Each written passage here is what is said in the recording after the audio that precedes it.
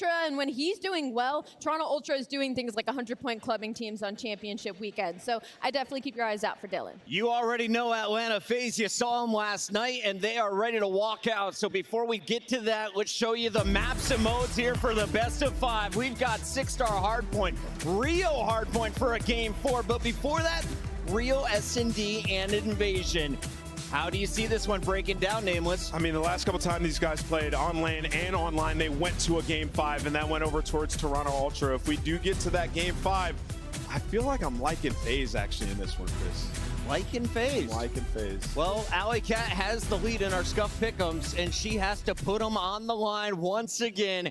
You've been on fire. You finished day 2 with a perfect 4-4 record. How do you start day number 3? Oh man, I got a 3 lead right now. I'm not trolling when I say this either. I'm actually gonna go with Toronto Ultra. I feel like they finally hit their stride and they look really good in the response. Nameless, let's lock it in, make it official. How many games are we going to? We're going 5. Like I said, these guys are going to that game 5. 4-1 for Atlanta FaZe. When it comes to that Karachi, they get it done there. Clay, you had to face both of these teams throughout this season. Toronto most recently. Who do you have winning and moving into our Final 4? What a banger first match, first of all, but I definitely got to go with Toronto. Like I said, I'm a stats guy. They've had it going all year against Atlanta.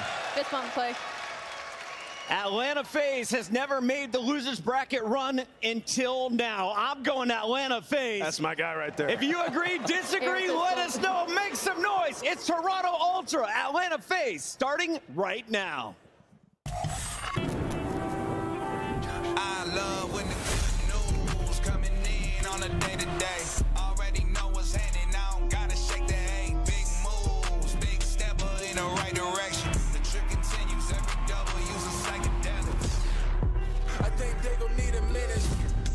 Look, I'm interested in making as opposed to making friends. Double bangs, I've been paranoid, having a safe place, I'm taking checks. Finishing his drink should only take a sec, but Mark just cut me off, he told me that I go on stage and tan.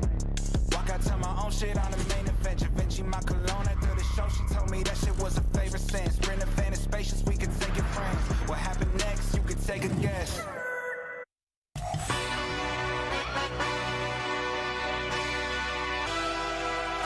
Yeah, let's see how you do under pressure.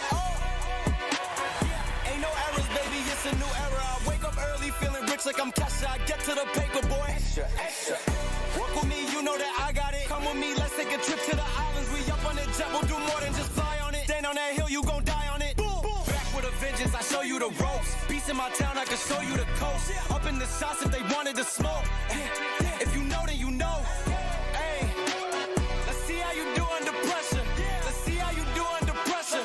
A moment can live on forever. All right, Call of Duty fans, it is Super Saturday. How you guys doing today? Man, I'm ready to get this one started. Here on the main stage, we got a banger of matchup coming. We got your Major 1 and Major 2 champions about to battle it out. So get ready to make some noise, because here comes Toronto Ultra and Atlanta FaZe! Scrap and the Toronto Ultra have an opportunity to stop a dynasty in the making and end their season. Will DRAZAH get the last laugh? It's the biggest beef and the best rivalry from all year long. Both of these teams with a lot to say and a lot to prove. Neither expecting to find themselves in this situation in the ELN bracket. And it's time to see which of the Oh my fucking god, let's go. DRAZAH versus Scrap, first game of the day. DRAZAH needs this for his legacy. Holy fuck, he needs this for his legacy. It's Toronto, it's Atlanta. I'm ready to get it started. Goosebumps. Let's go. Chills. Let's go. What a way to start the day. Top 2 teams all year going against each other. One's potentially getting top 6. And the We Love You DRAZAH chance have started the menu, John. It's something like that. It's something like that, 100%. Yeah, but I mean, starting off Saturday with this one, an absolute banger, our top 2 seeds in the CDL. And yeah, I mean, obviously because the Ultra slip up, this is what you have, right? You lose a losers round or a winners round 1. You put yourself in the elimination bracket. FaZe, you know, they're running to the hottest team right now in the league. In New York, drop again. It's a big test here. It's a big test, but isn't these one of these like? That'd be insane. Yo, Saturday match, first match of the day. You First have match a of the crazy day, one like bro. This, like, this got all the propels your energy. losers run, right? This Like, map's you get at a win fucking here, Paper's One of these face, teams but I should don't play know. 3 times today. and you really I get hot, don't know. right? Like you really get hot. This is a FaZe team that hasn't really been in that opportunity, like where they're making that losers run, where they're getting hot. They're usually running Yeah, into this the is team the that first time does in that. Like, you got fucking, Major like, 4 in the New York. They could make losers that run round through 2. losers and able to catch them, but like.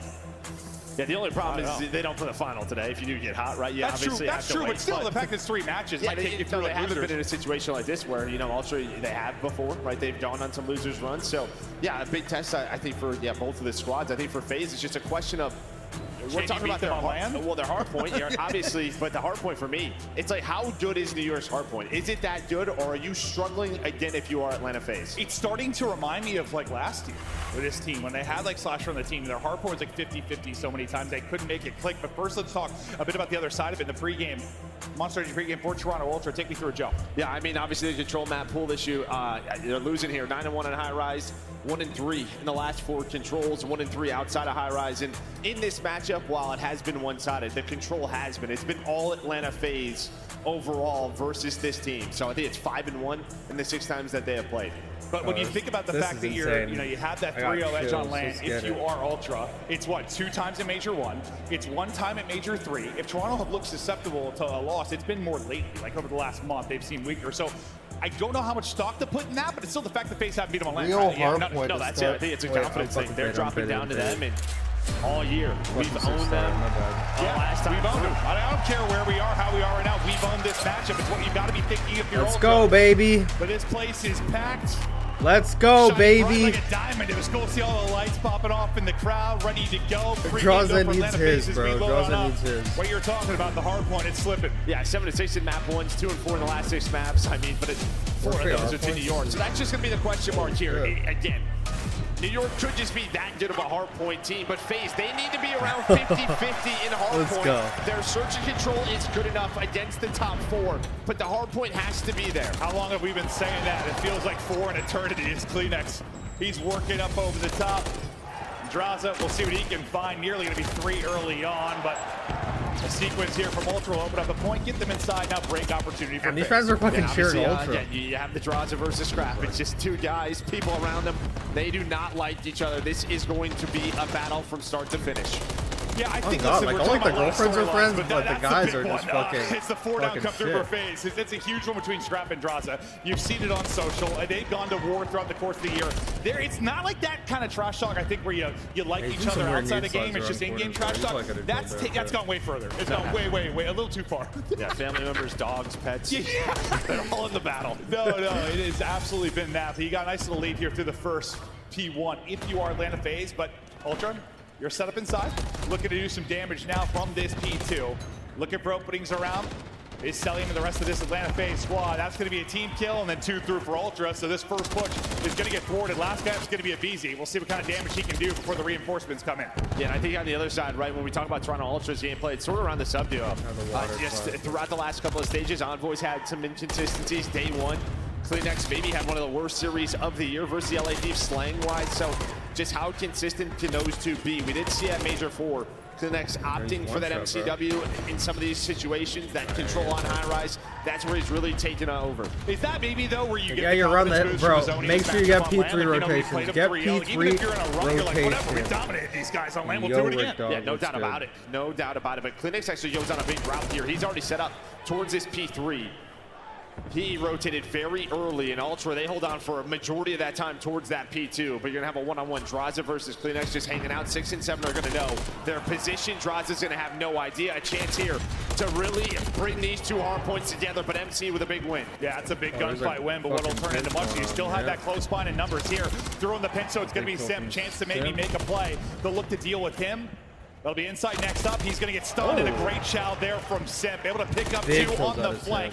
The third will take him down, though, as that will be Kleenex back in position to maybe make a play. But the break has gone in for FaZe. That guy just got a fucking spawn kill because they're blocking the back. Spawn. They're all thinking they're spawning close. They're going to have the good spawns, but that doesn't happen. They spawn out near P2. Sim spawns up, dies right away. But honestly, it helps them. That's the info they need to know the backside of the hard point is clear. And now over towards this P4. We saw in the Optic game how important it can be to be a real money hill on 6-star. Oh yeah, no, they dominated. We were talking about saying it was like 100-0 or something in that department. It's going to be a massive hard point in this one. And so far, it's looking very good for Toronto Ultra. But if you are BZ, maybe a chance to play spoiler. What is the timing going to look like for him? Yeah. They're going to turn. They're going to pick it up. Yeah, they hear him. I think Insight heard him. You saw number 3 kind of turn around. Like, maybe did I hear a slide? Was that my teammate? But they were trying to find a BZ. They do just that. So now you're waiting on a break. A BZ off spawn, going to take a long route towards that bottom side of your mini-map. He's going to have the first gunfight, and there we go. Now the collapse comes in for Atlanta FaZe. Can they get the break here?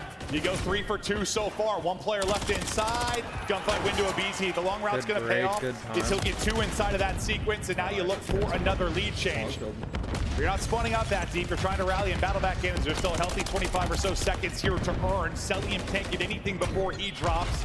He gets stunned up. Pressure's going to fall to DRAZAH and a BZ, and they're still getting it done. 1 through, though, on the backside.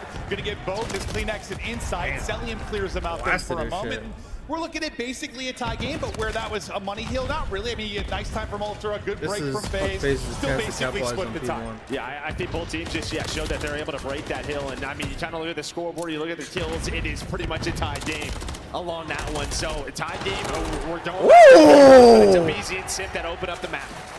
The Tiny Terrors really get rolling here. They can be a problem on the map. You talk individually, just stats. No one's really standing out that much. Pretty much a team effort across the board right now. But we'll see if Envoy can get this play. Right as Cellium turns one side, it's Envoy that plucks him from the other. A BZ finding another multi-kill, but it'll stop at 2. Is Envoy and Insight pluck some heads, headshots in. Controlling the P1 early now.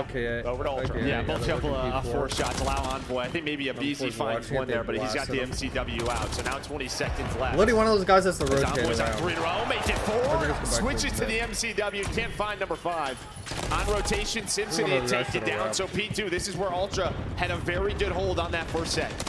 And these guys have had, you talk about their land matchup, a lot of close hard points. It's seeming like it's going to go the distance again. And then it just comes down to the pressure and who's got the ice, or will somebody find separation in this second set? As you said, another early setup here for Ultra. 2 players looking to go out and isolate. 1 in DRAZAH, able to do that, and then a big gunfight win from Scrap. You still have 2 close in a BZ and Cellium that are trying to apply pressure as their 2 teammates come off a spawn. But can you get a contest? Can you clear anybody out? So far, they haven't been able to find a kill. Cell's going to be the first one. Will lead to anything else.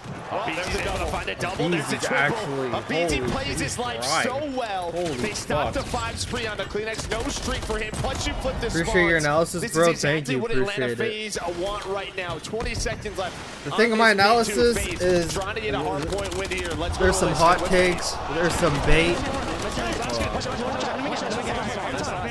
He's on the tree. He's on the tree. I'll play the right. Get P3, bro. Okay, I'm helping him. Low right. I'm in, Bill. I'm trying to stun a P. He's stuck on me. Statue and you. Statue and you. Statue and you. We're gonna fight. Going 3 on spawn, bro. Nice. I spawned out.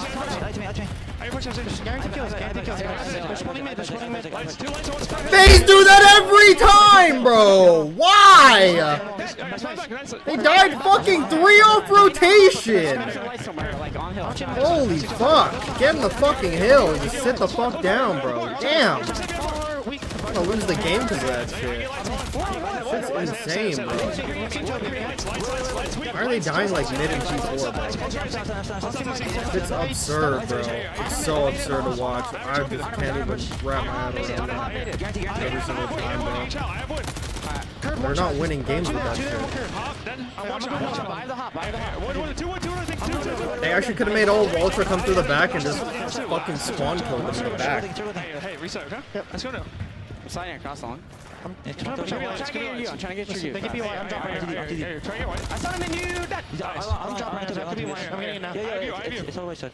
I'm more on left. What's outside you? You heard the comms there from FaZe. They tried to break, ultimately not successful. Now I want to hear from the other side. Is early setup is in from FaZe. Can Ultra power through? Listen in with Ultra. Okay, 1 is long, 1 in hell, 1 low goal, 1 office. I'll try to shoot you guys up. One close to the stairs now. Long in office. Long close. Long is after the pass. Office after that, okay? Office. Nice. Yeah, nice. Good shit. I have all office, right? Yeah, office. I have all office. I'm trying to go up here, right? keep him off. Switch got all of it. Gold then. Don't worry about Massive now. He's top office, yep. My bad. Yeah, man, gold. Pinch over top office. Top office for all. Gold then. Sell time, absolute time. Still spawning office. Still spawning office. In you. I said you. Go CJ. Child. Yeah, he's DJ. DJ new dead. Nice, Jimmy Stab. I'm going left right now. In you orders. Step. Logo out. Dead. Close.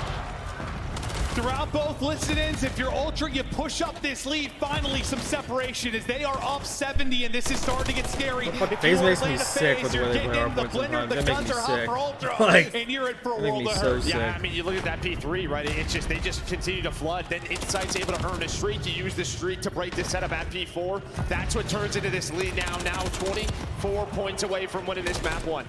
Scrap still tucked They've away. lost Not fucking quite able to 6-star snap on the multiple second, but a times little off of bit of P3, damage, and bro. they'll set up Insight.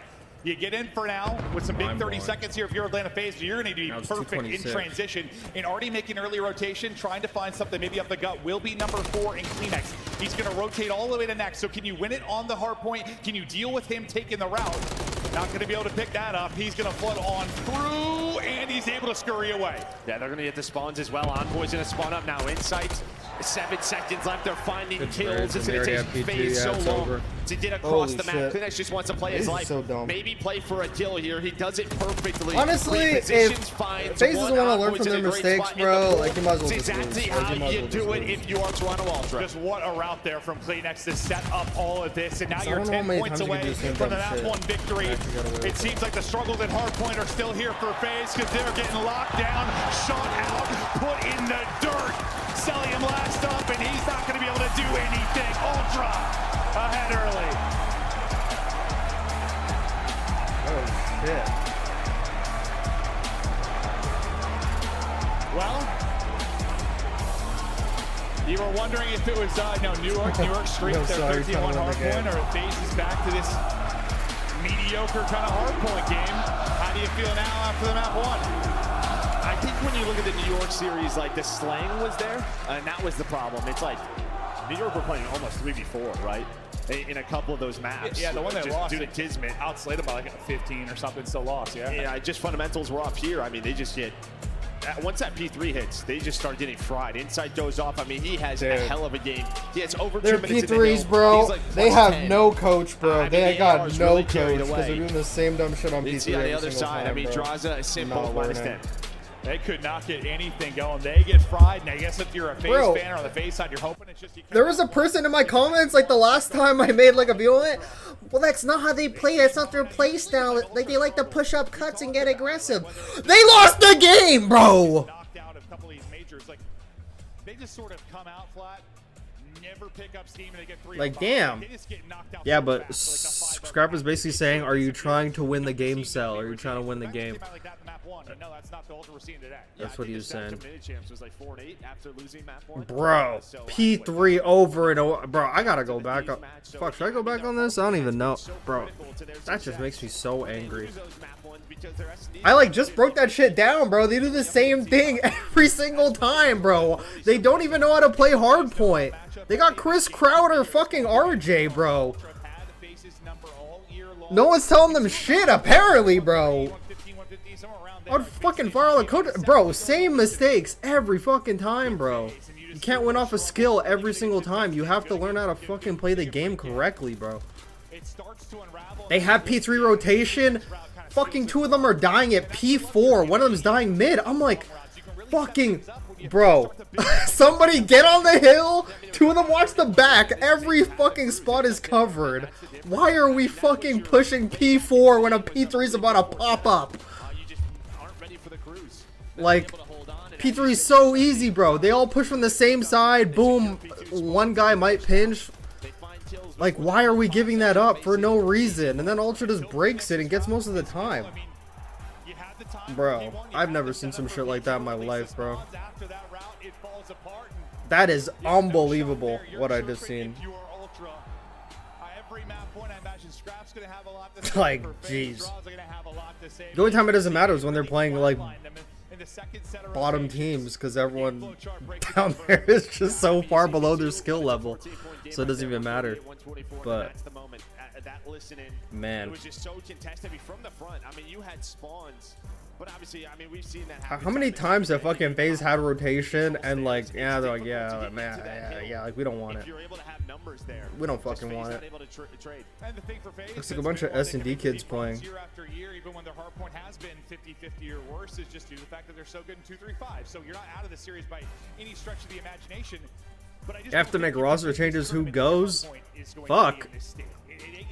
I'm fucking saying a BZ, bro. I don't like. He's a god tier player, but bro, if every team got balance, and I mean, it's so hard to even say they should make roster changes when they get fucking top 3, top 2 every event, and like basically get grand finals every event. Like, it's exactly like they were saying yesterday. It's a lot more better make it to grand finals and not knowing how to win rather than struggling to have to get there. But I would, if I had to make a change on the team. Wrong girlfriend, wrong girlfriend. It's that one. It's that one. It's that one. They're showing the wrong one. They don't even know. Production's faded. Yep. Yeah, production's faded. Oh, okay, yeah. So as we were oh talking my about god. Who's doing this, bro? This is insane. Production needs to chill. Production needs to chill. Production needs to chill, bro. Just play Call of Duty here. Yo, chill, production. Get off of them. That's it. Oh my god. Call of Duty, Joe. This is life. COD is life. Who's doing that? Nah, bro. They should be fired for that. It absolutely is. All right, but in terms of who needs to get dropped if they make roster changes, I would have to say like a BZ. I feel like FaZe needs like a Kismet player. Someone just get on the fucking hill, you know? I kind of feel like a BZ and Simp, as dumb as they are, like, 2 players just fucking trying to fucking do too much. I think only one needs to do too much, and one needs to fucking play objective, bro. On the year. FaZe, Ultra, one is top 6. You see the S&D. Fucking FaZe need this game, baby. Holy shit. A 2 KD, first in rank. That's pretty good. And again, yeah, you know, but we it would talk have about to be a FaZe's BZ strength that in search and goes. destroy, but on land, it's 5-0. It's 5-0 for Toronto. And honestly, even like this is a team Stelka go, but I think so well DRAZAH for and Atlanta Simp when FaZe. I'm The last time we were here on Rio, it was a round 11 in the winners final at Major 3. Oh, it's a breakdown, bro. And, yeah, it's DRAZAH a breakdown. Hits a nade onto his teammate. Oh, he might be shook. Never mind. He might be shook. There's a lot going on in and out of game. Let's see if DRAZAH can pick it up, though, with the gunny. Maybe he can do just that. Able to bring it back and at least take down one before he falls. Now on a BZ. And Selim, it's Envoy from the side going nuts. Selim able to get one. Now trying to clutch up in the 1 versus 3. Another one in front of him. One more pop, and maybe he's got it.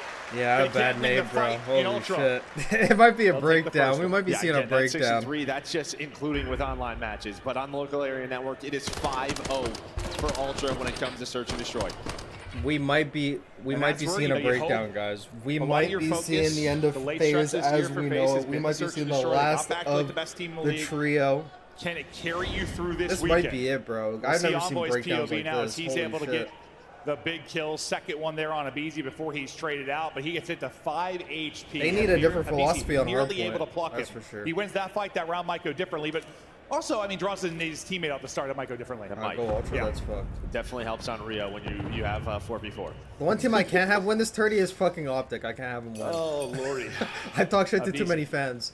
Trying to sniff something out, tucked away in the corner is Envoy. Selim gonna fall as well. How are you gonna protect the left corner but not the right corner? Simp last one up, able to take down 2, but there's simply too many players to deal with.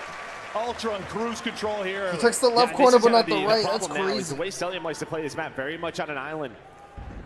Near that B site, right? Just playing that one-on-one, and he gets picked. As soon as that happens, then the rotation comes in. Abizi doesn't check the corner. Envoy's able to turn that into another 2. Just great lurk plays from him.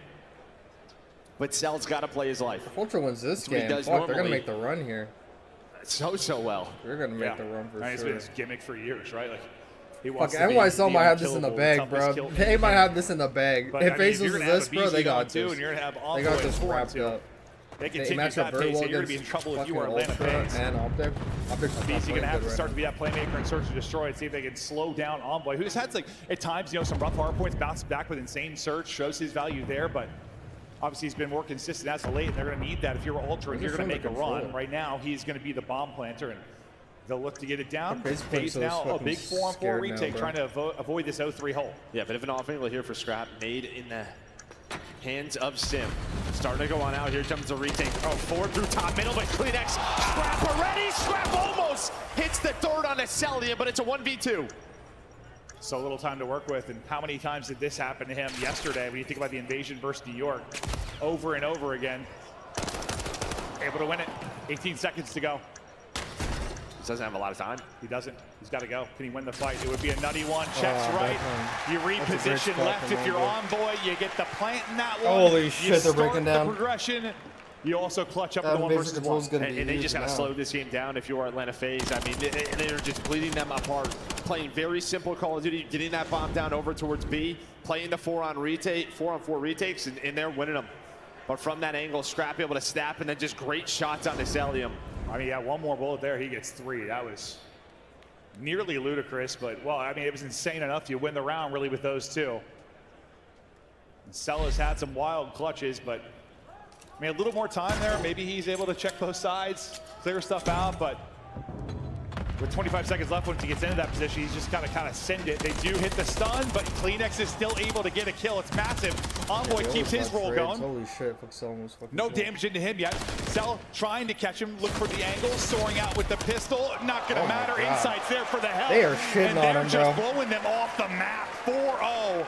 Yeah, I don't know why they have the input tracker. That must be a mistake. They haven't been able to do it yet. This is unraveling too quickly. And again, Rio Search Destroy, FaZe's go-to. Dude, I mean, they're 6-1 on the year. Their one loss is to this Ultra team. They're breaking team. down, bro. This is a breakdown. You got the fans chanting that shit too, bro. They're losing full.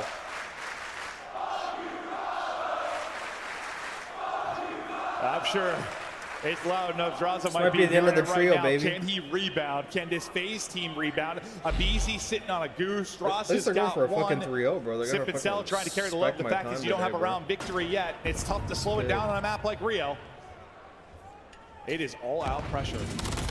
Up mid-map, Cell nearly plucks one, but CleanX able to stay up. You get a lot of information as you fly out mid-map if you are FaZe at least. And you have the time now to reposition. But you've taken your time if you are Ultra. They were so quick on the retake. It allows, or sorry, the rotate allows Abizi to get to a spot. Yeah, they're not going to know he's there. I thought maybe Ultra were going to go back towards B, but they opt to go over towards A. Allows FaZe to get into their setup in their 2-on-2.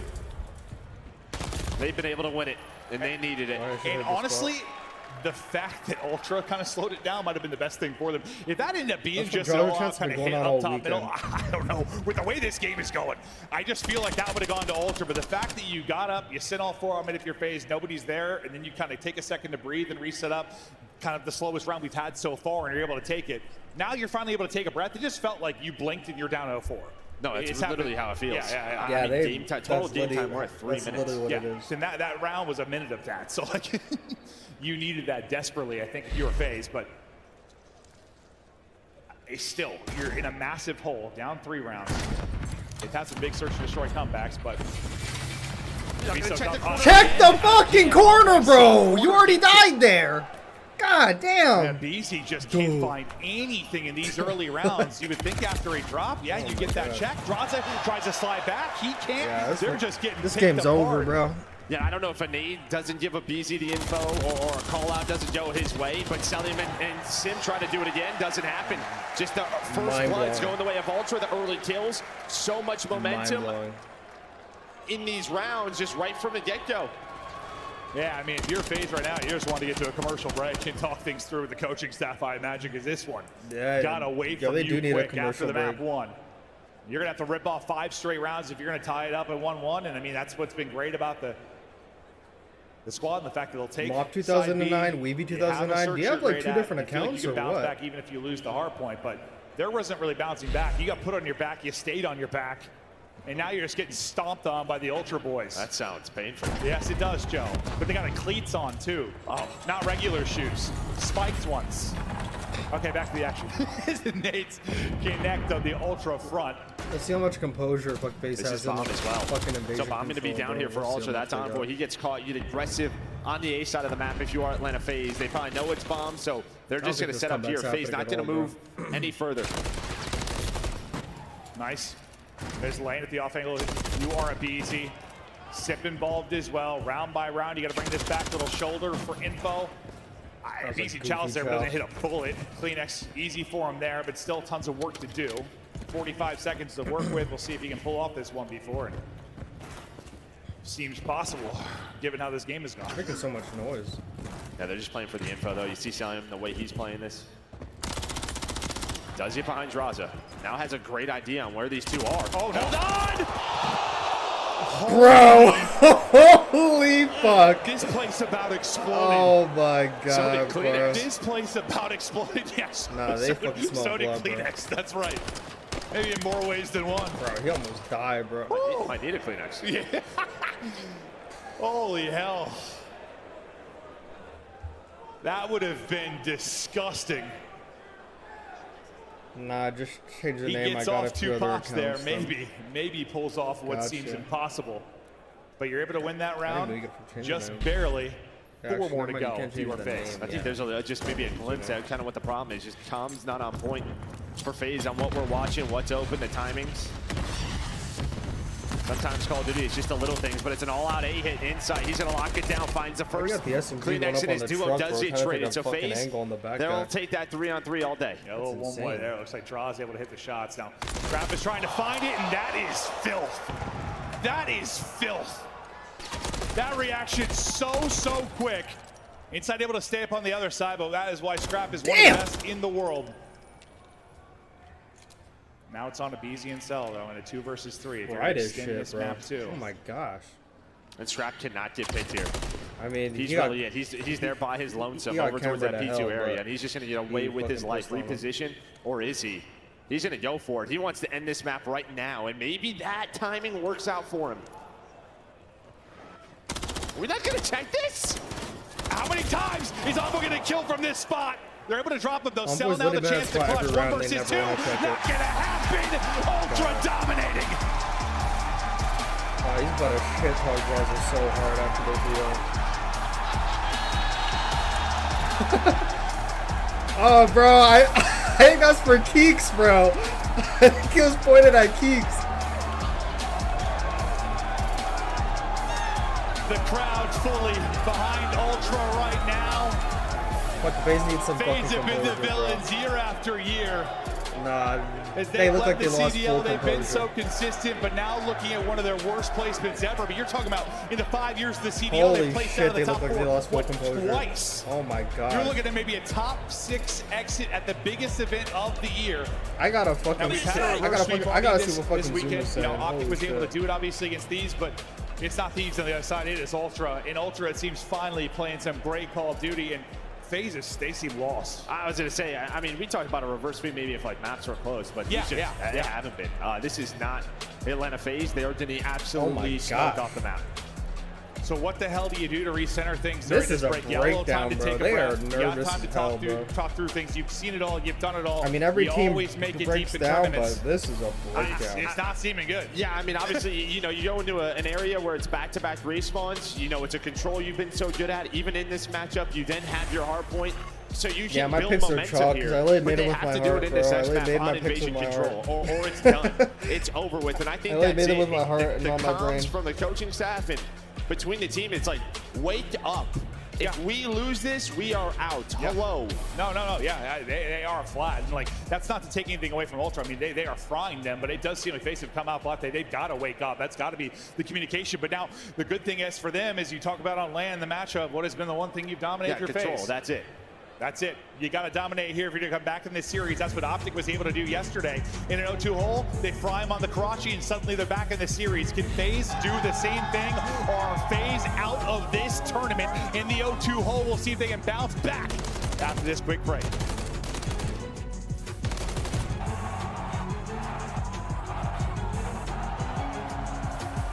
Bums, man! Yo, Cell, are you trying to win the game? Damn. This is fucking tough, bro. Holy sh... He's pointing at Keeks, bro. That's insane, bro. He's pointing at fucking Keeks there. Call of Duty League that's Keeks all Championship day. Weekend is brought to you by Razer, the official headset. I gotta see what Zuma said to this shit. Hold on. for when Atlanta the FaZe. 2v3 or whatever it was. Yeah. But that is the way you strategize around Sale just sat back at the last P3 and didn't help on Hill till his teammates died. He has to move faster. Lost what's David a super chat. Oh, nah, this is devious Nah, that's work, bro. crazy. Nah, that's crazy. That's not even Darian. Oh, there she is. Oh, shit. Oh, fuck. So toxic. Yo, This is so toxic. that is so fucked. This is so toxic. That's comedy, yeah. That's not even Darian. There we go. Bro, what the fuck? That's so toxic on a broadcast. That's comedy. That's fucking insane. Nah, that actually is comedy, bro. Holy shit. Nah, bro. Are we fucking for real? Yeah, no, it's more than Call of Duty. That's actually crazy, right? A girlfriend pen is I thought girlfriend pen is insane. holy shit. Girlfriend pen is insane. Nah, this is fucking insane. Later, bud. Alright, later. Wait, so later, later. Fucking I actually don't know if he's actually pointing at fucking keeps. They're not checking it. Bro, I don't understand. Holy shit, man. Was he actually pointing at keeps? Yeah. Scrap playing the crowd up. Yeah, actually, I mean, like, the fans got crazy, so he had to have been. What the hell?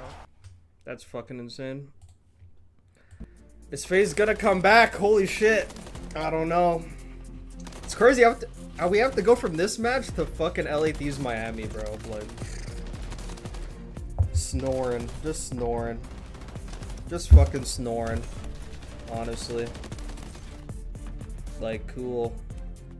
Like, all my fucking dope's about to be gone until after this LA Thieves match is over and they go back to Optic and YSL.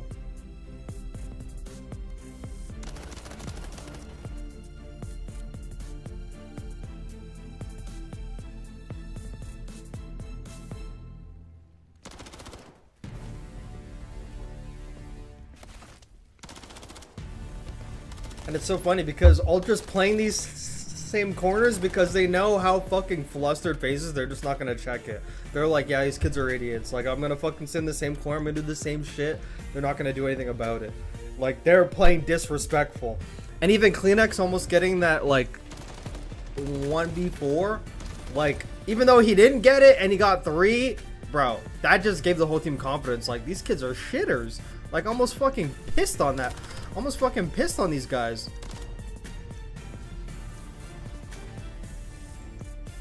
Yo, what's up, Big D? Oh my gosh, Liddy, now that you're in here, I actually just remembered Prize Picks. I can't believe I forgot, bro. Alright, I've managed to find the Ultra camp over here. We have Scrap's mum, Carrie. You Oh, must that's be Scrap's mum? Holy incredibly shit. proud of your boy on that main stage. I am. Yeah, you are. I'm about to do some what Prize has the journey Picks, been Daniel. like being a mum, seeing what he does? He's got one personality. Thomas knew this since he's a little kid. He knew it, and I kind of had a lot of belief in him. So, and then one day he said, "Mom, I'm moving to Canada." I'm like, "Well, when?" And he said, "Tuesday," and he was gone. And he was gone. What is it like? Obviously, having to follow his journey, being proud. Are you coming to all of the events? You supporting? I've been to everyone. Yes, I've been to everyone. It was not an easy journey. They don't like to go to school because they're up all night. But he pulled it off, and he's here now.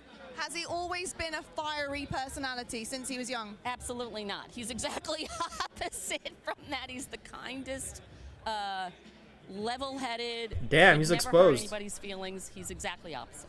That's amazing. He knows how to put on a show, and he knows how to get in the heads. Talking about competition, you're playing FaZe today, and that's been a big drama-filled kind of situation. How are you feeling about this game? Kind of confident. I think we beat them last time in Toronto, so Simp is kind of a thorn in his side because they kind of grew up through the lands in New Jersey. So Simp actually now lives in Thomas's hometown, which is the most amazing thing. Oh shit! We've kind of become friends with them because they're so close to us. So really? Oh shit! Inside scoop here, frenemies. You see, frenemies in the same town. Wow, I didn't know it was like that. Thank you so much to all of the Ultra family. So his fucking beef's only. Jerica's there, bro. She's in enemy territory. What the fuck? No, I'm kidding. I already knew that. I already knew that. I mean, Ultra are dominant. FaZe are reeling. And Joe and I were just talking FaZe during is the break, tweaking, like, what bro. are we watching? Like, are they going to come alive? Because listen, I know Ultra are playing well and all, but like, I'm literally in the middle of this is making a the Prize I've Picks seen FaZe account come out right of now. series as long as I can remember. Yeah, but I mean, I think you do. I didn't have time to Ultra make it during the props. game, Of course, bro. of course. This is just what they have done all year to this team on land. Nah, like this? Yeah, maybe we've had some closer maps, but this is what they've done. They have been so confident, I guess, in their preparation versus Atlanta FaZe. Maybe I'm overgassing it. But like watching Envoy get like 3 almost from that same corner, I was just like, something's wrong. Like, what are we doing? And maybe I am overthinking it, but I was like, that just can't happen. That hasn't happened to Atlanta FaZe. What's the verification process? Right there. Shit. They were just getting mollywopped. I'm gonna do prize picks for the next game. If that LAP's Miami game is gonna be good to put money on. But man, oh man, we get ready to head into a map 3. It's gonna be FaZe losing composure. Let's find out. Now for FaZe. As you'll see Simp in control. He's been ludicrous, especially on the attack. He is insane. The best to do it. Yeah, it's not usually your attack KD is higher than your defensive KD. No, it's like him and Hydra, right? It's sort of the offensive just juggernauts when you talk about invasion, but this has been their foundation in control all year. 18-4 on the year, something that they have relied on. But DRAZAH is going to win that opening gunfight, and I think you just need what's the kills between all 3? Here, if you are Atlanta FaZe, to try to get something going. Yeah. I thought maybe that one long round kind of in search would be a little bit of a reset, like round 5, but didn't last much longer after that. I don't know. I have to look. I have to wait for a person to verify my ID before getting on the website. His shot will be on point though So as he takes out Kleenex. it'll be done Sneaking after through the this cracks game. and finding a timing on the other side of the map is going to be a BZ though. He's going to be able to get on A, so you're going to have to try to deal with that off spawn if you are Kleenex. He's going to get stunned up. So confirm my identity Hits as shortly. well. Still able to win the gunfight, but inside back up off a spawn is able to finish that. But this is the map that FaZe needs to bring it back to take it game 5. I mean, if a BZ wins that, maybe an extra tick. But yeah, because you had a 2-man split. And Maybe, yeah, FaZe not just goes right overthink towards shit. A. Oh. But that doesn't happen. Now they have to fight for control. Number 2, an Envoy trying to find a round. I think a BZ spots me. Does. Great shots. Crazy kill. Steady with the MCW. Has another one in Kleenex. He's owned that matchup so far on Invasion, but Kleenex there with a response. Yeah, I'm not sure if he got back to full HP either. He was not, no. Starting to peek in through Dark will be Insight, not able to take that fight. Progression just about done. Trophy in for coverage. Peeking on forward is Envoy, but he'll have to delay that for a second longer. So just about square in the lives department. Just under 2 minutes now to work For them with. to take this offense would be huge. As the BZ takes out Scrap, he's trying to bring this on forward. DRAZAH stays up at least in a tough gunfight, so it won't be staggered on the push for now. You're trying to deal with bridge side as well. That'll be Simp on the other end. He takes out Kleenex, and that'll be a big clearance up position. It'll set up Zelda, then get another one. That's going to be 2 dead on the map for a moment, and now you start to collapse here. You got a big 3-on-3 about to go down. And I think this is where FaZe are better than anyone. I don't know, around B-Dom, around Cafe, they find a set of kills at the right time, always. And it just feels like they hardly get taken down. They play their life, then they start to work the objective. You're seeing it right here. Number 5 shouldn't even have been over You still there. have a burst on the point. That'll be Simp. 1 tick is done. Looking for more. Slide out and Chal I thought was perfect for a second, but Don't have to spawn can't kill hit the there, shots. bro. Pillar in the Just need to way. get on the Zelda's hill. get 1, but then he's traded out. So you still got a bit of time, and if they can get another chance like that or 2 where you have 1 person on, they might be able to bleed you out in lives, which they love to do, but now you've gotten a little bit more in the map pressure department if you are Ultra and you're playing behind it. Nice win. Nice win. And that's just it. They rarely get Yeah, now they pushed got him in the spawn now. towards their attacking spawn, but Envoy's able to find 2. That pushes them Round up might towards be that B curtains. street. Scraps now there, and now you're into a great setup here if you are Ultra. They need the utility to hit and make sure he doesn't get 1. Kleenex, though, he's going to be lurking. They're going to snip that out. Great play from They can go DRAZAH. right to the point. Great play from DRAZAH, and he'll look to get across. You'll Bro, fuck the guy courtyard, bro. Again, Help that him on brings the another win fucking condition point, in. The longer baby. you can stay on this and pause the clock. too. Try to bring this There's no help. maybe down to the lives. He's getting wall banged though. Not gonna be able to stay up for long. Simp though able to get 2. Bro, leave the BZ guy gets shut courtyard, down as bro. well, but Help him on due to that the fact hill. that Simp gets now 3, could've you got keep 2 a kicks. presence here in an aggressive position. Not able to get the 4th shot, just a little bit too high as he hits the hop up. You still got Cell here. But only 5 lives remaining now for Atlanta FaZe. You only got 1 respawn. Yeah, I think you're hoping Southern just plays his life there, trying to win gunfights. On the point is Play your life, DRAZAH. bro. He's in a Kleenex with another one, and a great double from Kleenex from the point to stop the assault onto A. They do get 1 tick done. That should be it, though. Ultra hold on defense in round 1.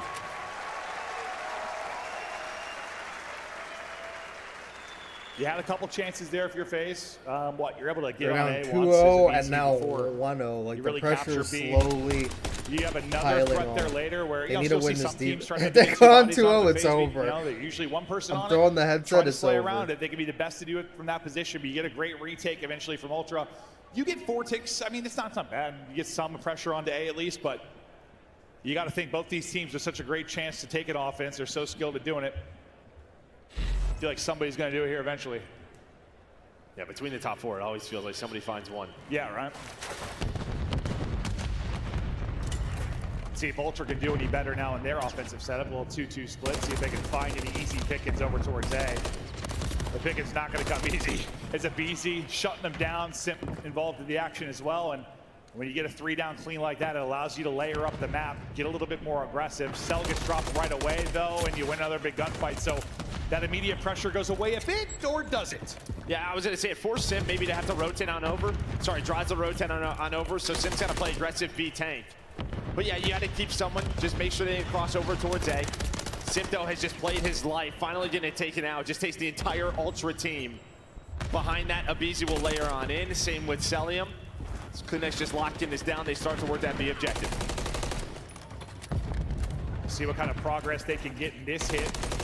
As they continue to find kills, it's looking good for him now, but DRAZAH, he's able to get a double. Why it sounds like Similar to Simp Simp last time through, you just slow down that onslaught. Big because they hit A right off the break. With the third. Everyone else goes fucking B first, and it's kind of just like boring. More quickly. Now you've got 25 seconds left, and now things get interesting. You're all here.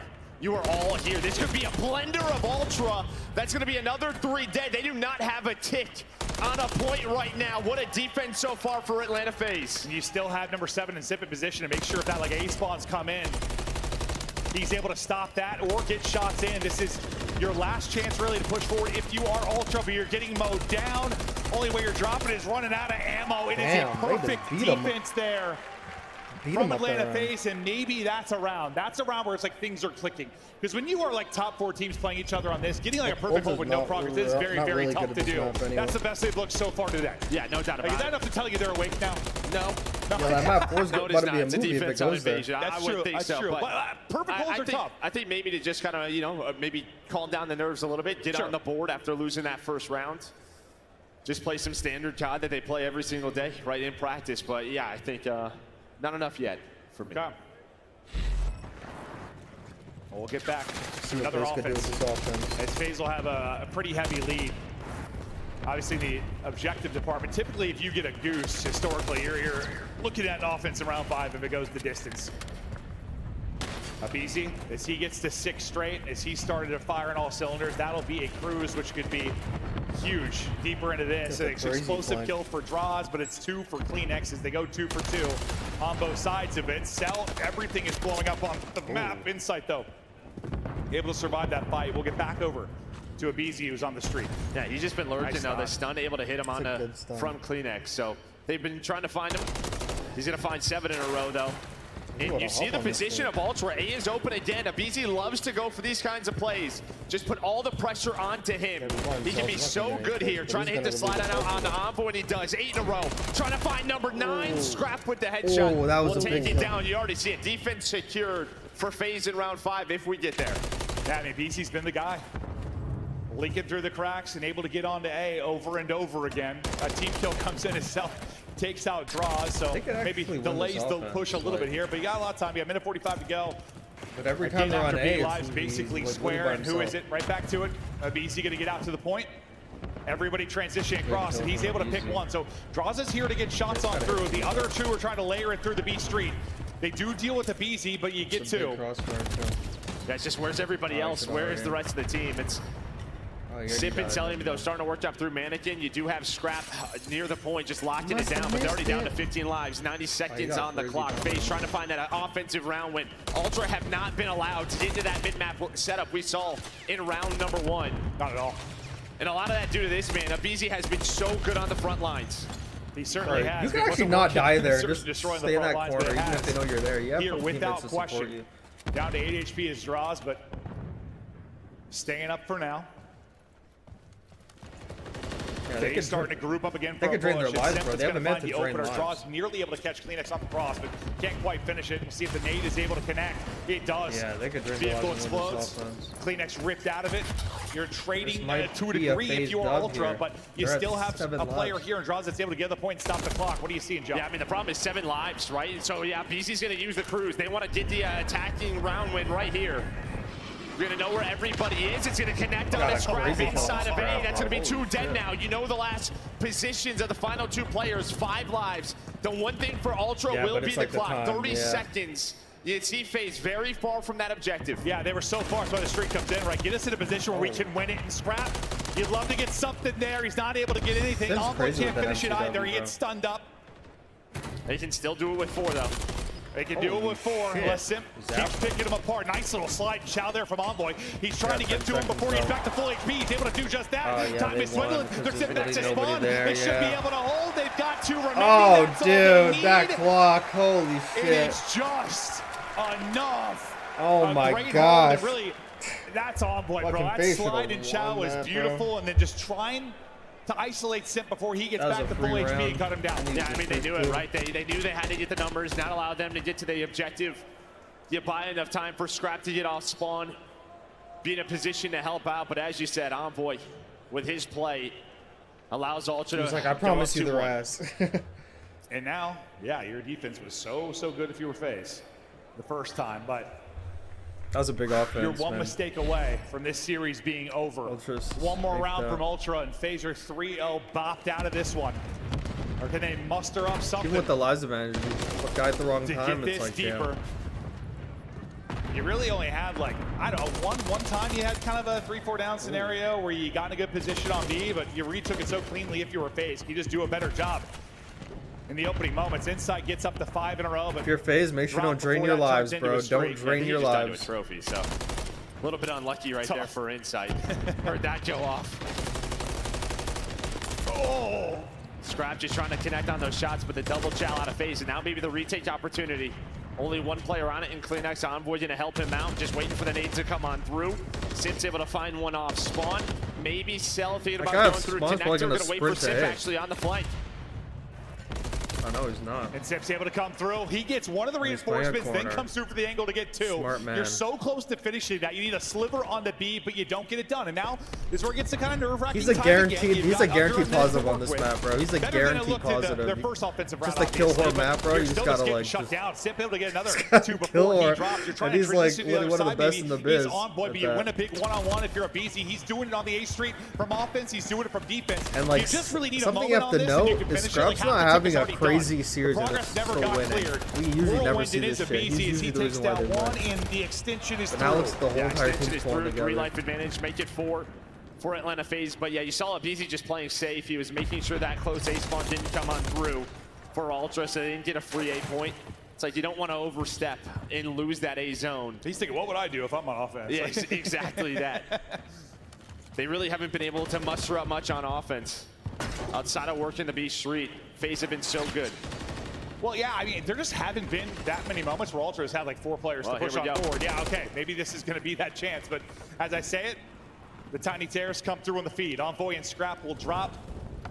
You still have a bit of a presence out here, Big and then kill. you don't. Abizi's It's making just gonna be big Kleenex, one kills, player bro. trying to push out towards bridge. He's gonna having be a inside. huge game, bro. Abizi looks to take the fight, Didn't can't have to quite die win there, that. but You got 50 seconds doesn't matter, remaining, I but guess. still, it just takes one Oh, you moment. heard him. Fucking tell her And this number map 2. is done. Killed them, boom, big Yeah, I kill. thought maybe Envoy was going to get through behind Yeah, now they Celia, have but him Celia must have spawn. heard him or spotted him. So no long route for him. You're trying to take this gunfight on the street, but Simp just through the middle of the map is picking you apart. Again, you're going to be staggered on this 4-man push. Only 30 seconds left in the round. Simp sitting on 30 right now, leading the way. Abizi right behind him. Yeah, 2 guys who don't miss out on many championship Sundays.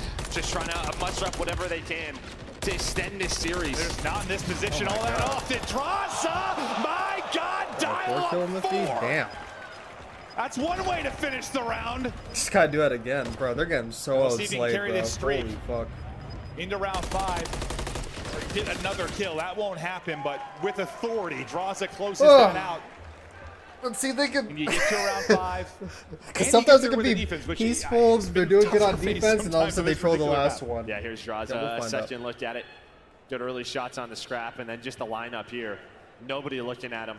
Ah, that's clean. Pulls out the Renetti, doesn't miss the first burst, so it sticks. And yeah, as you said, Just gotta do it one more time, guys. Stomped. One more on that time. attack, Just do it but one more round time. 5, can you muster up something? Can you find an opening? It's the beauty of our esport. You know, you get bruised and battered in 2 game modes. We still got a third, and they can sometimes chain together for that reverse sweep. But you still got to close out the map. You're not done yet. You got to hold another defense. Both have been so good. You haven't smelled it. You haven't touched it. They might be thinking about it now. They might be thinking about an 8 push off the early start. See 1, 2, and 4. They're starting to go this way. DRAZAH is weak. Scrap's able to find another one. Envoy is there. 2 players going to be on that 8 points. Looks like I was fucking feeling a collapse on this round, bro. I was feeling a collapse. collapse. The next man up. Trying to find what he can. But I think behind Sim's pick, with only 1 player here, they should be able to retake, but there's still a nice presence. Was a big kill. He got. Here we go. Scrapping Envoy. Oh, fuck. Oh, fuck. It's flowing. Second tick is done. Third tick is looming. Are they able to clear it? They're not able to do it. Ultra strike. Here's the breakdown. Takes 1 moment. That's and there you go. Unbelievable. No pressure there at all until round 5. How many times have we seen it might be a that? 3-0. Face is out of here, bro. I literally just said, I'm like, they played every defense great, and then I'm like, they're literally about to break down on round 5. I literally said that. You got 2 people on the point. The progression is started. Envoy is lighting it up as he gets 8 straight before he drops. Sidman Cell's trying to shut it down, but you haven't been able to close it out. Now second bit of progress is done. 1 more to go.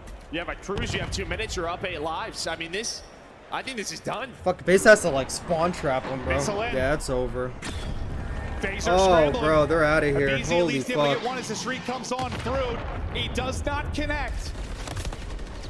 Can you somehow hold? What insane hold this would be if you are able to do another it. year, another troll for FaZe. 90 seconds now to go, but That's still the 6 lives. You need like a clean 4 down. FaZe need to be tanked. That's the problem. They have to get pushed up on this street. They do not have a ton of control here. They have broken, but that's the only thing they have it. is like the fucking time on their side. You would love to put them in a die. trap further up the map, but there's no presence here yet. Here we go. Ultra, they find the first pick.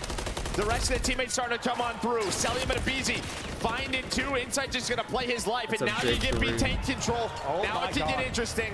Oh my God, now it gets interesting. Exactly right. The slide on Bro, 8 is chill out, Abizi! Chill out! The strength, though, if you're DRAZAH, you might get triple chowed here. We had this They're looking conversation. to take different routes on mid-map. God damn. To pick that up. On one end is DRAZAH, on Sip it's the other. You find both kills. You snap, but you fall. They get 1 to stagger it before they fall, though, and then Abizi is next up the back. Oh, bro, they could actually do. Oh, But nobody had tank though. So look, Insight's gonna follow it up. Scraps the next man. But Holy Insight shit, is FaZe could do through. this. You're finding some early picks though. 35 seconds here for Ultra. This would be such they just fucking isolated an that guy in the insane front. hold. And they're so close to doing it. don't know where 99 now in the Inside lives is, department. Under 30 to they go. do now. You chow out, but Scrap just keeps on He's shooting. just getting some dumb deaths, bro. Here we go. It's a 4-man push-up B. Here we go. Here we go. Fuck, Abizi just died a horrible time. Cell gonna get cocked though. They're trying to funnel back. They're on to the point. It's going. Yeah. It's going. It's done. over. It's done. FaZe are out. Ultra win. Abizi just trolled again. Fuck. Abizi just made that push on Q, bro, and he didn't have to. They could have just fucking sat back. They had broken control. They literally could have like 3-stack broken. That was a fucking troll. Oh, they're talking shit. Nearly. Oh, they're talking shit. Nearly an insane hole, but you get that 4-man. I gotta see that. Because they were exchanging verbals on the stage. Oh shit. Yeah, that was bad. Nearly an insane hole, that was but bad you out get of FaZe. that Holy 4-man shit. push. You get that hit. It just takes a moment. Oh my god. What did he say to him? And it's Insight's play to stay alive. B Street, he crossed. They lost B tank control. Nobody funneled in. Holy and then shit. Abizi goes for it. He sends it. And then after that, everybody else. And then Jericho BZ up there? goes Oh, for no, it. she's already He gone. sends it. And then after that, everybody else just floods the street. Yeah, I think Scrap, he just kept shooting, bro. You just slide out and shout for your BZ and you just get dropped. Got a shot to performance here from Ultra. Yo, he's getting flamed, bro. He's He's getting absolutely flamed. You dominate him in the hard point, you dominate him in the search, and it started to feel like I started to be a believer to some degree. Like if you take that map 3, you've really got a shot to bounce back into this, but they don't. And I'm sure for that man, Chris Lear, Simp MVP on the regular season, he is heartbroken right now because he is expecting to get to every Sunday. Sunday. Westel's gonna win champs now, bro. Yeah, no doubt about it. Now for Ultra, can you keep going? Can you make the run? You got a long. And Westel's gonna win champs. Scrappy's about to fucking bury this guy 6 feet under in the interview. Of our next matchup between Miami and Thieves, so we might have a Thieves Ultra. Why does it take to verify this address, bro? That's true. I mean, Miami to verify this ID on fucking versus Prize Picks, Finkle, bro. the two came up through Toronto Ultra Academy. I just kind of figured, like, whoever won this one, you might be making a run to a final. It just propels you through this day. You end up playing 3 matches. I thought we were going the distance, probably. I Can't did not add think any this money would be until they a 3-0. verify this Ultra shit. That's showed crazy. up. They came out hungry and just dominated it. There's a reminder for FaZe how broke it wins. down. That was a Incredible breakdown on that effort round to 5. knock out They one of the broke down on favorites that here control. This weekend. Holy Terrific shit. stuff from Ultra as they have been a bit Unbelievable. shaky as of late, but they weren't shaky in that There's one. They some were shit rock going solid, on. and that was exceptional. Yeah, and I just think, I mean, it's just always what ifs, but round Oh, 5 fuck, what's defense, he the gonna way it has say? been going, and you just know in the back of your mind that they're going to probably. Toronto Ultra, as they stay alive in this tournament, and what a series this was, Scrap. You know, I may know the answer to your question, And but Draza were can't you say expecting shit. that one to be a 3-0? If I'm gonna be honest with you, no, bro. I was expecting to go to distance, but you know, when they fucking break down to losers like that, it's never gonna go map 5. So, you know. Man, I don't think anyone saw a series that quick, especially for the Major 2 champions. You guys took them down so hard. We know how amazing they've been here at Champs, but why are you guys such a hard counter to this FaZe squad? I don't know. I think it's just a mentality, bro. Like, I know I'm better than every single one of them on the whole fucking team, you know? They don't think that. I know they don't. They're fucking like, if we don't have each other, we're fucked. And you know, it is what it is. I'm fucking slamming them. We're all just fucking shitting on them. Like, it is what it is. You guys are playing good. Yeah. Were they playing good, Texas? Scrap didn't even have a good series. He Absolutely didn't fantastic. even have a good Now, series at all, bro. He here wasn't you guys really got a bunch of slamming, family in the but venue. all Everyone's good. out here, you know, supporting you. How does it feel to be out here on this stage and be able to like get pointing at that his family win up with there. everyone in here in the audience? Yeah, no bullshit. We lost to Thieves. I texted my mom like, yo, I'm sorry for wasting your time, bro. Like, I didn't mean to do that at all. But, you know, I'm not That's trying to waste their time now. insane. Hopefully we can make this run, and it's going to be a fun one. I'm sure Mom and everybody up there is proud of you. One more time, I'm sorry Texas, for make some wasting your noise time. for the Toronto Yeah, that's Ultra as they got to get ready for their next match. Chris, take us away.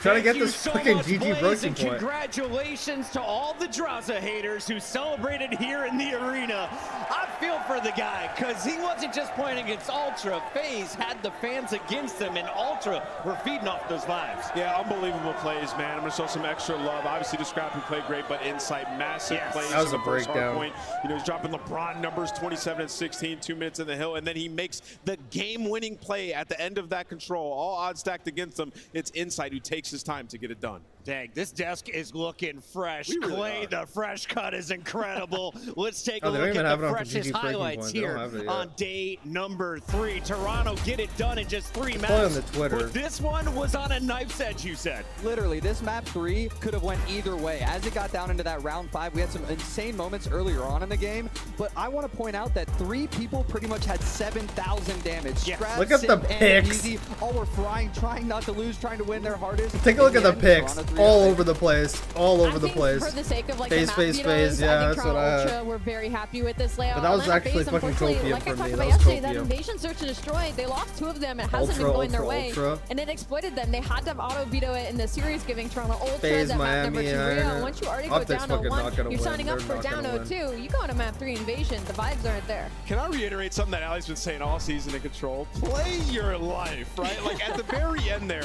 obviously. Oh, God, bro. BZ, he just in the moment crumbled twice. Over challenged, like I've been saying this lit Insight. for years. That's why he's got to go, bro. He's been costing. He's been costing. Runs up and dies and gives up the tank. Gets there by the grace of God somehow a second time and dies, and then that is the result. Nah, it's an in the easy final moments of these breakdown. maps at Champs, sometimes even the greats can make mistakes, Chris. No, he's made that mistake before on Control. With NYSL, he made that mistake. That, of course, has to go to the other AR. You highlighted that man right there. Nah, that's a Beezy's play again, bro. Insight already with That video's silver gonna hit medals. tonight, He boys. wants another spot on the podium. They're now into the top 4. We talk about fundamentals, and this guy's the epitome of fundamentals. He's soaking up time in the hill, getting pieces, and just doing what his team needs him to do to win. It's pretty incredible stuff. Alley Cat, we have to look at our Bro, scuff point of the Beezy's game, and fucking we couldn't done that pick shit one. So twice. let's just do the whole sweep, shall we? He's been doing that on We've Invasion only Control all seen the time, bro. 2 No one's 3-0s. telling him This shit. one was Scrap and Crew getting it done for Toronto Ultra over our #1 seed all season long. Atlanta entered this matchup with less than 10 losses on the year. Telling me that 2 top 4 teams were going to go at it and it was going to be a 3-0 on one side or the other, I wouldn't have believed you, especially God, I just in this want a bunch of series. 3-0s But now. the map #1, Atlanta, man, they did not have the fundamentals on point. They came out really slow in that map #1. They were not rotating. They lost 3 out of 3 P2s in a row, and then the search and destroy. I mean, it was just lost. Nameless, I gotta ask you, I remember Call of Duty Ghost. I remember you wearing the Envy jersey and making that ridiculous losers bracket run all the way to the championship match. How does Toronto feed off of this moment? You have to stay energized. That's the most important factor here. You have to still watch all the games, do your research. Everything that got you to this point, you have to compound it now through this lower bracket. I think Toronto has the ability to do it, man. They looked amazing in that Okay, they match. finally have the GG Clay, breaking let's take point a up look now. at the road in front of Toronto. You called them to win this match. They sure did in emphatic fashion. They power into our final Yeah, so four, this guy and was they saying are he was waiting for the winner of our slamming, next but he match, wasn't really the Mighty one doing Heretics the or slamming. LA Thieves. We could get a I don't rematch know. here from the round 1 where Thieves knocked Ultra to the losers bracket. If Thieves end up coming up ahead of the Heretics, we get that rematch for top 3. Draws had a and bad you day, know but it it's was gonna get not his electric fault. here. Not his Go fault. ahead and head over to the That watch map parties 3, if you want to man. hear him say Beezy has a needs to great break game, but then up, we're staying does some locked stupid right shit. here on the main stage. When we come back, it's Miami taking on LA Thieves. Dude, a BZ. Oh my god, bro. I don't even know. BZ making me mad. Now I gotta watch fucking Miami versus LAD. Like, it's always times like this when I do not want to do a watch party, is when it's just a horrible game. Just a horrible game. I'm really about to yap this whole game, no bullshit.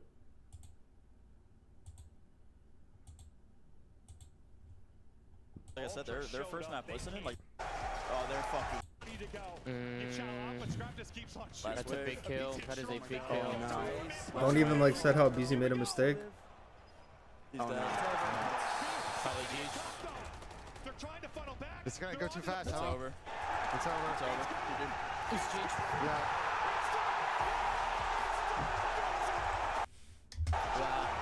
Threw his life away. But then when Ultra goes against Optic, fans are gonna be on their side.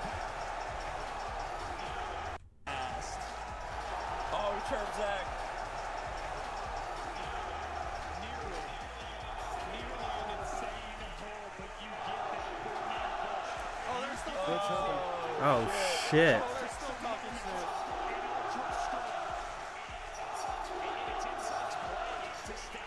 Phase out top 6. They got a lot of thinking to do. They got a lot of dropping to do, bro. Absolute fucking breakdown. Fucking Fundies just gone, bro. Fucking Abizi gets a lot of big kills, man. I have to say he gets a lot of big kills, but bro, in situations like that, even on the hard point, he's the catalyst to them getting fucking broken. Like, everything he's good for is everything he's bad for as well. Like, he's good for breaking, for getting the big kills, the big gunfights, but bro, when you need someone to sit the fuck down and not do anything, he's not that guy. And he hasn't learned. He hasn't learned. Yeah, it's crazy. Phase top. You know, when they fucking break down and losers like that, it's never gonna go map 5. So. I don't think anyone saw a series that quick. 2.5 minutes, dude. Damn, that's a long time. Took them down so hard. We know how amazing they've been here at CHAMPS. I know, bro. Like, literally, the best players would know how to speed up and slow down. Like, you can't just have one gear. You're not gonna win like that. Hydra is literally the most aggressive player, but he knows how to camp a corner. Like, he knows how to go high and go low, and that's why he's probably like the best player in the game. Because he's fucking not an idiot. Hydra's not an idiot. Like, when Hydra loses, he's just getting pissed on. His whole team's getting pissed on. But, like, he personally does not play bad because he's doing the same shit over again, hoping it works. Well, let me hear what Jacob's about to say. And really looking at what's been going on so far this tournament, Control. You guys, round 5's 2-14, not looking so good. I want to know, are you second guessing Karachi Control right now? Our Karachi Control has been really good in practice. Yesterday, we pulled it out for the first time in a match in a while. Against Optic, didn't go our way. But, you know, it's the last tournament of the year. Can't really go against what you believe in. You know, your maps are your maps. So we'll see what we end up doing in the vetoes. We have our whole plan laid out, so we'll see how it goes against Miami. But, you know, you got to trust what you've been good at. You can't all of a sudden just start panicking because of one bad map. That's life. Sometimes you just have a bad showing. Totally respect that and totally get it. Can't wait to see you guys turn that one around. I want to also discuss Kremp a little bit. He is a phenomenal player. I mean, yesterday, maps 1 and 2, he had a 1.28, looking really good, and then he starts falling off just a little bit. Maybe. He ended up, I think, with a 0.57. Not the best stats for him. And I know as a young player, that gets in his head, and I think we've actually heard that on broadcast before. He knows it. It gets in his head. For you as a coach, we talked about mentality yesterday as well, or the day before. What are you doing to pull a young gun like him out of a rut, especially on a big day like today? I mean, yeah, a lot of young players, not just him, a lot of young players, I've seen it for years now. They're very up and down. When the highs are going, they're high. The lows are low. But, you know, we're just talking him up. He knows, we know how good he is. You know, we're talking about sometimes you get in your own head, you're like, oh, my God, maybe I'm not that good. We're trying to reassure him he is that good. You know, he belongs here. Obviously, yesterday's loss sucked. Everyone agrees, but it's not a one-man job. You know, everyone has to do their part. If you're having a bad map, the team has got to pick you up sometimes, but, you know, just try to get everyone back on track. Remind them that, hey, we were this close to beating Optic. We're up 2-0. Obviously, it didn't go our way, but could have been a winners finals right now. So we have the potential. Just got to reset and do what we were doing for most of the tournament already. Jacob, I think it's fair to say your team is incredibly nasty. I think everyone knows that. The fans know that. Best of luck today. Thank you. Appreciate it. Champs, without a doubt, shaping up to be the most electric event of the season. And you can see we got some super studs over there in the monster booth. Some of the biggest names in Warzone. And a ring bearer himself, TP, hanging out with FIFA Kill Symphony and Huskers as well as Aiden. But here in the venue, things are getting spicier on the desk. We brought in I Hold Shift, and I am so excited to grill this young man because Shift, we're about to see a bunch of former Challengers players playing for a spot in our top 4. I love that. I also love that you still consider me to be the Challengers guy. Shout out Challengers. You're doing their finals tomorrow, right? I am doing the finals tomorrow. Should be a good time, man. Yeah, I think the thing about it is both these two teams carry a lot of young talent, but both have really shown up when it comes to not just here this weekend, but overall. There's a lot of downtime, Ali, bro. That's why these things are like fucking 8 hours. Because we have LA Thieves taking on Miami Heretics, and LA Thieves shocked everybody. They were the team that sent Toronto down to that elimination bracket. On the other side for Miami, it's been scrappy fights, but they clutched up in a round 11 game 5. Yeah, it's been up and down for LA Thieves. They had an absurd win day number 1 versus Toronto Ultra, and then we were kind of teased with possibly the same thing versus Optic Texas. Unfortunately,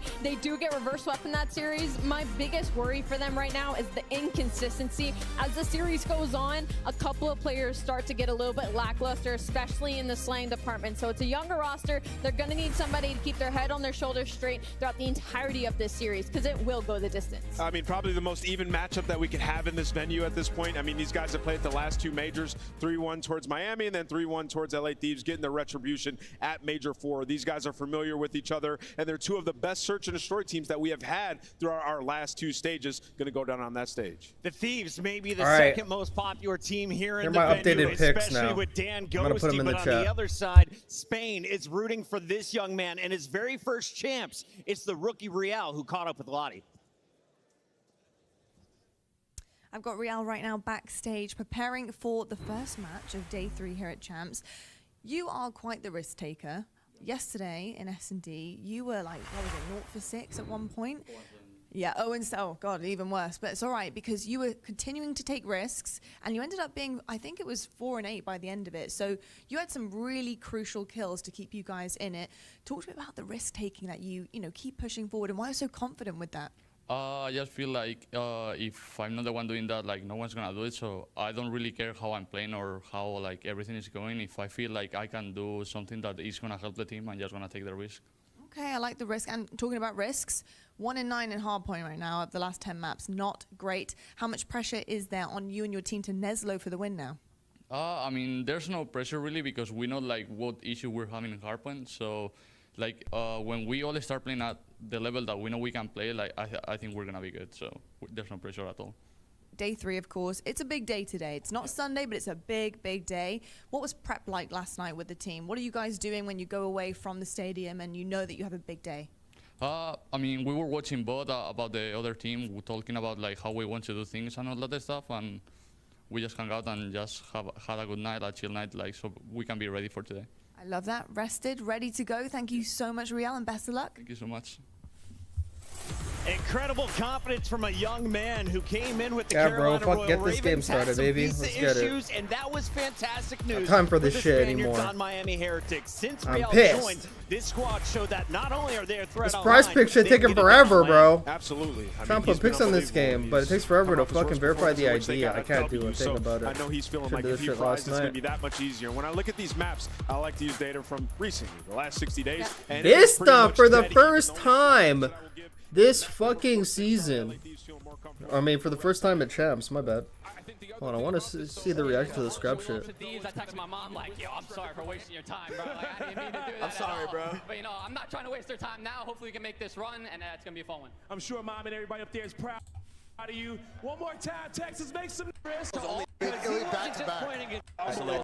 Soul advantage. I would agree with that.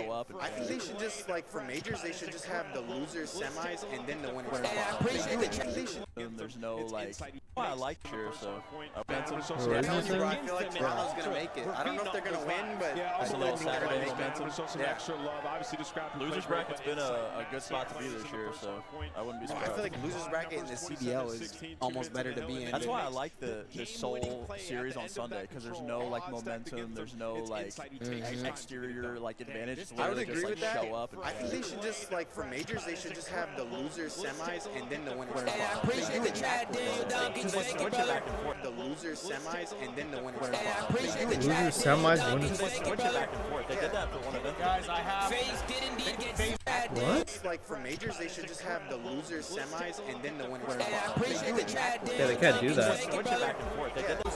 Hog is getting pretty bad. Russell? Yes. Insane moments earlier on. Get him in there. Like, I don't know. I don't care, bro. You know. To phase. I went crazy, right? Like, Torment's probably the worst that they have looked. Yeah, It's anyway. crazy to say this. FaZe once again, #1 team and choke on Champions Week. OG wins this year. NY is done. Yeah, it's not happening, brother. I'm sorry. It's not happening. Wait, are you one of the guys that's been arguing with me on those Optic videos? Because that name kind of looks a little bit familiar. That name looks a bit familiar.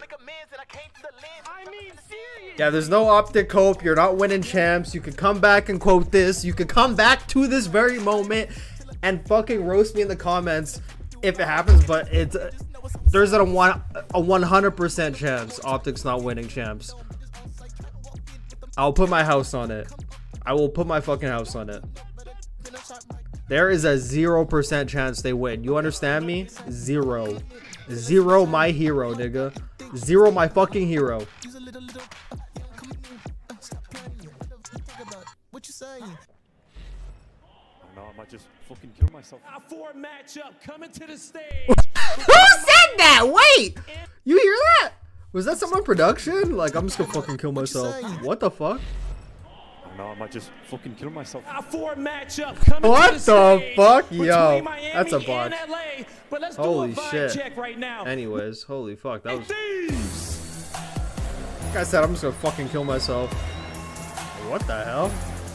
Both of these teams have been battling all year. for their names to be at the forefront of the conversation of being able to take on the top 4. Miami Heretics a little bit more surprising, but LA Thieves, the last red team, still alive for championship weekend. The last 2 underdogs left in the tournament. Only one will remain after this matchup.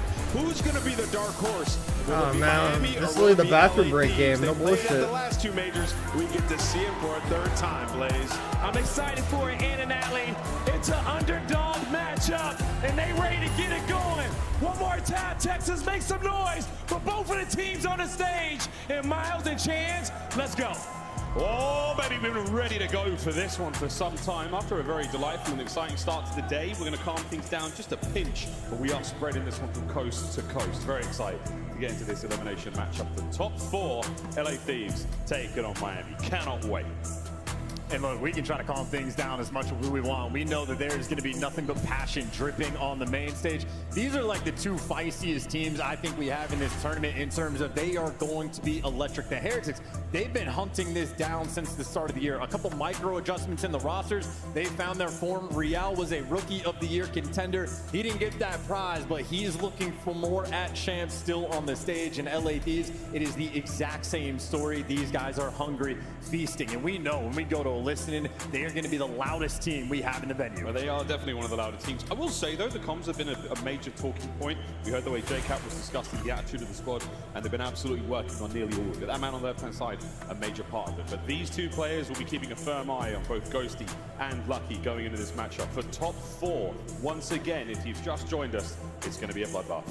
And you see the big difference between the players as well, right? Ghosty has been an absolute slayer, one of the best looking ARs we have in the game, but then when you pay attention to Search and Destroy, Lucky's been godlike, not just at Champs, but for the past 2 stages, he has been almost quietly one of the best Search players in the game. It is not just his KD, it is also his first bloods. However, and why is not going back-to-back champions? Bet OG will win it. No, bro. You're an Optic fan, bro. They're not going to win. I'm sorry, they're not. A squad like LA who will come out with the fierceness. You gotta punch them quick. 1 and 9. You cannot afford that at Champs. Not this. Anything can happen. At this point, fuck. Let Miami get the ring, bro. Let fucking LA Thieves let Dan Ghosty get the ring, bro. Fuck it. Don't care no more. Don't care no more. I wanted the 3 rings, but you know what? I'm fucking starting to become a Hydra fan. Like, is that me hopping on a bandwagon? That might be bandwagon shit. Just because he's like the only European. He's not the only European who's inside CleanX, but he's a French phenom, bro. He could be a 2-time champ already, and then we'll have a lot of people going for 3 rings next year. And I don't think that's going to make Hydra the GOAT because he hasn't won as many championships, but he has won some, though. So he has won some. Map like Vista, it is right from the jump. It is going to be a so Miami versus Thieves fucking Vista. Let's actually watch this shit. I'm actually gonna watch this. Lovely opener here. Both teams jostling for position inside the cafe. Big start there from Miami Heretics in the kill feed. They walk away with the kills and the time. And they got the entire setup as well, right? Blocking the spawns, watching the middle of the map. Metal is going to have that first cut off, and he's got Deagle for the assistance, and those 2 players deliver. That's perfection. That is LA Thieves getting stomped out on the opening break. There are no open avenues of attack. You try to pierce through mid. Everybody from Heretics getting involved. Big tag, Joe, to see somehow gets his kill. And now into the time, just for a brief moment, Real back in and out. You heard the interview with Lottie. He's feeling very confident. We'll see if that confidence can continue here on Rio. It's just damning, though. I mean, a little bit destructive, maybe not too out of control off the opening break, but Miami still staying ahead of the game, even on rotation. Lucky's going to be there first to see him popping up in the kill feed, and while he gets traded out, Metals is there to pick up his boy. Ghosty, main slayer for the squad, looking for the power positions. He's going to get it. P2, rotation, done. And it's a great opportunity to get back into this one if you're the LA Thieves. You are completely surrounded on that minimap by Heretics players. Lucky finds a big one, Nasty. He managed to get through in his watch, and now Real brings him down as well. So wonderful situation to find yourself in now. Miami, full control in the time. And it's always too good of a setup. The teamwork of Miami has been criticized, but later half of the year, these guys have been impeccable. Full spread on the map, and every single kill getting traded as well. It is Dan Ghosty, whoever wins this match is going to lose Hulk. That's the man you want. Irons up, keeping that time. And that's time, but it's now Metals on the counterattack. Big win from Krim there, rival 9 in hand. On a Lucky up next, big wins again from Ghosty. It's just grande wins from left, right, and center. LA Thieves, what a wonderful P2 you've had. Oh, Real nearly doesn't finish it. Joe down, contest on, big win for Vikal, final 5. Rotation though, also goes to Heritage. I was gonna say, look at those spawns. Actually, both teams effectively spawning out, but because Metals just wins a huge one in the back, able to take down nasty Heretics. On the long game, gonna have the spawns. However, so much pressure right now coming from the LA Thieves in the start of the hill that does not last. They get absolutely picked apart, and they spawn so far away. So far away. No one on the point just yet. It's not good, but waiting it's for that opportune breakable. moment to get on in there, and that's Real. 7-3, nice start from him. Things get real mixy though. Wow, lucky nice two-piece. Yeah, they got Joe Deceived back in there, and they get an open hard point for just a second. LA Thieves now. Easy fucking break out of Thieves. That was a fucking easy break. Holy shit. That was like way too easy. Needed that momentum, and they might be able to carry this through. A momentum-based team on point when they did. Gunfights like that for Joe Deceived, you think might go a long way, but so far, a battle here on Vista. Well, that doesn't go very far at all. Metals absolutely clotheslines him. Ghosty now, serious trouble on the rotation towards New. Back-to-back hard points the Heretics have found. An awkward fight in the middle of the map, Joe Deceived walks away from, but again, the hard points are all Heretics so far. Chance, you needed them to come out and hit the Thieves hard, and so far that's what we're seeing. I mean, it's just been scattered, right? Neither team able to hold on to the spawns, and now Kremp unfortunately has to break in through the front. Not an easy feat. Lucky's got the spots, and the trades roll through, so you have LA Thieves. Pierce going to set up for a brief moment, but spawns are out of control. Nasty in the backline trying to make the play. Trying. Can he find anything? Nah, a little bit of damage, but not enough for the kills. His teammates do win the fight so by the point, though, so for now, a small advantage. No trophies to be found, though, so these boys, ears are ringing. Kremp with the coverage, only able to find one. Still in the hands of the LA Thieves. It's just bully ball right now. You're holding from the front. Ghosty going to be that frontline man. And Heretics, 20 seconds left. You want to make the break. It's good reads, but better gunny from Ghosty. Scrap time for LA. Lead change, LA as well. Very No cut-off plays there. 3 down in the feed. Rotation towards New. It's going to be a foot race. 2 teams now diving over towards it. As Kremp upstairs, looking to make sure that no one gets near the bottom side of that bridge. That's where his teammates That's why are. fucking Real tagged FaZe up. didn't play this match New at hard all. point open for business, and it's still Play this anyone's map at point. all. Yeah, and Kremp is cracked as well. This man just pulled out every single gun. YY 37 times, checked every position, but gets the kill. Nice little 3 spree, and really just needs a teammate to get on the time. LA Thieves, they've got the full map spread, and finally Ghosty able to set foot on it, but only for a brief moment. Thieves, they want the kills first.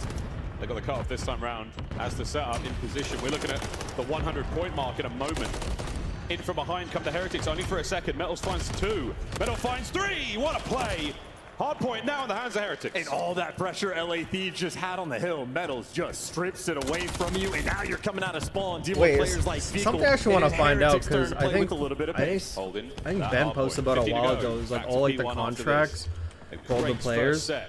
I'm curious to know. Heretics plenty of control. They are set up perfectly to pick up the first few seconds of the new hardpoint, and a lovely contest between our 2 teams. I'm curious to know if all of them are on team who options. can win that second set of rotations over towards P1. Lucky first man in the hill, the LA Thieves crawling and swarming around it. Joe Deceived takes it from you. A missed opportunity from Miami, and now an opportunity for Thieves to retake that lead. That's Metal's 3-piece there in the PIP.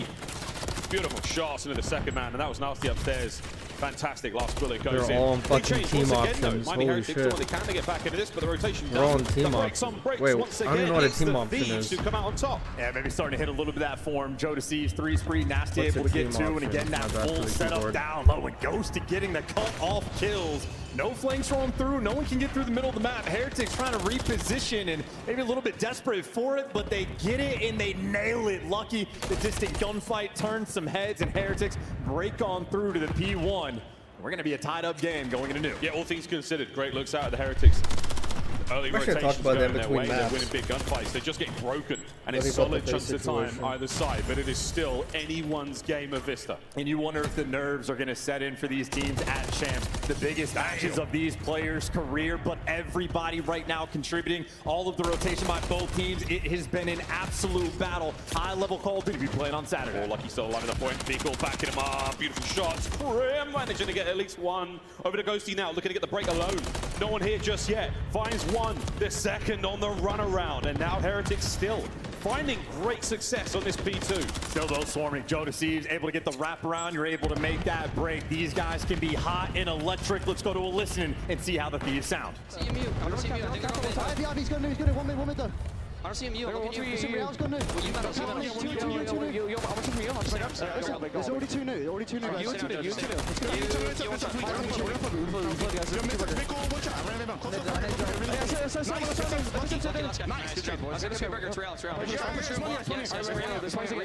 We're missing him. We need to clear that. Yo, one sitting mid the glass. Low secret, hold it. I'm secret now. Another one, I think. Yo, let's secret. Lock it in. I killed the pitcher. Let's secret one shot. Yeah, can I push out Ivy, please? Let's secret. comes out of cramp. Let's secret. Me, get some power. Let's secret. I'm I'm all mid. Let's secret from let's secret. I think you could go to the back. I think we're lucky. We're not everyone. What is I'm dead. Secret weak. I'm standing. Are you just still finessing secret? Hold that secret. Ivy weak. He's already out. Hold the back. Double tell me, Ivy. Nice, let's secret.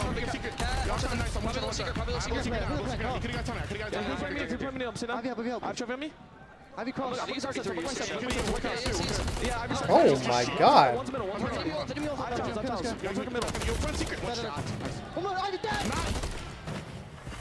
And that is another outstanding listening from the LA Thieves. Talk about an improvement in the comms department, and they're right back in the hardware. Quite literally no better evidence that these guys have been putting the work in, and now even more so, they have the spawns in the back. They don't have the time for the moment, but Kremp right here, ready for the kill. Trying to find the in towards the backside of the hard point. Big tags, what a win on the Lucky.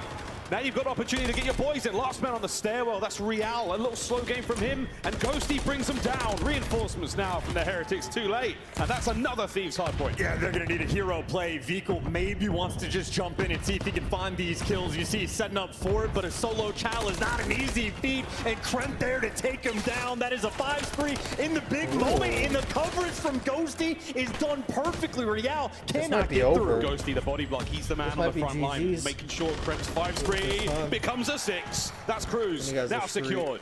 Rotation over to the top right-hand side of the map. Heretics, they're ready for this one. Here comes another back and forth. And I'm telling you, though, Kremp is the man where you can just identify how much success LA Thieves is going to have. The absolute X factor for the squad. And now you got the cruise missile to break into this next till the second they get some space. That's your opportunity to break it down. Here we go. The bang will be the go-by. Kill in the middle of the map. Man on the hard point. Perfect comms under the players on spawn. LA Thieves, you set yourself up for success. That's the break, that's your hard point, and that's 200 points crossed. And he got Nasty in the perfect spot too. Nice little flank, line him up. There's number 1. Vikal, the next man in line to fall. And he gets him with the Renetti. A perfect use of the cruise and a massive lead now on Vista. One burst away from finding another one there. Metals on the back, trying to find his way in. He does. What a win on a Kremp. Open hard point. Nobody home. Next set of kills are going to be big. Oh, Gunny, no breaks, but you still need to get them out of this time. And Ghosty is soaring to make it happen. Metals has made this his home, but these simply have too much pressure. Pressure still on. Contest is now there. The thing about like every pro player is a lot of them do a great job. I just like the best in the league at it, but I think everyone else is fucking horrible at it. They do a great job using aggression to get into spaces, and then they go out and chill. Because like once you get into good spots with your aggression, just camp and they have to push you. Like there's certain situations where they have to push. Like Miami had to push there. Fuck, Nasty could have just chilled, could have walked by him, killed him, you know, shit like that. I mean, it's not gonna matter because he's gonna win anyway. Maybe your Miami come back. Fuck, maybe I'll kill him. Maybe I'm stupid. And now Lucky here to lock down the middle of the map. We have seen so many comebacks here on Vista. Moments like this that just get out of hand. Lucky managing to stay alive and squirrel away. Real finds 2, and the game still goes. This is a 60-point deficit. They are clawing themselves back in from it again. Vikal was the one that got them to this hill with the 4-spree. Now he's looking for a cruise. He can't get it. And Thieves, it is a cakewalk right through for the final 10 seconds. On rotation, though, it is Lucky. The iron boots from Miami Heretics, desperate for some help. Your breaks have been so good all map long. LA Thieves, one more now, and you could seal the deal. Vikal finds 2. Lucky on the point 4-spree. The front line being pushed forward. It's all down to Nasty to find something, and by the time he gets 1, reinforcements are being obliterated. Nobody home still. The Heretics still in control. Nasty doing everything he can, but he gets chopped. And look at the split spawns rolling through Miami, hunting these players down. It's number 6, Kremp, causing the chaos, and as he gets traded, everyone else now towards the top. Breaks in. Real finds 1. One man on the point. Thieves full control. Metal. Metal's on the counter. Desperation effort now. Heretics have to go. They will lose this game here. Here we go. Final few moments. Krem. Whoa, nearly it's a two-piece. That should be game. Nobody home. Real. Last chance. Last ditch. Contest. Game. Good one out of Do not let that. Why did they play this map against Optic? I don't get it. As the arena goes red. I mean, maybe Optic probably would have fucking slapped him on that map, Relief as map 1 comes to a close. And we all know it is not about how you start, but how you finish. We're going to have a long series upon our hands with Thieves starting off right. A 30 bomb for Kremp, a 30 bomb for Ghosty. The damage out of control, but a solid game through and through. Might have been back and forth, but especially on that P2 hill, Ghosty was an ever-present force. You had Heretics, I mean, a little bit of fight, not enough in the end. I mean, the end was where we saw the most fight, which is crazy. Again, looking at the stats here. People 39 and 34. He was really trying to do it all. Shy of 7. That Optic game, I can't wait for that Optic game. I swear all the people that have been trolling me are all gonna fucking come back if Optic wins, bro. They're gonna be like, one of the respawns to be strong statistically. The LA Thieves advantage paid off for them there. Not a bad look whatsoever from the Heretics. So much on the line here, playing for top 4 again. And I think Heretics not going to sweat just yet in this series, right? We saw their hardpoint record, 1-9 in their last 10. They have been struggling at the later half. There's part of me that was like thinking, like imagine if like Sim's like, man, fucking Abiza, I love you, bro, but holy shit, you've been costing me in some of these fucking spots, man. Like, what the fuck, bro? I'm sick of this shit. Imagine if Sim's like, no, I don't want to fucking play for FaZe anymore. I'm out of here.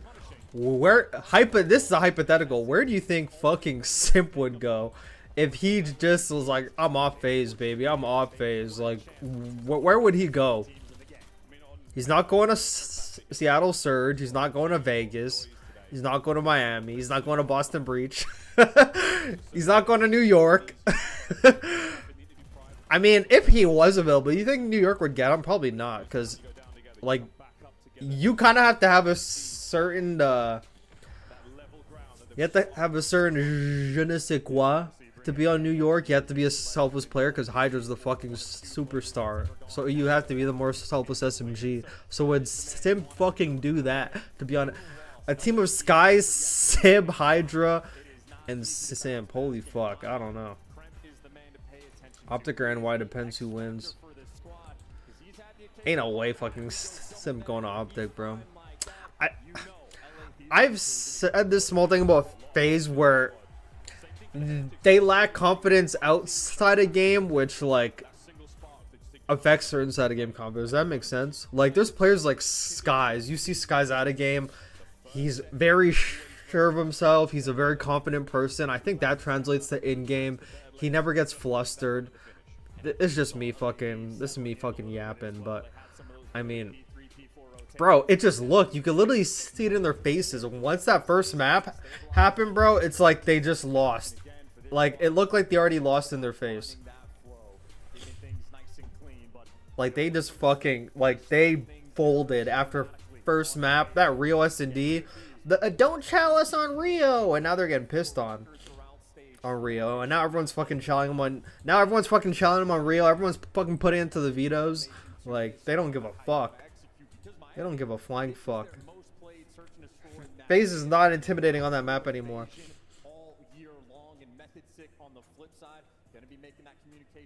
Yeah, but I mean, I'm taking a look at these contracts right now. And I'm just like, taking a look at the teams. He's not going on Surge. Obviously, no one's going to LAG. Not going to Miami. He just would not. Boston Breach, ain't no way he's playing with Snoopy. Like, unclear. Hydra contracted. So it'd either be, this is hypotheticals of where it would go. Probably not happening. He's probably gonna be the one staying on FaZe. It either have to be NYSL or like, not even Rocker. Rocker would have to drop their whole team and allow fucking Simp to come on and do whatever the fuck he wanted. That would be the only outlier. But I think DRAZAH and Simp stay together, but I think the other two might change. I mean, I at least know they're gonna do one change. They gotta do one change. Bro, they should have brought Classic in maybe. Holy fuck.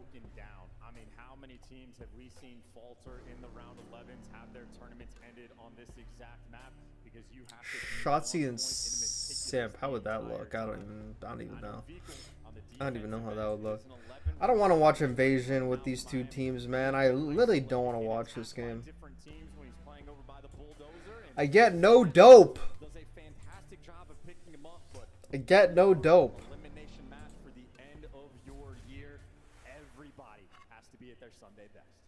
Here we go. Find out how the Sunday goes tomorrow. Spicy Saturday already. Let's see how far we can go here in the Search and Destroy. Dude, Atlanta FaZe is getting cooked for it. Real on Twitter. Snake Eyes. They're getting That cooked. was a close first blood. Would have been a nice start to the attack, and all you're going to be able to do is back them down. So a bunch of utility gets expended, a lot of stuns and a lot of nades getting tossed. And LA Thieves, they're quick with it. This is all 4 players straight over to the A site. Not too many teams have hit the A site at Champs already. Metals now completely knows it's on. Nade will hit that car. A little bit of damage done, not enough for anything. Said, Here fuck comes that the Heretics fool. swarming around the site. Oh, nice pick as well. Metals just aggressive and nasty gets Oh, he caught. said, That is a fucking, big where's first she blood. at? Here comes Krem. You're up next. It's 2 for Metals. In and out. The pinch is about to be picked up. Real. Yeah. Actually, that is for Keeks. That is for Keeks. Okay, we'll deal with that in a moment. Bomb now retreating from the A site as well. So a quick last-minute shuffle. That's a nice move from Ghosty, though. He kicked open the door, made some noise, and all for a distraction, but unfortunately a 2v4. No time on the clock. There is not much you can do. 20 seconds. Joe. Wrong part of town. That wall does not help him whatsoever. All down to Ghosty in the 1v4. No bomb, no hope, no nothing. At this point in time, any kills, big win. Rundan. Final 5. Gets 1. Instant turn. Okay.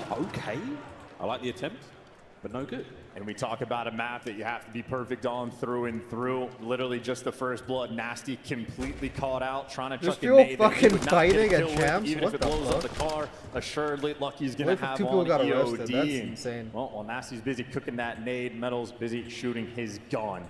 Impressive first round. Heretics starting things off right. Nah, that's crazy. It felt so cool. It felt so calm. Completely unlike their comms. I know there's a huge contingent of Spanish viewers with their hopes resting on the Heretics right now. But such a successful run in other sporting endeavors, why not add some Call of Duty championships to that as well? Let's find out what happens in round 2. Yeah, aggression from LA Thieves as well. It's actually Ghosty playing inside of Dark, and Kremp will be up top. Nice route being taken by Real, but going to be in a crossfire and can't get it done. Ghosty, the man to collect the kill. Him and Kremp working perfectly together. Great damage, just not enough to close it out. Here a nade bounced so close to vehicle there. Oh, that one hit him. Trouble. The bomb down now as well for the Heretics, 2v4. This is just fucking an easy Twitter round. is insane right now. Grabs Twitter Ghosty, is so nice insane. little duo spot. Metals 1 HP, and Metals there to give you extra. I mean, if you want to bail out, you could try to Twitter clutch the 2v4, is but right now Metals insane. is thinking he just wants the kills on a 4 spree. 2 from the crew. That'd be nice. Ghosty. Shoulders thrown, red dot on. He might be able to get the bomb recovery. Lucky now, trying to get the players out of mid-tank. Metal's got way ambitious there, hoping for a player off their back turn, but not to be the case. Now down to Lucky, who is certainly fighting his way forward. He earned a spot in Valhalla after that round, but it's 1-1. Kind of surprised, though, honestly, that Metals is just going to full send it. FaZe is getting cooked on social media. I feel so bad. Two players on But actually, I don't. He was just praying for a timing.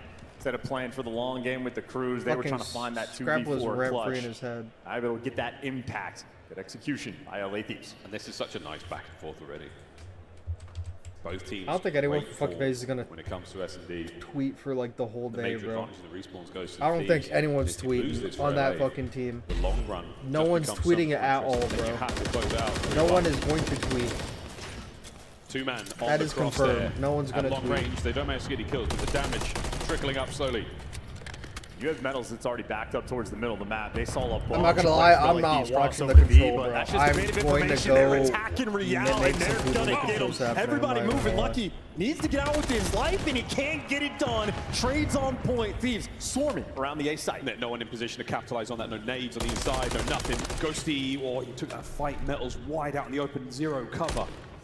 Spots the players on the rotation. Vico now in position to try to pick up 1 or 2. He goes the wrong way. Oh no, a wrong guess, and now a 1v3. If only fucking Seattle servers doing this after like they got a first pick. Making Wow. the calls, whatever they were told in between maps. Well, they have crazy capitalized. concept. 3 spree for Joe to seize a 3v1 with bomb down. Metals What a crazy concept that you get the man advantage, you just fucking rotate B together. Crazy. I didn't even know you could do that. The ticking of that bomb just adds to the tension, adds to the pressure. And it's already been too much time for him. Now he just needs to make sure he does not give Joe Deceives this kill. Gave it to Kremp instead. Thieves take the lead. And again, the way Let's they go just with played these that 3-0, round, these everybody fools, grouped bro. together. Respect my time. Kremp and Real play the Respect same my spots. time, please. Real often the playmaker for the squad. Roams around DVDs. He's willing to be aggressive. They take the time, clear out that section of the map. No tank is going to be the next most likely spot, and they send everybody there for the kill. And at the very least, if Real even gets one, he gets traded out. You're fine for the 3v3. Instead, they bully, and they keep flying together. Decisive play calls on Invasion. We've seen so many of those two-man hits towards that mid-tank section in the tournament already. It's almost difficult to prepare for it at this point in time. The dice has been rolled. And now the play is on. A lot of members of the Thieves fall forward. Well, Heretics need to go as well. They got to hit the go button. That much pressure over on the A site. You need to get this bomb down at B as quickly as possible. Vehicle trying to back down Nasty, and you at least get Metals in position. And now it's going to be unlucky. So many players potentially working the flank. He's got the intel, but so much pressure on his teammates. Bombs down, Vehicle, quick tag in and out. I love this. Trying to stay alive, buy some space, buy some time. Here comes Great the boys. play out of Ghosty. Doesn't just run in there like a dickhead. One man down, all over the Lucky in the 1v2, and he's on a run. And they backed him down. Someone can just hop the bomb in this moment. Nasty's making the moves. Joe Deceives just playing defense. Joe, oh, he gets the cruise, and they get the round. That's a big win there for the LA Thieves. Let's go with these 3-0, these fools, bro. Get them out of here. Adios. Get them out. With 3 players, because if Heretics move a little bit too quick and get the bomb down for free, it could be painful. But Thieves haven't slowed down. The slowest S&D map we have, maybe outside a high rise. These guys right now instead are setting pace. Back over to the Heretics now. They've been a little slow for the last few rounds. That's a 3-1. And now, Chancellor, what do you do? Just send something crazy. Is it time for the Heretics to throw it all in? Do something we haven't seen maybe thus far in the season. Let's see some tricks here on defense. Well, it's not up to them on the defensive end. You got to play standard. If I'm LA Thieves, just use the cruise missile. Keep the pace up.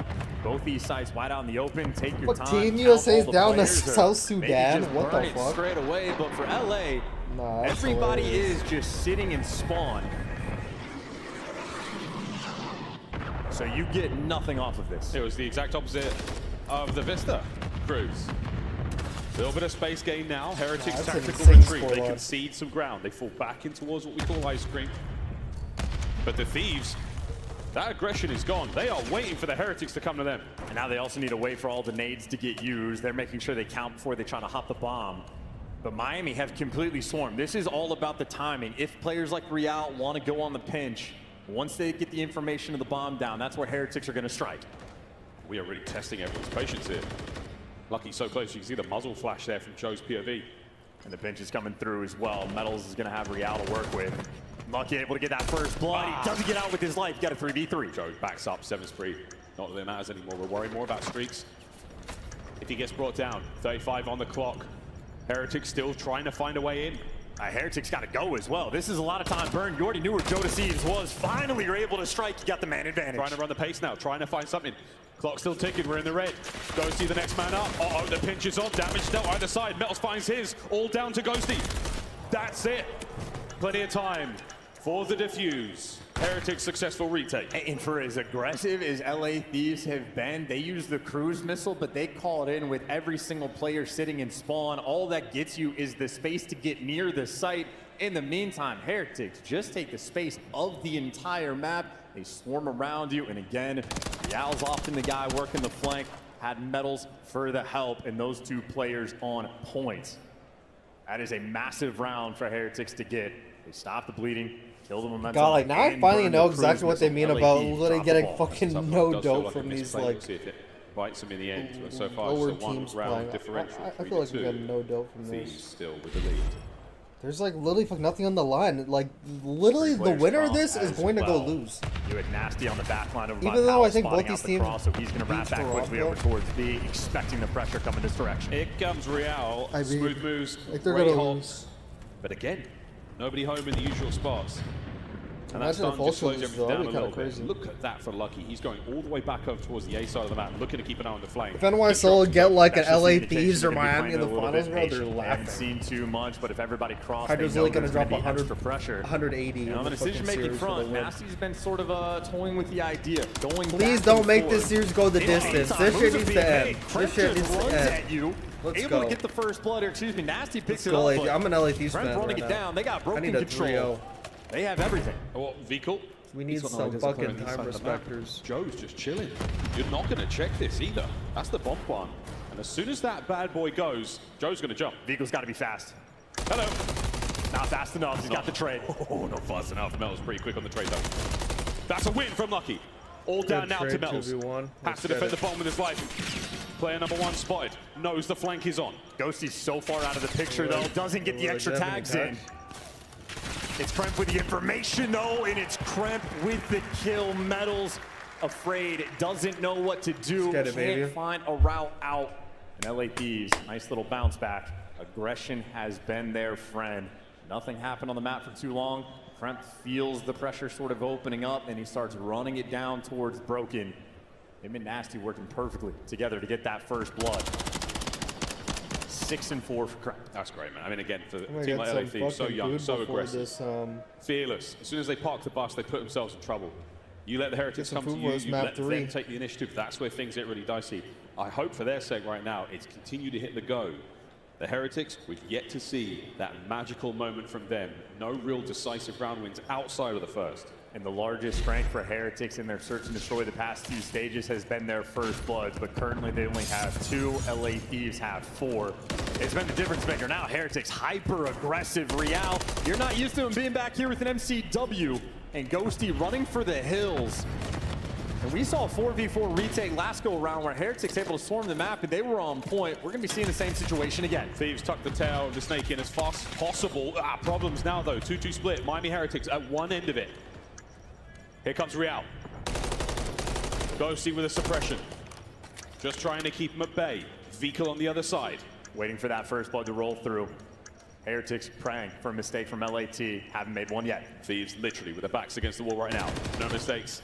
25 seconds, gotta go. There's the Yes. first. Ghosty gets his. Kremp with a perfect coverage. Yes. Try, but it's Real from upstairs. Now trying to sow some seeds of discourse. 15 on the clock. Hunting him down, he's gonna be able to get him, but a 2v2 and Heretics not even close to this bomb. A retake that is never gonna Yes, work. time LAP. respect. Let's get it, baby. Ultra. No time, no hope. Map point, LA. And I think Miami might just be a little bit shook on the main stage. We're watching Lucky, the main AR, typically the slowest player on the team, being the first one to slide in with a Renetti. Heretics uncomfortable with their coordination and uncomfortable on invasion. They are now working from a massive deficit. And Real might be 4 and 6, but also has 4 first deaths. He has been identified right now by LA Thieves. They have been attacking him with a great deal of success. Feel that very sort of frustrated air around him in there in the player camp. See if you can't shake it off because this is do or die time now. We've seen wilder comebacks. We've seen crazier moments here in this season alone. A 5-2 scoreline. Thieves just got to keep that composure and close out. And look at this play. So aggressive for the first blood. Another one from LA Thieves, but a quick bounce back is in. Kremp gets caught being too aggressive down Thieves street. No, it's so gonna be 2-0. Heretics, Let's get it, the baby. first advantage in the round and the longest time. We'll see what they can do with it. Vikal gets his own trade with that nade. And Joe deceives a 10 and 3. It has just been working out for him. Bomb plant. And again, Joe just goes. There's the turn. That's God it. damn, I need some people to 1v1. Call of Duty with, because holy Metals shit. versus It'll Nasty. literally make these, Nasty, he's taking it'll them make out. these like 35 boring on the games a clock. lot Here's better. the fight. Whoa! Bitch! Yo, if they come back and let it go Wipes the sweat from his 5-5 and they hands. win, I'm gonna be tight Takes though. the round. I've been there when I've played, man. If you see a player wiping like that, hands getting sweaty, not easy to win these gunfights, but Metals does not miss a bullet. Perfect in the 1v1. Good coordination in the post plant. Thieves made you work for it, but you got it done. Heretics trying to claw back into this game. Mel's 8th kill leading his team right now. And a round you sorely needed. 5-3. Thieves still on that map point. You need to clutch this up on defense as well. It's going to be Metals, the man to spot out how many players on the cross. LA Thieves just showed 3 of their 4 players crossing over to the B site. Got to be worried about the pressure. Vehicle's playing it aggressive, though, and that means Real can, too. No first blood just yet. Nice nades, though, again, just buying some space. His teammates maneuvering in a position, middle of the map now. That mid tank is loaded. And Vehicle just keeps calling out. No one's actually pushed up towards the pillars yet. You can afford to take things slow. A minute left on the clock. And Heretics not getting active on defense. They have gone back to the standard setup. They have great map control. Again, Thieves can burn the clock on the defensive rounds, but this is an offense. Back over towards A we go. Here comes the rotation. Metals, how many players can you get? You got everybody in front of you. A couple trades rolling through. Real picks up 2. 3v2 for Miami. Feed Real, you managed to get the bomb down as well. There's another race off you to chase. What a win from Nasty, my goodness. It's all down to lucky now for the map. I don't know about that one. 25. We're waiting for a mistake. The Thieves have pumped the brakes. There's the set. Oh my goodness, once again. Nasty. Nasty by name. Nasty by nature. What a search. Nasty tagging him back. Lost the 1v1 against Metals. Revenge instantaneously. And LA Thieves full speed ahead. Some broken ankles by the mid-tank there. And that's a long and difficult walk back to the dugouts for both those teams. Thieves, though, feeling very, very good after 2 solid maps. And look, it is a momentum-based squad. Baby. They have everything they need, but job is not finished. They have been up 2-0 in this tournament before, and they have been reverse swept. We have seen a collapse. They gotta ice up Heretics. They've been getting pounded for the moment. Being down 2-0 is not ideal, and for a team that S&D has been their bread and butter, they had no success in that round. Again, 4 first deaths for Real. Almost every single player negative against, except for Metals. Heretics are gonna have to dig deep. Certainly a capable team, but this is a true test of their resolve. This is the last chance you have in the tournament to stay alive for the Miami Heretics. They fought so hard to get here. A tough look there in the S&D. Karachi control, we're going to see that have to be their saving grace. After that, the 6 stars. The pair of them could spell doom, or it could be the absolute turnaround. We'll find out. La La Land for now. We'll see if anything can change here, folks. What an unbelievable tournament we're having so far. Big surprises as we now go into a quick commercial break. On the other side of this one, we'll find out if the LA Thieves close this one out 3-0 and just roll on through the day. Otherwise, we're going to see a Miami Heretics come back, and I think the fans want that one as well. We'll find out who gets the dub after the break.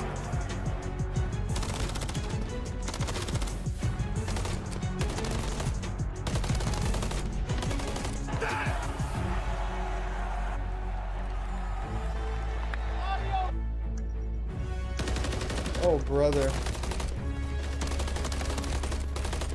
I cannot have Optic fucking win this tournament.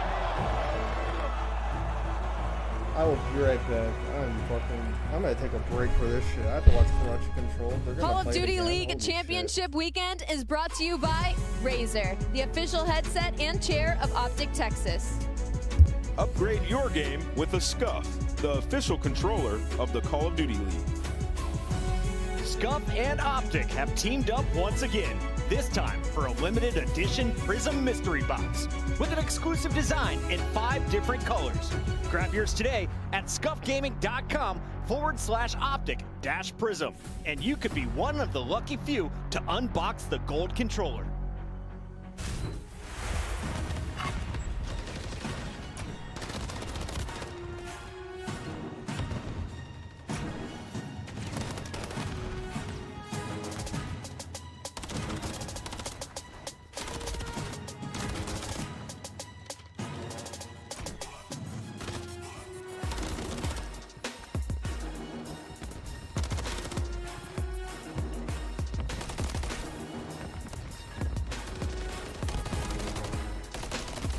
I'll be right back, baby.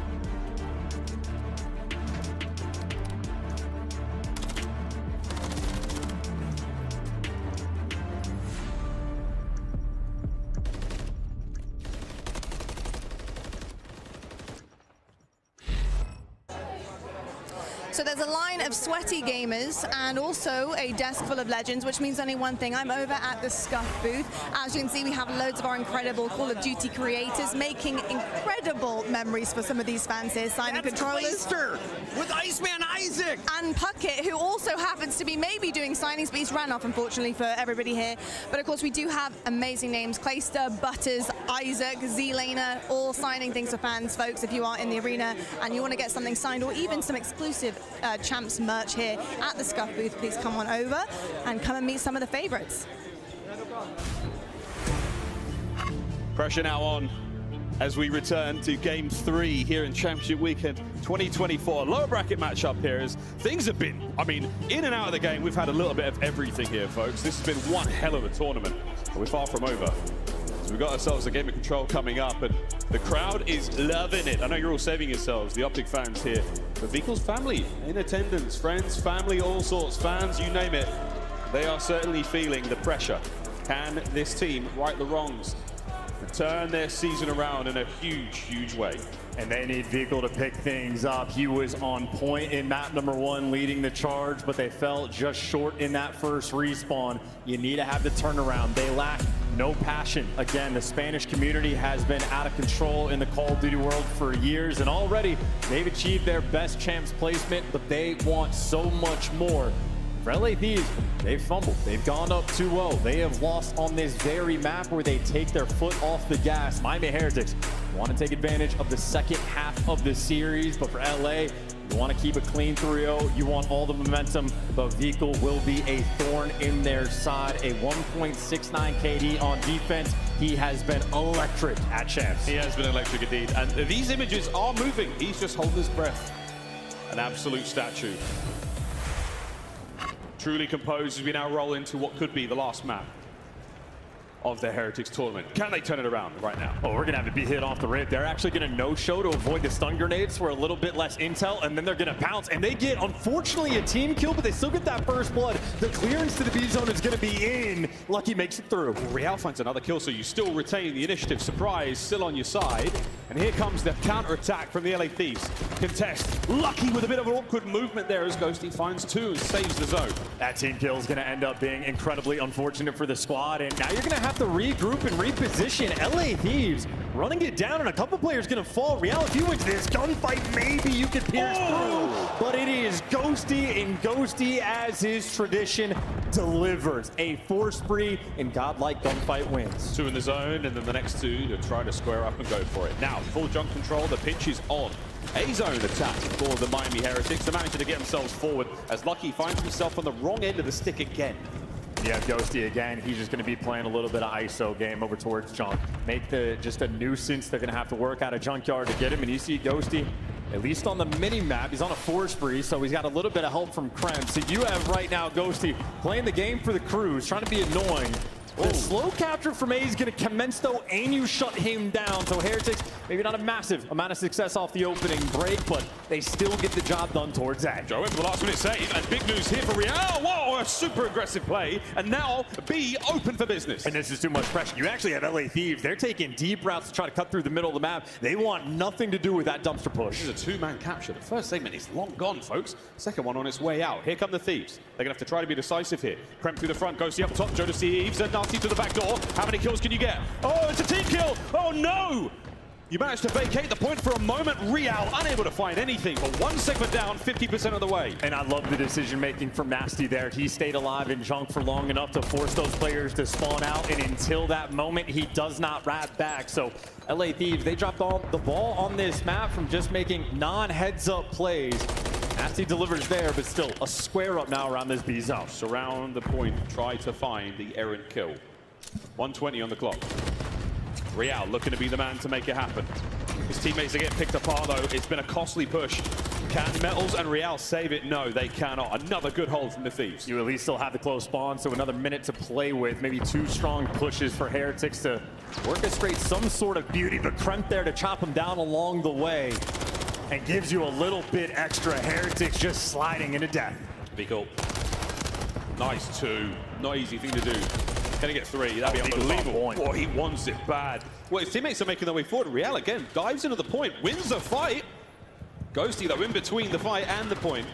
As Joe, just unbelievable work off screen there. 6 and 5 for him. He is roaring. Real's doing everything he can, by the way. I mean, this is only a 2-spree, but now he's got 3. Real has been the only man for Miami here, and his teammates can't get any kills around it, and he is just being hunted down. Ooh. And finally, he gets stopped. No more respawns remaining. Heretics unable to get anything done. A slight bit of disconnect there in the attacking round from the Heretics. Last man up, Real, as the Thieves held up a couple of very, very strong pushes. And Real is starting to certainly get himself going. A little bit slower in the first map. But this respawn, not bad at all. Thieves, they strike first. And Lucky just had a tough one. 3 and 10 in round number 1. A third of the lives of the squad expended by him. Got to bounce back, and obviously then goes down the flip side. We saw those player comparisons at the start where Lucky has been thriving in search and destroy. Ghosty has had his number in respawns, and that's exactly what we saw in round number 1. Ghosty, 2 different 4 sprees as well, an unstoppable force. Ever since the end of that search and destroy, Lucky getting his ankles broken by Tank has just not looked quite the same. 3 and 10 as things go so far. Defensive round for the Heretics. Let's see if they can find some momentum here in the control. Well, trophy's out by the car, so Lucky and Real able to make it through, but pressure's going to be on him. You're looking for a quick response there from Lucky, but not able to get it. Real still pops up in the feed and maybe deals with a little bit of the pressure, but at least he got the power positions. Ghosty, the overseer, going to try to keep this map under control. Nice tags, no kill. Bit of control now, so the A zone slowly being captured. Joe tags in and out. He and Nasty working on something here. Krim might be able to dive in. An extra kill. You're going to stack it now. There we go. 2 players on A. That's going to go real fast. And they're reading the flank. Absolutely easy there for Ghosty. That's number 11, and he stays alive. Calling out Vico, going to be jumping top red, and they're going to make this a double cap. That A zone going to start to fly. Flying forward. Lucky and Real trying to find a counter here. They've set up the B push as well. So no one's going to be able to make their way towards that point, but right now it won't matter. Krem getting the capture done. Second segment complete. A will be soon finished. Yeah, Heretics completely chalk this up. They win 1 set of gunfights, and they just move on with their day. Trying to reposition for the B pressure, and Vico and Real working together, get those first 2 kills, but now Ghosty is behind you. He does get spotted out and made 1 shot, but no trades rolling through just yet. Real, big responsibility, the front man for the team. He's so slippy, so difficult to deal with. Nice shots. Life cut starting to get a bit ugly here. 18 to 23. Pressure now towards the ball, the B zone. What a nice team shot. Lucky, wow, he finds 2. Saves the day for now, but Nasty manages to sneak on in. 2-man cap. A big win here would help, but Lucky, he finds it, and so does Real. Heretics hold. That's the Lucky that they are going to need to get back in this game. Beautiful 3 spree off spawn. It could have been a devastating moment, and now the kills for Heretics starting to flow. Joe, dead, he popped. You were absolutely rolling in that first round on defense. The attack now. Heretics are starting to get things moving. Nasty with 1 or 2 just to go forward. Real by Chunk, as Nasty's got him. And this is interesting position on the minimap. They need Real to die, and as soon as they kill him, well, now you're going to be getting those close spawns too. Make it 3 now in the feed. Vico, last man standing, at least gives you 1. Vico has to find these kills. Already finds 2. This is unbelievable. Reinforcements now over the wall, in the position. Thieves. It's going to be a tall order to break this one. Yeah, he's just killed that pressure, but he's got to keep it up as well. You don't want the turtles set up. The next player's in line. He gives you 2. Nice moment for Vico. 1 away from the cruise. 1 away from the cruise, making the family proud in the rafters. Can he get another one here as he presses forward? Thieves, will you check your corners? You do. Krem saves it. A little too slow on the reload, though. Timing not on his side. 30 seconds left. LA Thieves pushing pace. Real just hold it now. Clock goes into the red. 2 players on the pass. 2 on the above. It's all in now for the LA Thieves. 20 seconds to go. I mean, it's like a round of S&D right now. They're just setting up for the kills. Ghosty gets the first blood. Himself 1. Uh-oh, that's 3. Real, last man. Can he do what Vico did a moment ago? The Thieves now on the point. He's just trying to slow him down, and he's at least done that and gets an extra kill, so he's trying to be the lifeline for his teammates. And he's a nuisance, but the triple stack is here. Now you gotta go. You gotta find a kill. You gotta get going. Get onto the point, boys. Nobody home. Second segment gone. Joe threads the needle. Krem now above, looking to cut the play out, and that should be the round. Vico last ditch. Not enough. It is 2-0, and it is match point.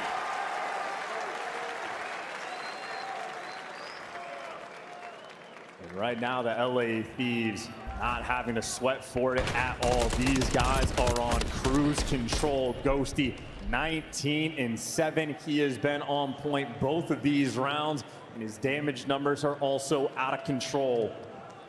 1 round away. These will join the top 4 at Champs. For these young players, pressure on. Can they close this one out? Nades up. Hit marker there for Krim. Now can you capitalize on the damage dealt over towards A? Heretics on the capture.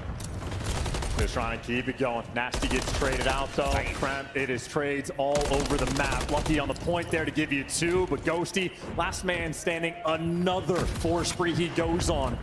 20 kills already. 20 kills. On towards B we go. Real trying to cause some problems. Fecal and Metals back him up. You might actually be able to get some more bodies here on the zone. It's all down to Nasty to cut off the supply there. Grime's going to be working on the flank, but right now Heretics not even paying too much attention to it. They're focused on the dumpster while their head's going to be turned. They're getting the kills, but Krem's on the flank, making his move, and what a stick. Real gets taken down. 2 more players near the zone. Fecal gives you something extra. Another three down, and now you've got 2 players there on the B zone. Heretics have started to get going. Joe creeps in, brought down once again. Fecal on a 5. Every time they need him, Fecal steps up, but another 5 spree stuffed before he can get that cruise. He needed 1 bullet from Metals there to help out. Second segment gone though. Great work out of the Heretics here in this round. And this is going to be overwhelming. They're just going to keep attacking this B zone before they capture A. Keeping the pressure on. Nasty gets the trade though. Everybody getting shut down. 1 more round. LA Thieves, they can taste it. They can taste it. It doesn't taste fantastic yet. They've got to wash their mouths out after Metals 2-piece like that. That gives you 1 segment at A. Metals now flying in towards B. This is going to be a 2-zone capture. You've got to make a decision here, Thieves. And it's Ghosty going over towards B. The rest of his team are going towards A. They're chalking this up. They're giving up B. They're going to play defense. 1:45 on this A zone.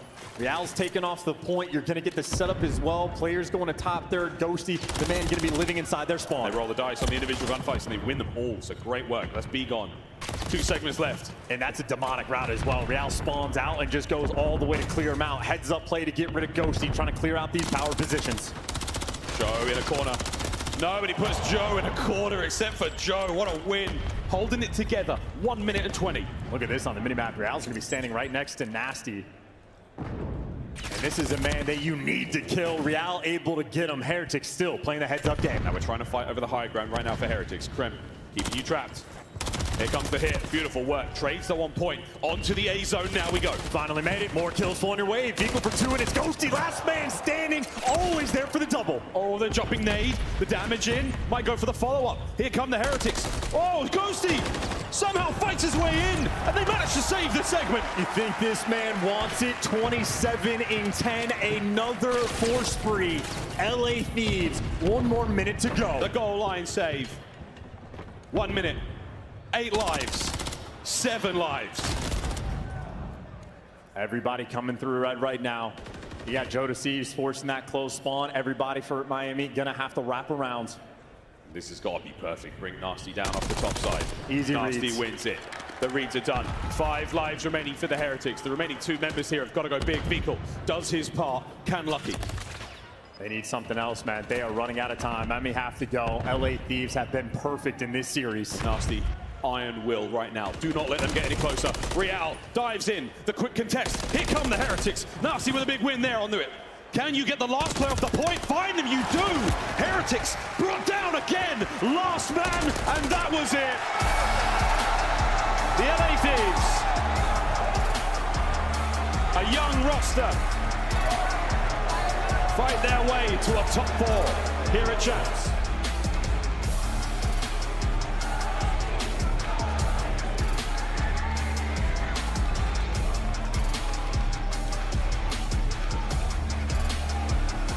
Oh, they pissed on him. Time respecters, love that. You fought so hard to get here, and it was a lifeless performance here on Saturday. I just fucking made some pasta. I'm about to come back to Optic NYSL. What great timing. We'll see them not only even greater timing Black if Ops 6 as well. But that's the end of the run for the Heretics. And that is the perfect way for LA Thieves to start their Saturday. I heard him say it, business as usual. Dude, I swear Didn't confirm have this to shit. expend any energy in that series. A steamrolling of a 3-0. You did get your streak, Dan. You did. elation there on stage. One more step closer to glory for the LA Thieves. They've got a lot of teams to contend with. But man, another team bites the dust here at Champs. Yeah. My microphone's so loud. Can you hear that shit?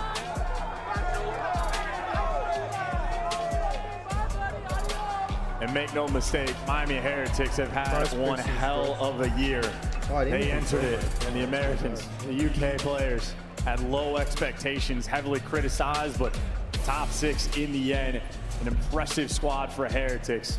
I'm excited to see them play next year, but obviously this one will be a painful one to sit. Props to Vico, though. He was on point in this series. Maybe not enough in the S&D, but the final score there, 3-0, the score of the series.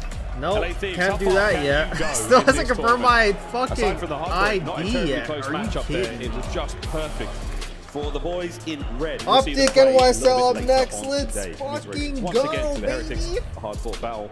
Not quite enough. We'll see those boys later. Mate, the whole room is red. This is one. Absolutely. And I know Joe DeSiege is the player I would hate to lose to the most. That was, dude, they're time respecting today. They knew we had 5 games today. Well, good news, Johns. He's on stage LA right now. Thieves top 4 finish. Take it away, Holy shit. Thank you so much, Miles and Chance. Texas, show some Holy love shit. to the LA Thieves. We got back to, if we get another 3-0, back-to-back 3-0s, this is time respect. Man, Joe, 2 hours, 2 games went by. Were That's you guys awesome. expecting that, and what was the That's game good plan time. coming in? That's a good time. I mean, yeah, you know, we know how good we are. I mean, especially like looking into that Toronto series and that first half of the Optic series, we know how good we are. We know how much time we put in to get here. So that was, in my head, the expected result. Definitely did right there. Now, yesterday, you guys, you know, got reverse swept. It was a heartbreaker on the stage, but, you know, here, after I saw you guys win a second map, even after the first map, you were locked in, wasn't getting overheated, too overly confident right there. What did you guys learn from that series that you wanted to bring to this hold on. I got to pull this up. I don't know, the way, from what it seemed to be, was like, we kind of just thought we had already won, but you know, now, like you saw, like, you know, we're more locked in. We're just, we have 3 matches today. As long as we win all of them, you know, we have. I don't think they effed up trash talking. They just fucking don't know how to play, bro. I want to say that 2022 they've been doing the same stupid shit. Their coaches are dog shit. I'll say that on stream. Their coaches are dog shit. Because it looks like they're doing nothing. How are you making the same mistake for years and years? And I swear to God, same shit. It's literally the reason why they're losing. You know, like how good of coaches they are to, I guess, what's the word, mold us into the team we are today. Well, we're definitely seeing you guys mature here at Champs. Damn, I gotta get my championship pass weekend. Texas, welcome back, bro. I was like, fuck this game, bro. I was like, I'm not watching this shit. Take us away. What a performance this morning by our elimination bracket squads. I get to make like the prospects on my phone. Business against Toronto. They ran into Optic Texas. The reverse sweep sent them here. And LA Thieves back to their winning form, a hot 3-0. Ali, I want to start with you because you've now bet against the Thieves. Hydra has a 65. In your predictions all weekend. Has a 65.5 over. They just got it done really early, Chris. I did not expect let me read what you're saying. I think FaZe fucked up trash talking. Ultra stayed after that. Ultra took it even more personal. Inside is so angry playing. It's on the players after a certain point, though. The reason why Ultra plays good against FaZe on LAN is because FaZe makes so many mistakes on LAN, and Ultra knows how to make people pay for their mistakes, especially a person like Insight. But like online, fucking FaZe just sprinting at him, fucking Insight's dropping like a fucking 0.4, but like on LAN, they're making mistakes. Envoy's going in the same corner every fucking round, they're not checking it. These are just fucking dumb. Like, damn. He's such a good player, fucking S tier player, but dude, he's... It's like, oh, I'll fucking do it again, you know? It's like this, like that Mickey Mouse meme with that fucking like, I'll do it again. That's literally what it is with FaZe. I'll fucking do the same mistakes again. Hope it works this time. Like, fucking goofy. Just goofy. Yeah, bro. They're fucking kids, bro. Like, fucking Simp looks like a baby, bro. He looks so flustered. I'm like, bro, you've been a pro player for 5 years, bro. How is this shit getting to you? I mean, like, they literally got so used to beating people down so early, so like the crowd is like so quiet that like They just forgot to have ice, bro. But I mean, I've fucking seen them have ice in like crowd pressure situations before, but bro, broke down. I don't know how they play any hardpoint map without like their coaches or whatever fucking just dropping brain cells, bro. Because I'm fucking losing brain cells just watching some of the plays they make sometimes. I'm just like, what the fuck? Making big plays, hero performances by Joe Deceives to keep A off guard, and then of course you saw Nasty. Hydra got a 65 over under. Shotzi has a 63.5 over under. Map 1 to 3 starts in 40 minutes. Yeah, that's a lie. Map 1 kills. Fuck, I need the vetoes for this. I feel like the weekend, almost the season for the LA Thieves. He has been so consistent as they are for GG Breaking Point always got the map set. This is one of the youngest teams we have in the CDL on average. Pred vs. Sable. What the fuck's the map set? 68 and 44 across 3 games. He also earns our Scuff Player of the Match honors. Let's take a look at his Scuff Player of the Game. I gotta fucking this guy was saying.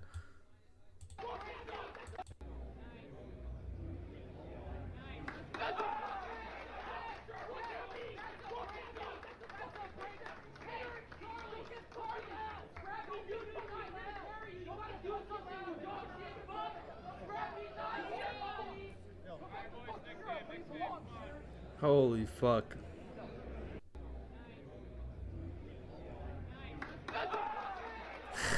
A little insane, bro.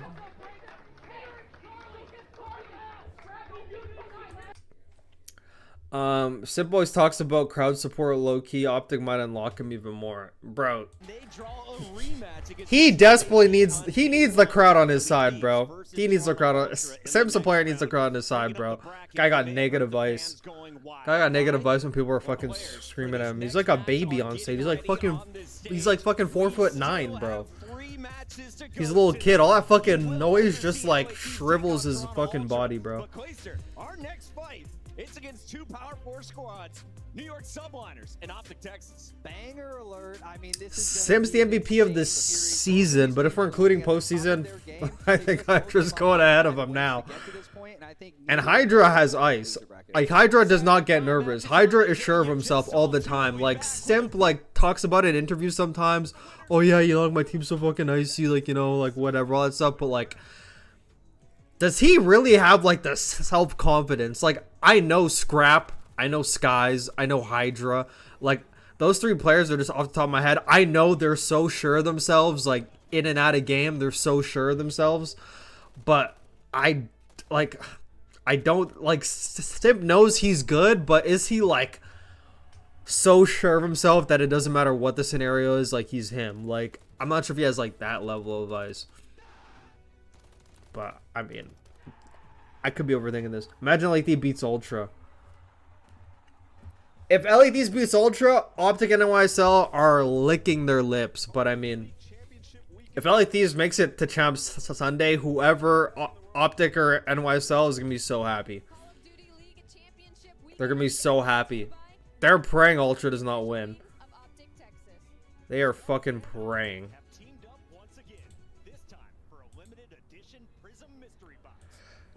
They are fucking praying, bro.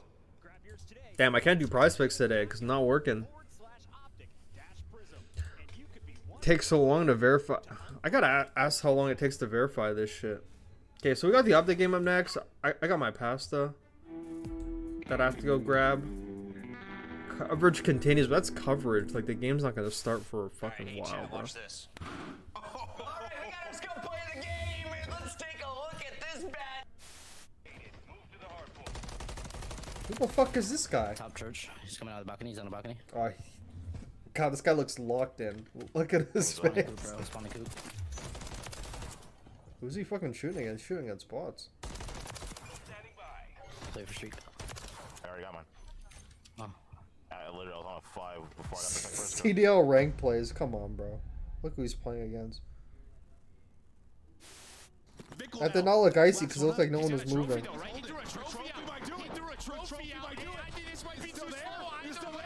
He got it! Oh, he does get it! Yeah, it was too slow.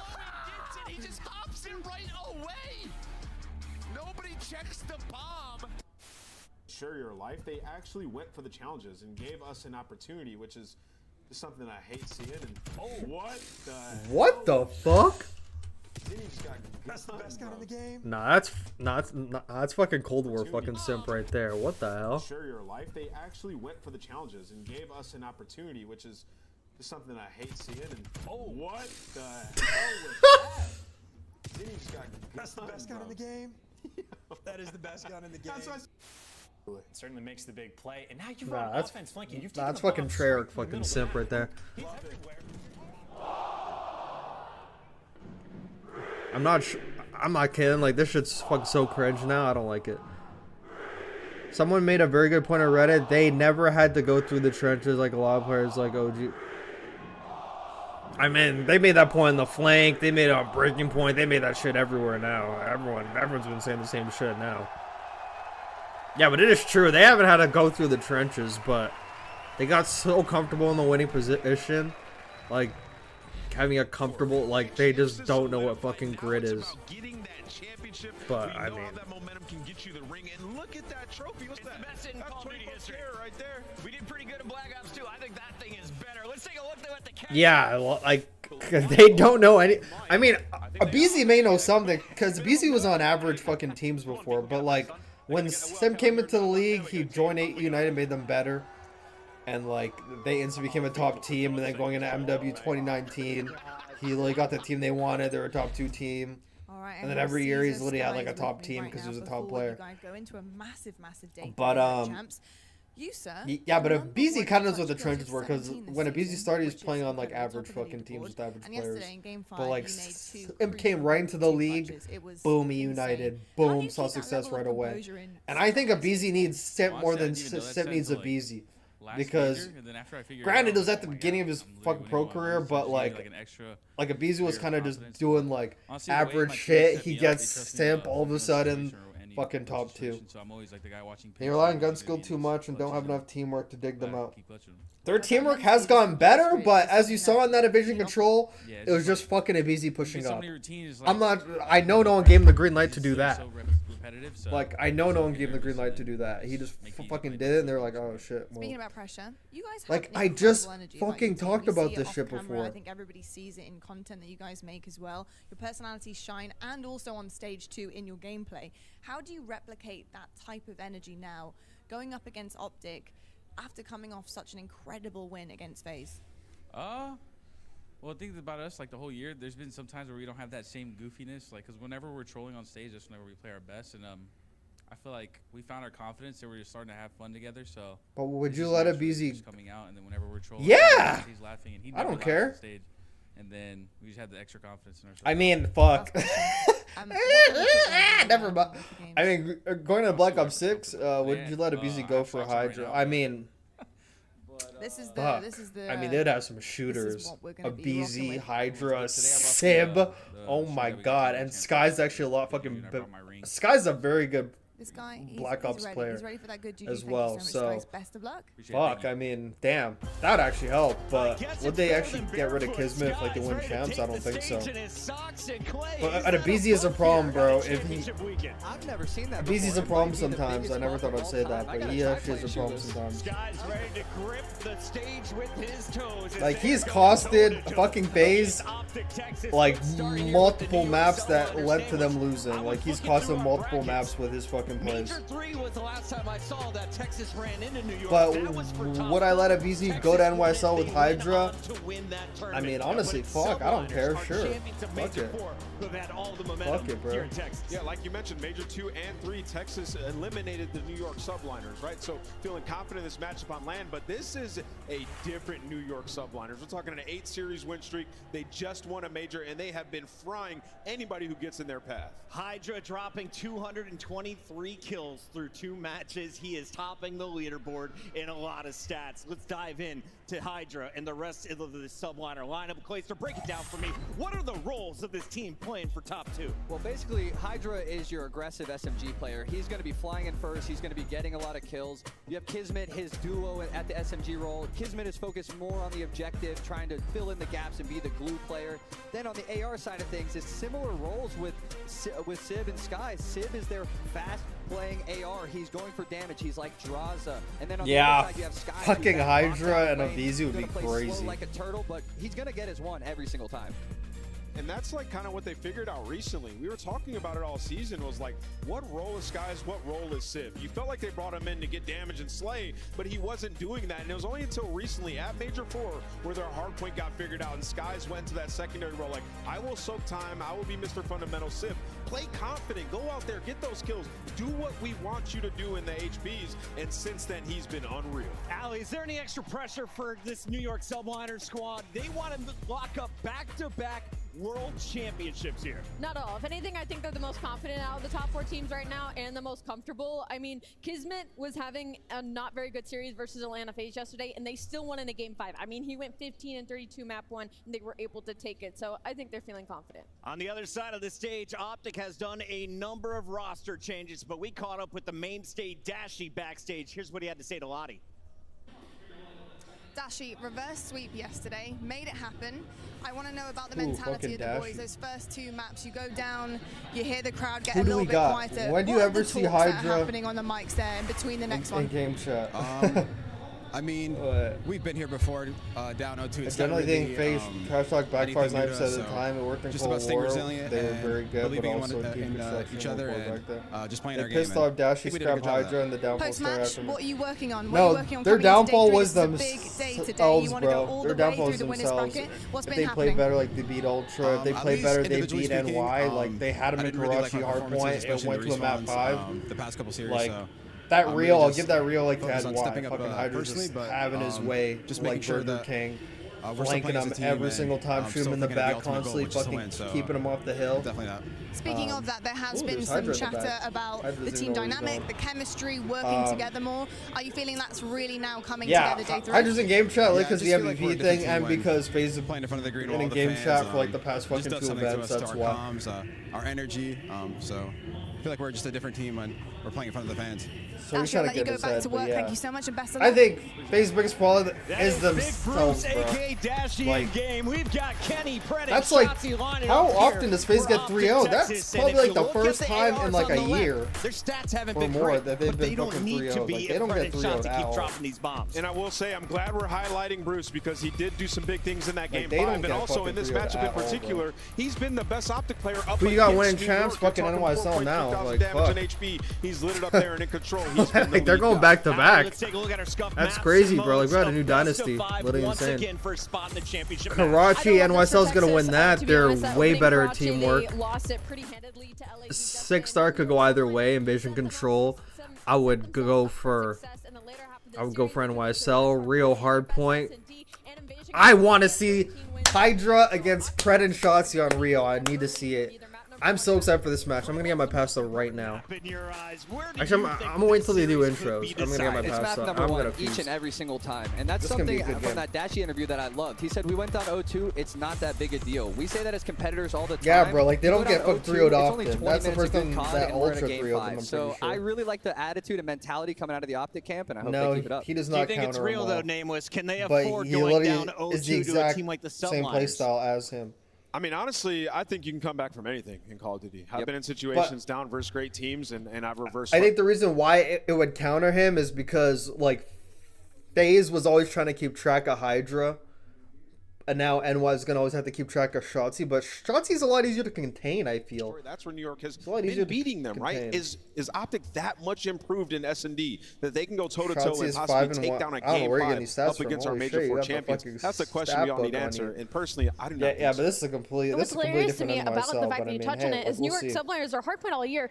I just can't have Statistically, they Optic were like win top 'cause four in all every the people category, but they shit weren't talking able to me. close out maps. I And can't it's have because it their happen, ARs were bro. struggling I'm with their sorry. roles. Sometimes Civ was playing the I can't objective, have it sometimes happen. Skies. Kismet touched on it I a bit that when I just Civ is getting cannot. kills and I Skies is just able to just cannot. soak the time, that's when they find the most success. And I feel like the ARs on New York Subliners have hit their stride a little bit more this weekend. Then on the flip side, Optic Texas, Dashy and Kenny were struggling a lot yesterday. They're going to need them today versus another top 4 team. To make a run, sometimes you need an X factor, Clayster. Pick out one player on each team that this audience need to keep eyes on. I feel like this is an easy one. If we look at both these teams, on New York, it's got to be Hydra. This guy's bringing the energy, bringing the fire and dropping 200 kills in a series already. On the other side, it's got to be Shotzzy. Ant is playing phenomenally as well with his duo Pred. I think those two are your X factors. Ali, you agree with this? No, actually, I'd love to counter that and say it's got to be Kismet. I think when New York subliners are winning and winning championships, it's when we get 99 kills. And I remember in the green room yesterday, they went to the game 5. Me and Jay looked at each other. We were like,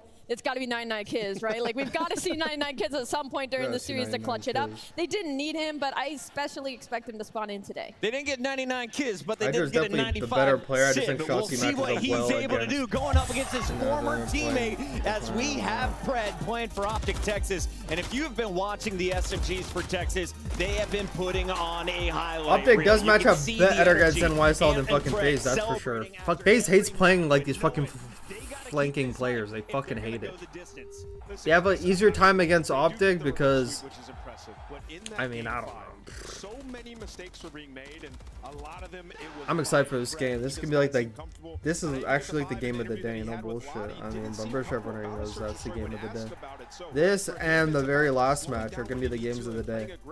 When your teammates ask you to do it, you don't need to always be the guy to go out there and get the 3-piece, make that hero play, and that's something that he's struggled with over the last 2 stages. So for Pred, this is a big one for him going up against a top search and destroy team. He's gonna have to be on point, make no mistakes. Looks like the subliners are ready to go. We're just waiting on Optic backstage to get ready to walk out. Clayster, any final thoughts going into a winner's bracket finals? This is arguably the biggest moment in a lot of these players' careers. I think if Optic wants to see success in this tournament, they have been set up for it. We had the drum bang by Hitch. I mean, we got the home crowd cheese going on. There's not much more they can do to get a chance to win a ring. I think this is their best opportunity they're going to get in a very long time. Qatar. I don't see it Prieto, hey brother, hope you're having a good day. Not having a good day because FaZe lost. I fun. You're nah. Instigation off the. I thought you were being nice for a sec. Shit. Who are you feeling at the end of this one? You know, do I have a good answer for that? Oh no, I'm not sure I have a good answer for that. You know, teams have good days, teams have bad days. I don't know what to tell you. Don't know what to tell you.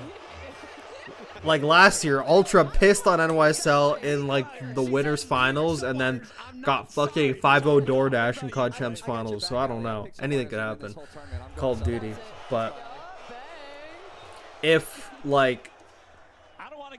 you had to send one team to go fight the aliens, like if you're sending your best CDL team to go fight the aliens for like who's going to win back planet Earth, I'm probably gonna send FaZe. I don't know. That's just me. Like, if you're sending a team on their best day, then it's FaZe, but whatever. I want to go to Grand Finals because of the crowd. I don't care, bro. I want this crowd to be fucking silent. I don't give a fuck, bro. I want Optic to lose back to back. I want Optic to lose back to back. Really hope you do have a good day. You know, I'll try. We'll see how the rest of these matches go, and that will determine my day. That will determine my day. After this, after the stream's over, we're gonna have a great night with, you know, a little someone. So, you know, I got that going for me, but, you know, fucking COD League does take it out of me a little bit. And DRAZAH might have put a target on their back. I mean, he kind of did put a target on their back. He made things a lot more fucking personal, but bro, they're pro players. They should be able to back it up. If they just played their game, did make mistakes, like they win, but they're just horrible. He shouldn't be dropped, but a BZ or fucking Stella is probably gonna have to go. But I don't know what main AR you fucking get. Like, if I'm looking at the main ARs, like, would fucking Dashy make a probably? Like, if they get Dashy instead, if they take Cell off, they get Dashy. You got Dashy, DRAZAH, Stimp, and maybe a BZ stays, but like, fuck. I kind of feel you have to drop him too. I don't know. But who would they get in terms of a BZ? Like Kleenex, a BZ. I'm fucking building a random fucking team. So stupid. on the mic throughout this one. We've got Shotzi on 1 point. It would have to be Simp and Abiz. It's a Treyarch game, so I think Simp and Abiz are gonna stay together just based on that. But I don't think so, bro. He's legit. He might just have to play more like how Dash is. All of them are way better in Black Ops games, so you can't ask for more from them too. so they might actually fucking stay together. This whole team might actually fucking stay together. But FaZe can't throw blame on DRAZAH. Like DRAZAH has been the standout player. Texas, are you done listening to us? Yep. Are you ready to get this party started? I think so.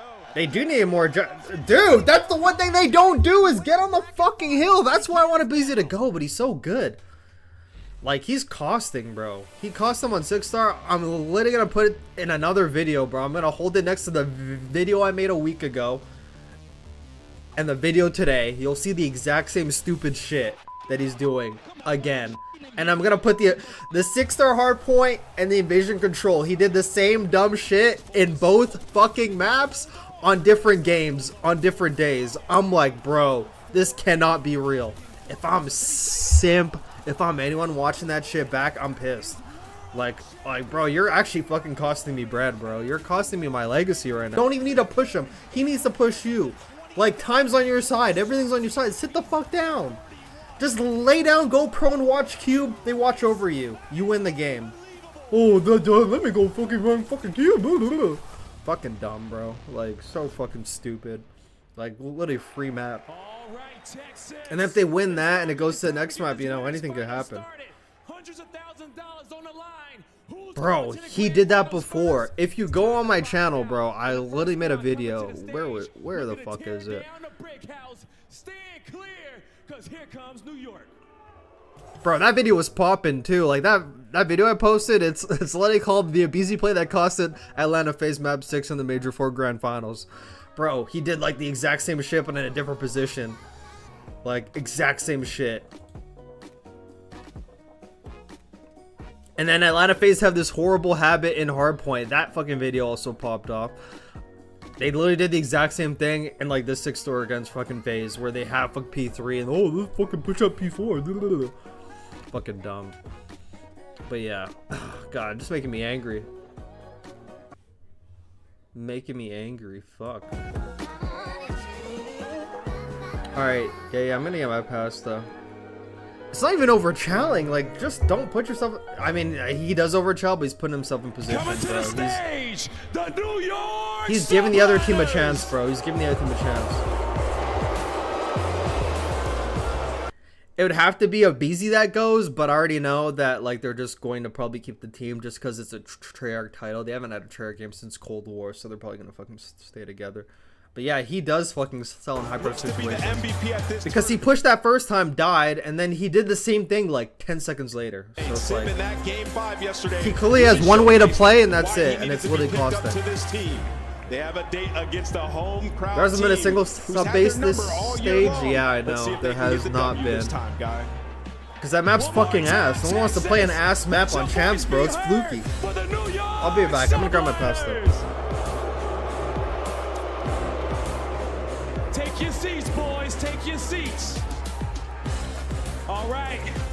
Now it's time to bring out the hometown team.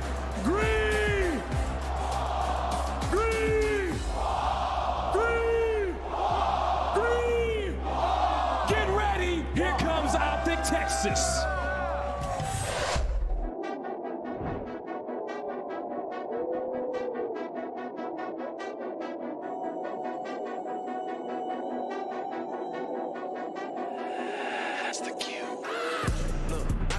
City, you hear signs when we sleep. Heaven sent, hands down, vibes so unique.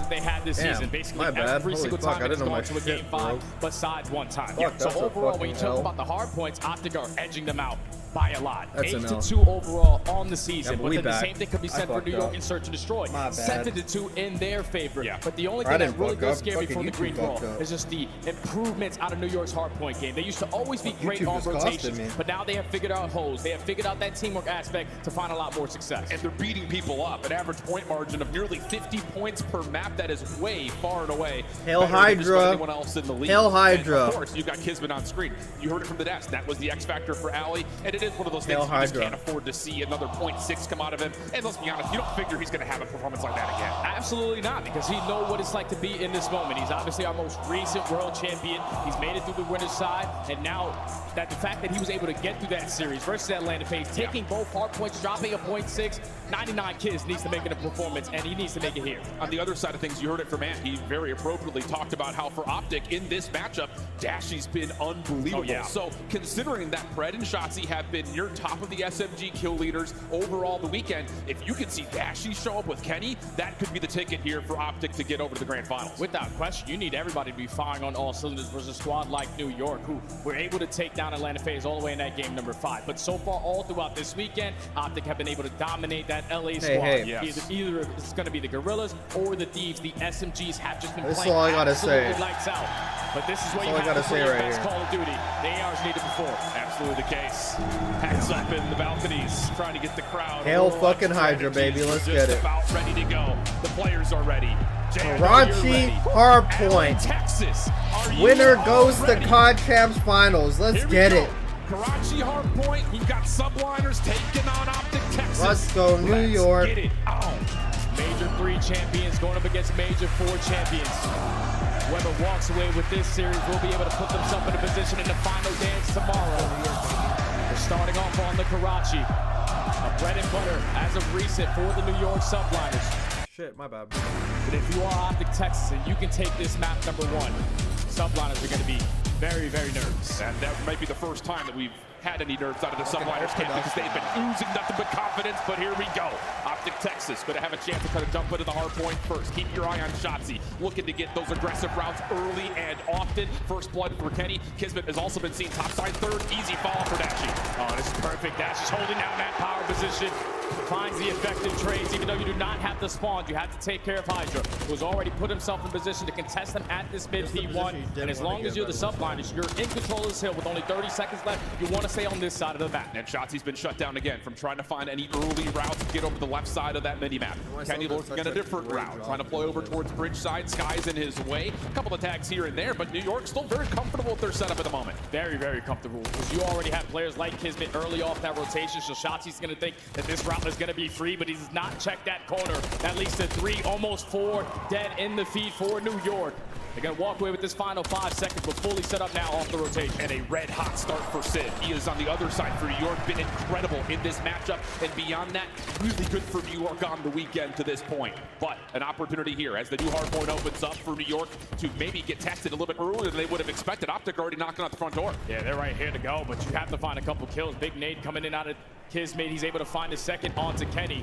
So that's just slowing down the push every single time so far from Optic Texas. The spawns do flip, and it's the ideal situation you want to be in if you're New York. Just comes down to receiving this hit around the backside of the jump wall. Kismet very aware of it, already in position to watch the cross. The rest of Optic trying to find some way to even see the hard point, and it's Kenny and Dashy able to combine for a little bit of team shots. Kismet from the low ground, only able to take down 1, so a good break for Scrap, and now we focus on the rotation. Spawns are stolen for New York. Yeah, spawns are still going to be here for the subliners, and thankfully you got a player like Skies who's always thinking about those fundamentals. He's able to find a double, even the teammate onto Sid, but doesn't matter when you have those guaranteed spawns at the next hill. Hydra somehow, some way gets the better of Kenny, and now New York coming off hot.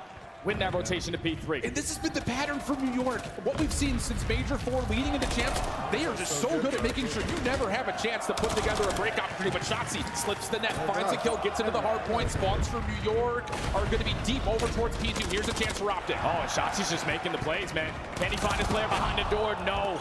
Better hiding spot out of Hydra. So the subline is still in control of this HP. There's only 1 player here in Kenny trying to contest it, but he has to wait for his teammates. Gets a look over towards Kismet at range, but like you said, needs an SMG to try to find a way to break this through. Do even really want to. 25 seconds. it doesn't look all that clean, so Kenny will just try to forfeit his life by jumping on into the mix, and he does move around the New York setup, but the kills are still good enough to allow New York to continue to get the scrap time. Plus, Skies did get the 5, didn't earn the cruise missile though, so a decent shutdown for Optic. Now only 10 seconds remaining here at P3. Pred trying to hold down this power position at top 3.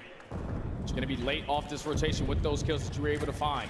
Because the subliners now have a couple players early off this rotation. Sib finds another one onto Shotzi, and it's, what, 4 hard points in a row? Then the subliners have 1 rotation. Optic need to turn that around. Yeah, I mean, New York has been #1 in rotation without question in these last 60 days, and that's often led to these giant gaps early in the game. A moment where Optic are able to kind of at least neutralize some of the opening setup, but fighting for this time on the 4th hard point, very difficult to do. Kismet also trying to watch over the middle of the map as Optic try to find a way to envelop the entirety of the hard point. And this is the ideal situation you want to be. You want to trap the subliners into the backside of this milk truck, but you need to, at the same time, play for a little bit of this hill time.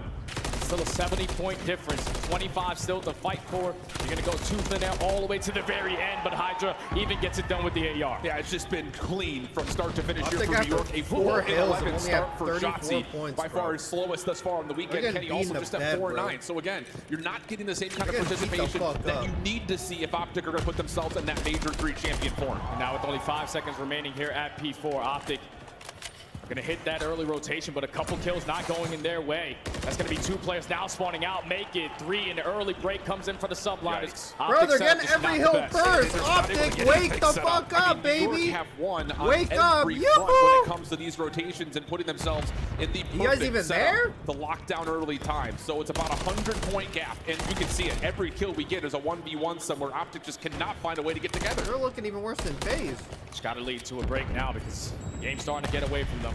Subliners almost up by 100. You have a bunch of players from Optic contesting around this junkyard, but Hydra's trying to set up on this pinch.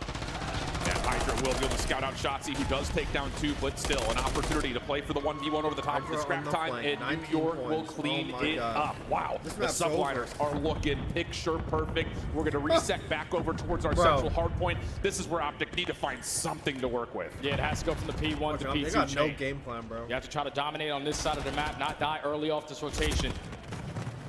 Force the setup to be broken easily, but they find a couple kills in the feed. Sib still causing mayhem in towards top side of Fountain, but right now Optic Texas in the hill. They need time.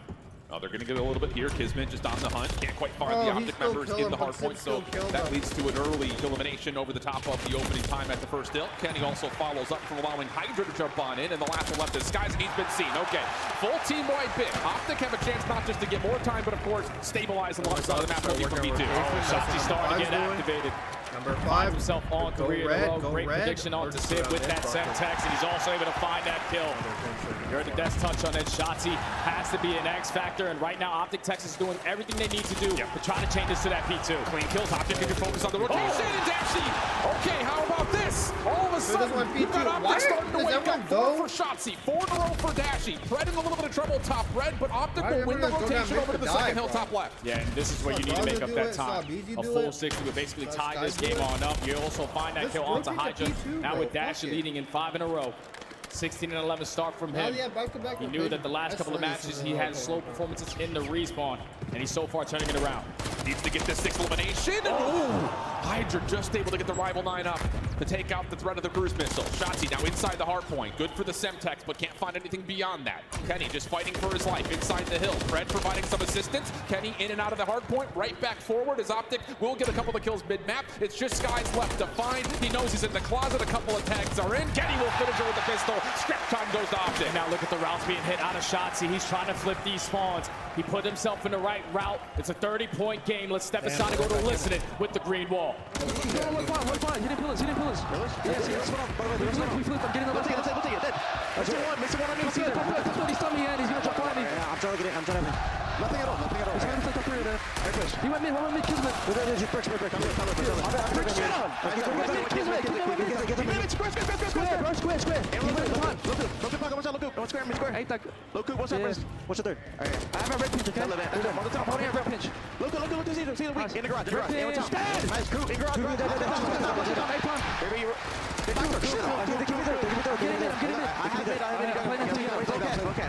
He's going short. I have grudge. I have P1. I'll take him. He's gonna beat me, bro. He's gonna beat me fire. You want to use it. Use it. Use it. Use it. Yo, there's two front hill. Two front hill. One has arches. Let's play. One has Dante. Close right. Dante. On the mid guard. I'm not going. Okay, I got it. He's squaring that top. Let's go. You guys play. He's close. Shut up. Nice. I'm completely over. Brandon. Get taken out. Uncle so weak on hold. He's like. He's missing you. Okay, he's missing you. He's up there. Top there? Yeah. This. On front to down. That weak. Paco. He's on a spot. We're missing Dante. He backs it up. He's by the bar. Dante. Oh, Optic does exactly what they need to get themselves back in the game, but just as soon as you start to build momentum, New York find their break, and they get Hydra cruise missiles who rotate back over to the storefront. So now if you are Optic Texas, you got to get him off of this HP. You got to try to soak up some time, and at the same time, hold down the power positions, but you see the kill feed. It's all white. Subline is fine 3 in a row. They still do not have the spawns that they want, but you do have players like Sim trying to contest for that back end. Dashy gets a big win over to the middle of the map. Now Optic can keep all their focus right on into the front side of the hard point. Dashy, great map from him to this point, but needs a little bit of assistance. Tagged up in New York. They smell blood in the water. Pop out of the hard point, find the kills they need, and right back in, earning more time. They're going to get past the 200-point mark. Yeah, it seems that Optic is just going to give this one off. Still a lot of time to fight for. They're going to send 3 players early off the rotation, relying on Sashi to try to make a miracle play. But he is going to fall, so Sublime is gifted with that final time. And this is where Optic Texas last time around, where they were fully set up at P5, you can't get instantly broken again. Keep in mind, they also will have to survive through a cruise missile. Keep your eyes on Hydra. When does he want to use it? Feels like this might be the time and the place for it. Just comes down to if the rest of the team feels the same way. And yeah, tablet goes up, cruise missile comes down. Optic still mostly focused on playing inside the hill. A couple of players over towards the old third hard point. Dashy will keep his life. How much can he deal with? The first one's good. Dashy's going to get a second. He's going to find 3. Shotzzy finds the full wipe. Optic have a lifeline. Optic Texas, more specifically Dashy, making the plays with that AR. He said, screw the cruise missile, I'm ready with the gunny. They hold on to that first push. Still 30 seconds to fight for. That's bad timing because they didn't expect to get that kill on. You have Kismet trying to set up a route. The rest of the sublines attacking through the front. Optic need this hold. Hydra works his way back over towards the backside at barrels, but Optic catching a little bit of fire. Dashy really the instigator now. Zib up top does find one, but it will not really influence what happens on the hard point nor on rotation. Kenny's able to win one through storefront. We're going to get Optic right back into about a level game. But they just don't have any power positions. You already have players like Zib contesting from top 3. Kenny almost with the snap, but Pred with the team shots able to take care of him. A 20-point difference in this map. Number 1, this is going to be a photo finish. The route from Shotzzy clears out the high ground. Kenny does the same. And now we've got an opportunity for Optic to get their first lead really in the game. New York still spawning close, and here we go. We're going to go through their break. Yeah, and if you are Optic Texas, you cannot win here at P1. So you want to try to contest this all the way to the very end and eventually flip those spawns if you can. But now it's the Tumbliners' turn to strike. Just too many players from Optic Texas in the right position. We are going to have a lead change. Spawns are still good, though, for New York. Scrap time looking favorable for Optic. Fred working on a long route. Able to catch Hydra in the corner. Now New York, a bit rigid. They just have to sit and hold. They are going to get a spawn for Hydra over the top of P2, but Optic will put them well over 240 points here. And all Optic need is one set of kills, one break opportunity. Spawn New York all the way across the map, and this map 1 is going to be theirs. Shots from Fred. Finds Skies deep over the back counter. Spawns are in Narnia for New York. Shotzzy back door. Finds himself a second kill. Optic are going to find the break. One more player in the action. It's Hydra, but he gets shut down. Last opportunity for New York. Can anyone get there in time? It's a comeback of the Ancients, and the green ball strike first.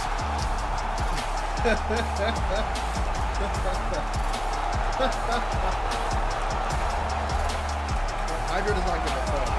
He doesn't give a flying fuck. Hydra literally doesn't care.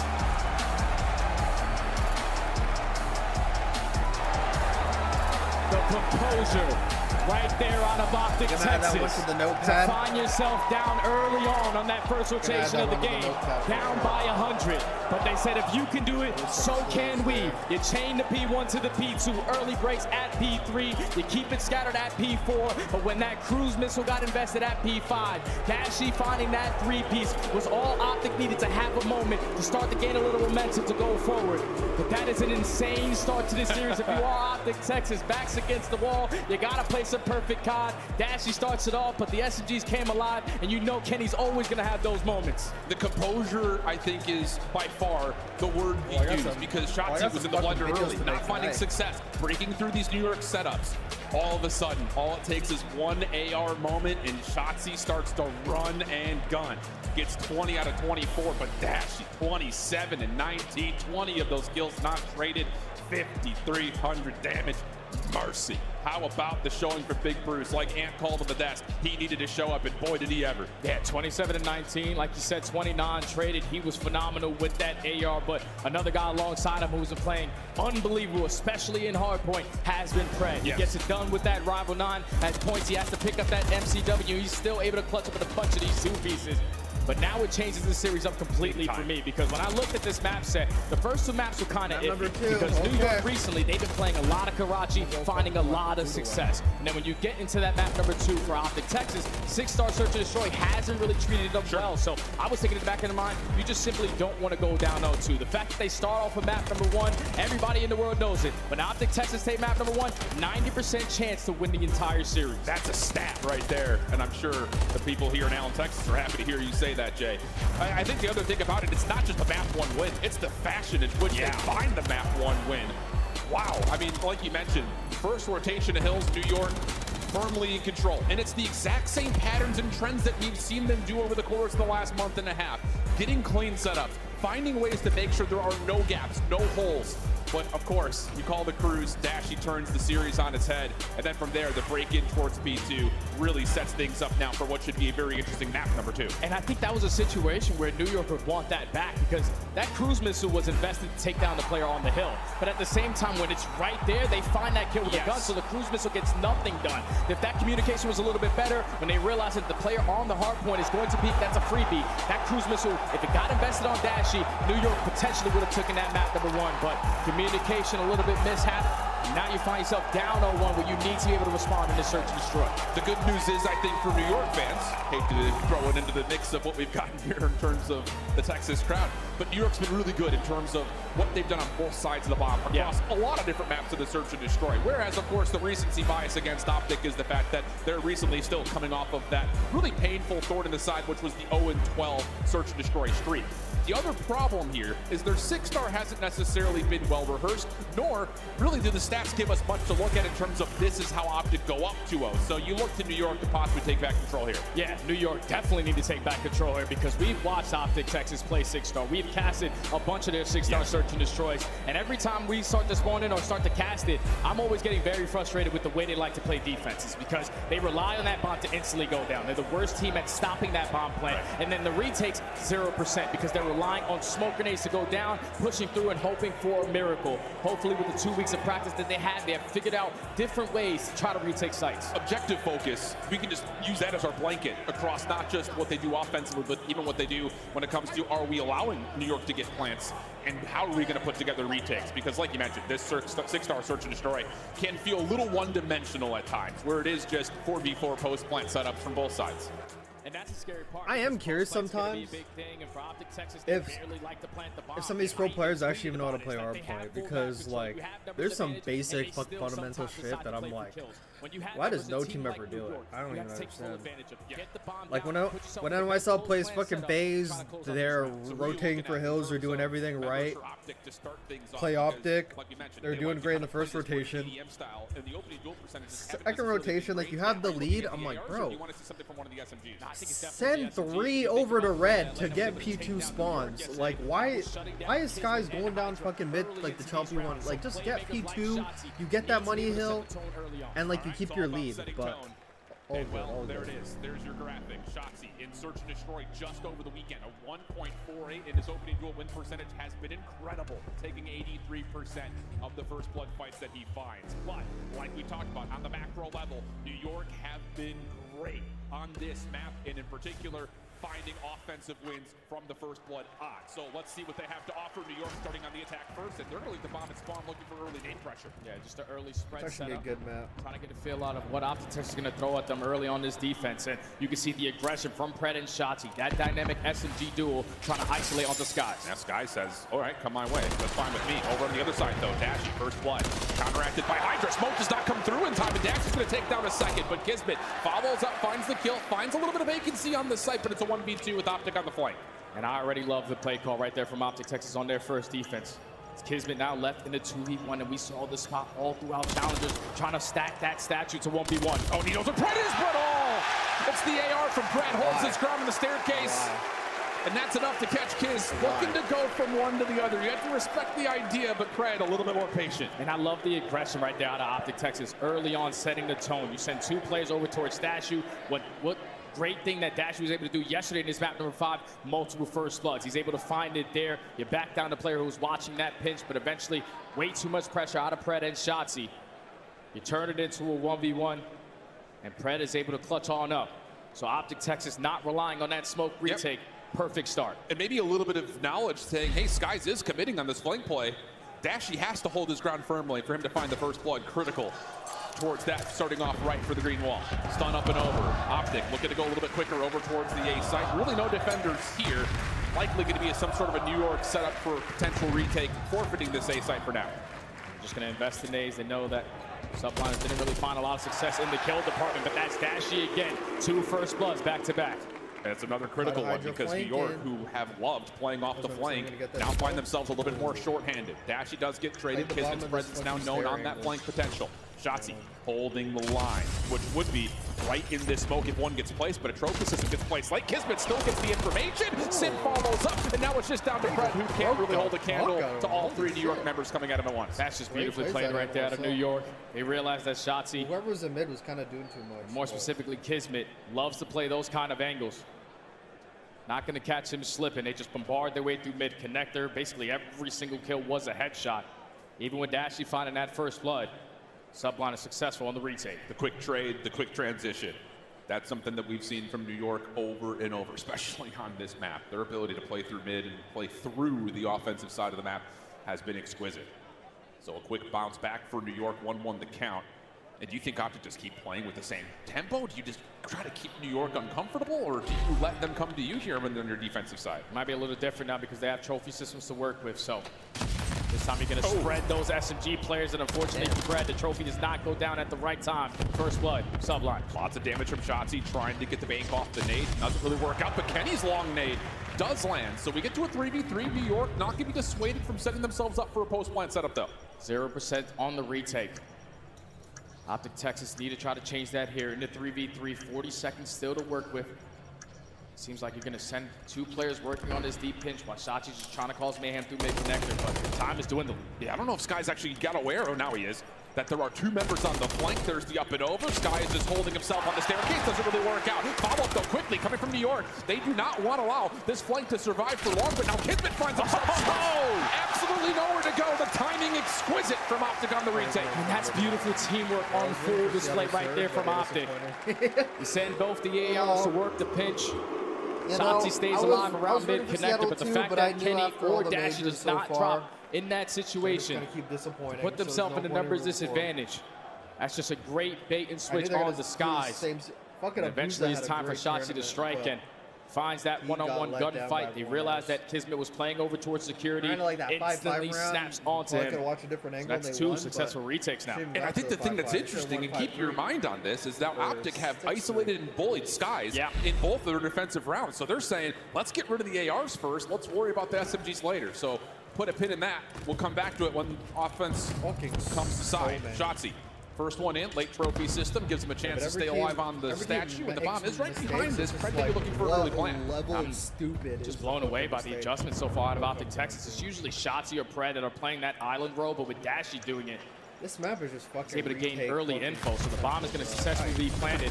Shotzzy's going to play that same angle. Yeah, this is the fool me once, shame on you, fool me twice!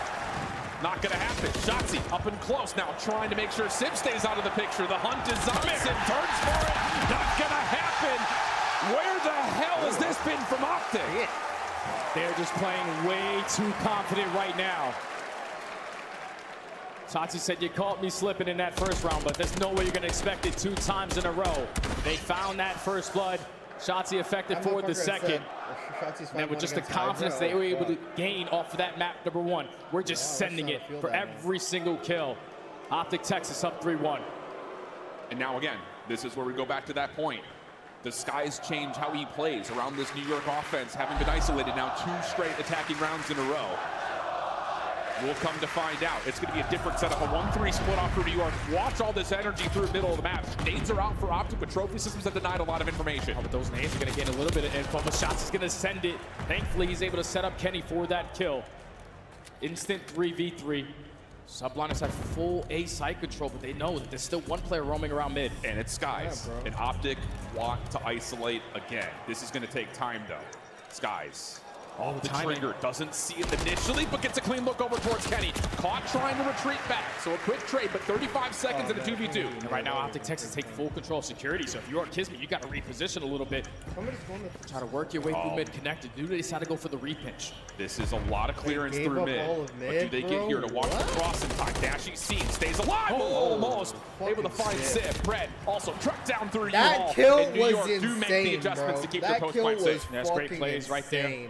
Specifically out of Skies, because I thought he got bad Call of Duty timing for that first gunfight, but gets the better of Kenny, turns it into a 2v2. And then Kismet and Sib just reposition himself, catch Optic off guard, because they're thinking you have to push out towards Skybridge. No way in hell they're going to be playing that from mid connector. Once they find that first kill in the 2v1, instantly going to trade it out. So Sublime is able to stop the bleeding, put their second round on the board. And I think for New York fans, the good news here is you have not stopped being proactive in those dicier moments. So again, just as confident as you've seen to any point thus far for New York. And how about it again? Quick hit up through U-Haul. Stuns towards the front stairs, do not land. Optic staying passive, so now all of a sudden New York not sure where Optic are. It's because they switched up the island player. Look how much ground shots was able to take over towards that B site. Hey, are you doing as so they're realizing that the pressure has to be through the middle of the map. After fucking phase line, it's like, you are shots, you're just relying on your team. Who cares anymore? A little bit of info before you decide to strike. Optic are really trying to pull this New York back over to A though first. They haven't seen much though.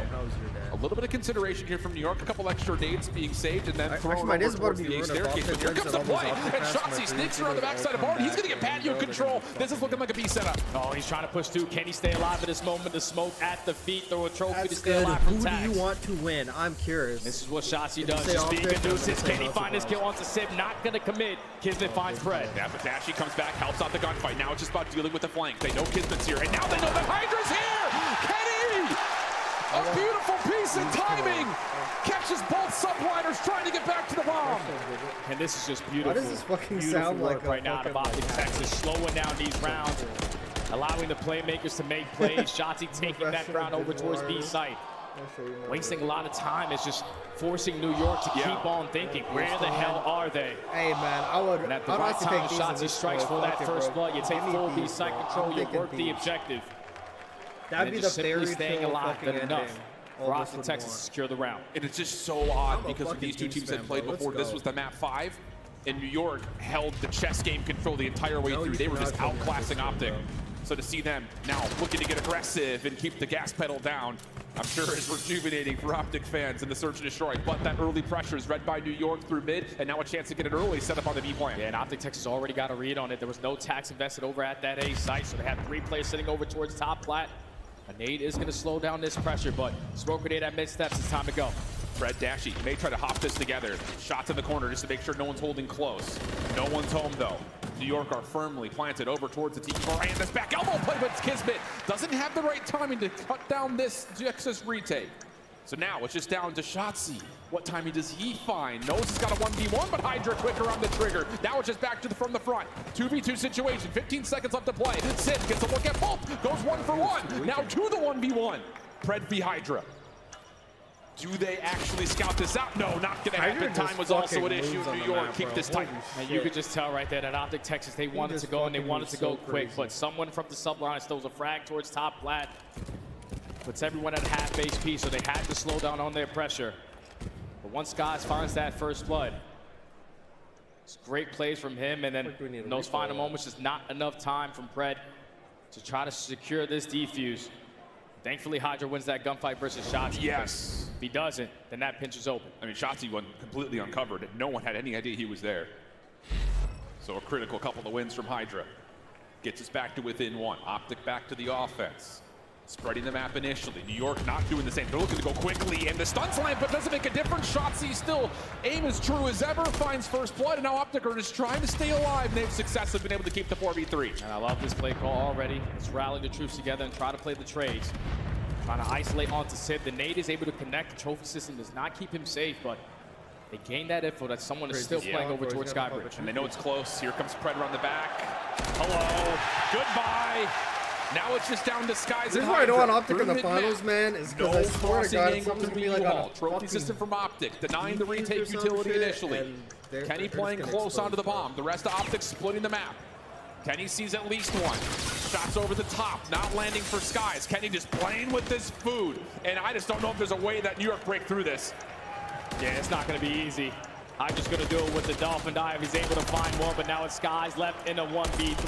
Kenny consistently throwing shoulders is being so damn annoying.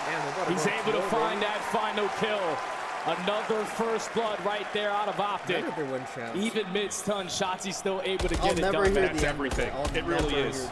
Even if they would have gone 1-for-1 there, it would have changed the whole dynamic of how that round plays out. But then the nade onto Sid. Optic knows someone's close. You let Pred just lurk through the bottom side of the Skybridge. Everyone else watching the long angle. And then Kenny in the post plant. Too strong off the power position.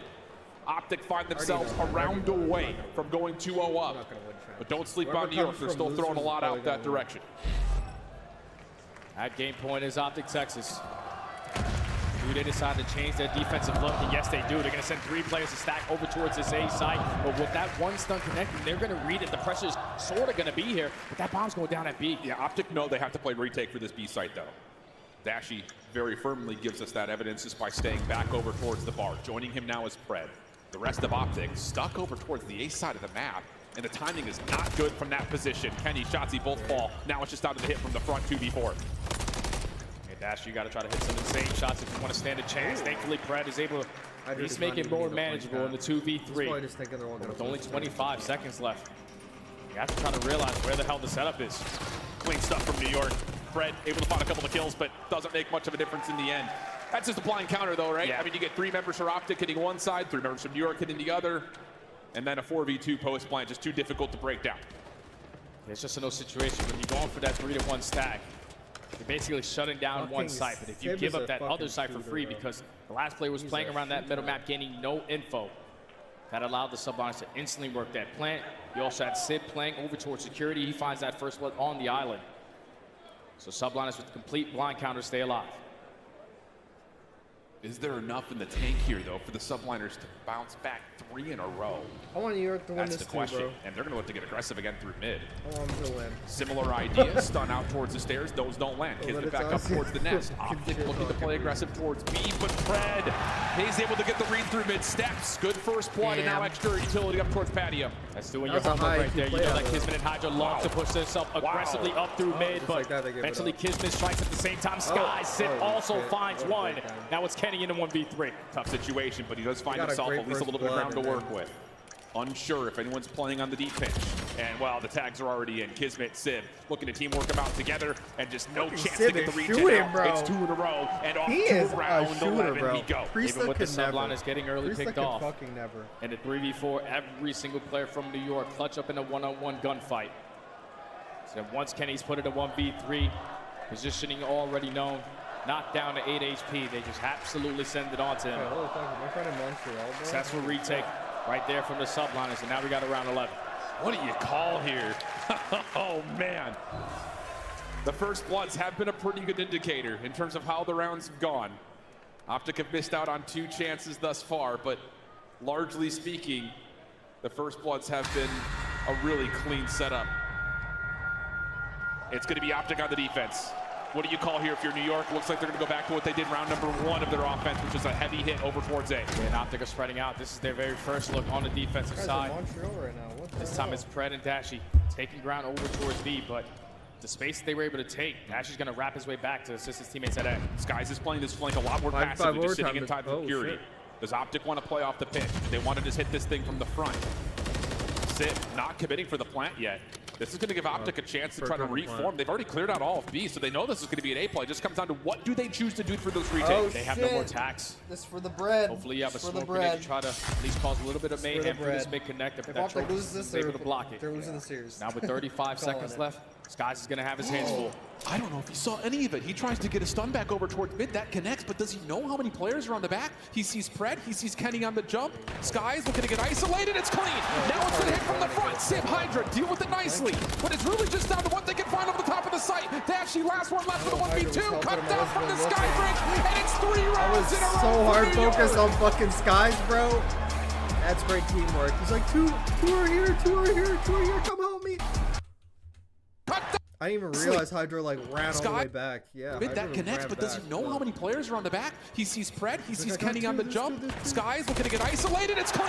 Now it's gonna hit from the front. Sim Hydra deal with it nicely. But it's really just down to what they can find on the top of the just site. got so many big last one kills, left for the bro. 1v2. Cut down from the Sky Bridge, and it's 3 rounds in a row for New York. I mean, a 5-3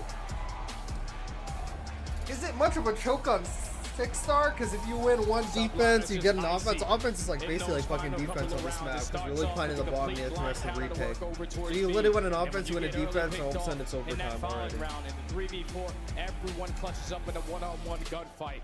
But in round 11, it starts to change the way you start to play the map. Because in round 11, there's a lot of pressure. So with Optic And Texas playing YSL, so aggressive, holy the majority shit. of that map, they decide to We're spread going their on setup, map play 4. a I little gotta bit see more safe, Rio. Let's and New fucking York, go. again, with I want to another see blind Rio counter, instantly put it so back on bad that with these And two it's not teams. even just the fact now I that get to see Skies it. plays passively. Hydra also positions himself into a spot to where if Skies gets into trouble, I can help him. Yeah. And that has been, I think, the key towards the Optic retakes over to the top of stats. You have largely been off of 2 members playing around the back and Skies getting isolated. So what do? Don't let Skies get isolated. Hydra picks up perfect trades. And that's what New York have been able to do all season long in their search and destroy, those mid-game adjustments. But you need to try to assist your teammates. They realize that every single time Optic found success on their retakes, it was pushing out Skies, back security. Like you said, Hydra makes the adjustment. He's there to assist his teammate, at least effective on the trade. But once Optic Texas lose those 2 players on that side of the map, Dashy was holding down Skybridge. He's left in a 1v2.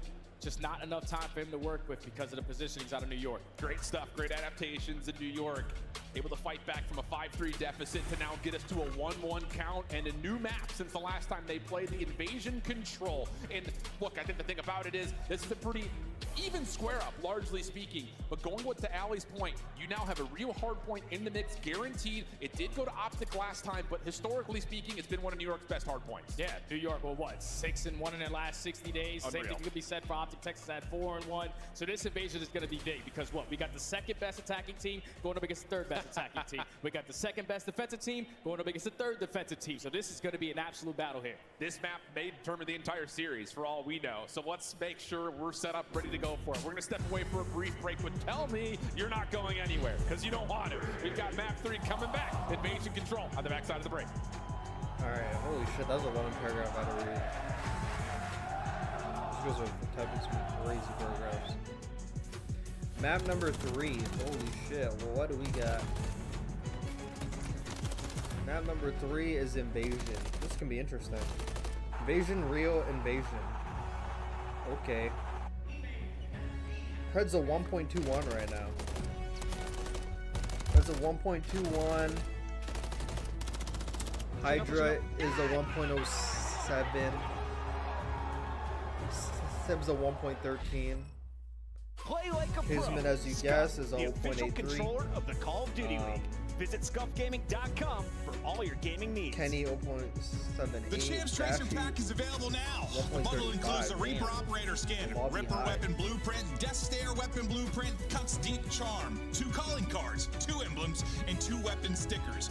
Use these items in both Call of Duty Modern Warfare 3 and Call of Duty Warzone. Available in store now using Call of Duty points. The Call of Duty League is brought to you by Monster Energy, the official energy drink of the CDL.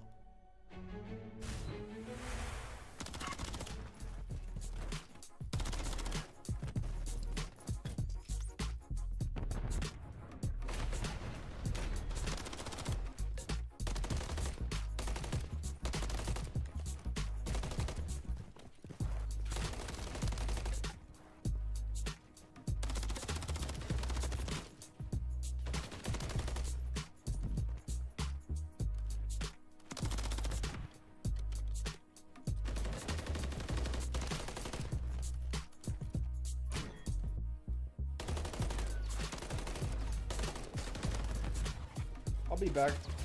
I'll be back from map number 3. Got some nice fucking chill music. That's good. I'll be back.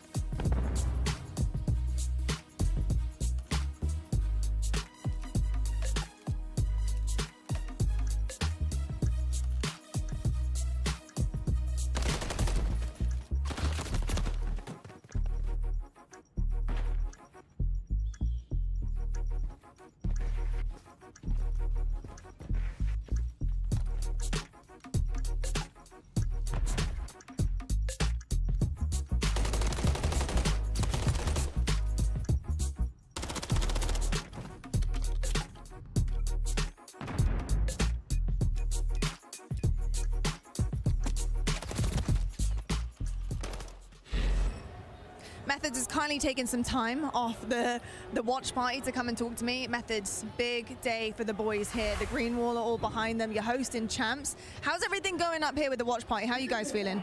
Energy up here is insane. The venue, I mean, this is nuts, right? We have like a 7,000 capacity stadium sold out. A lot of green out there. The boys are playing great. We just saw FaZe go home, which is kind of crazy to see. FaZe bow in top 6, Ultra get a 3-0. I think that was the first time FaZe had been swept. So it's been an insane tournament. It feels good, and we're having a lot of fun up here.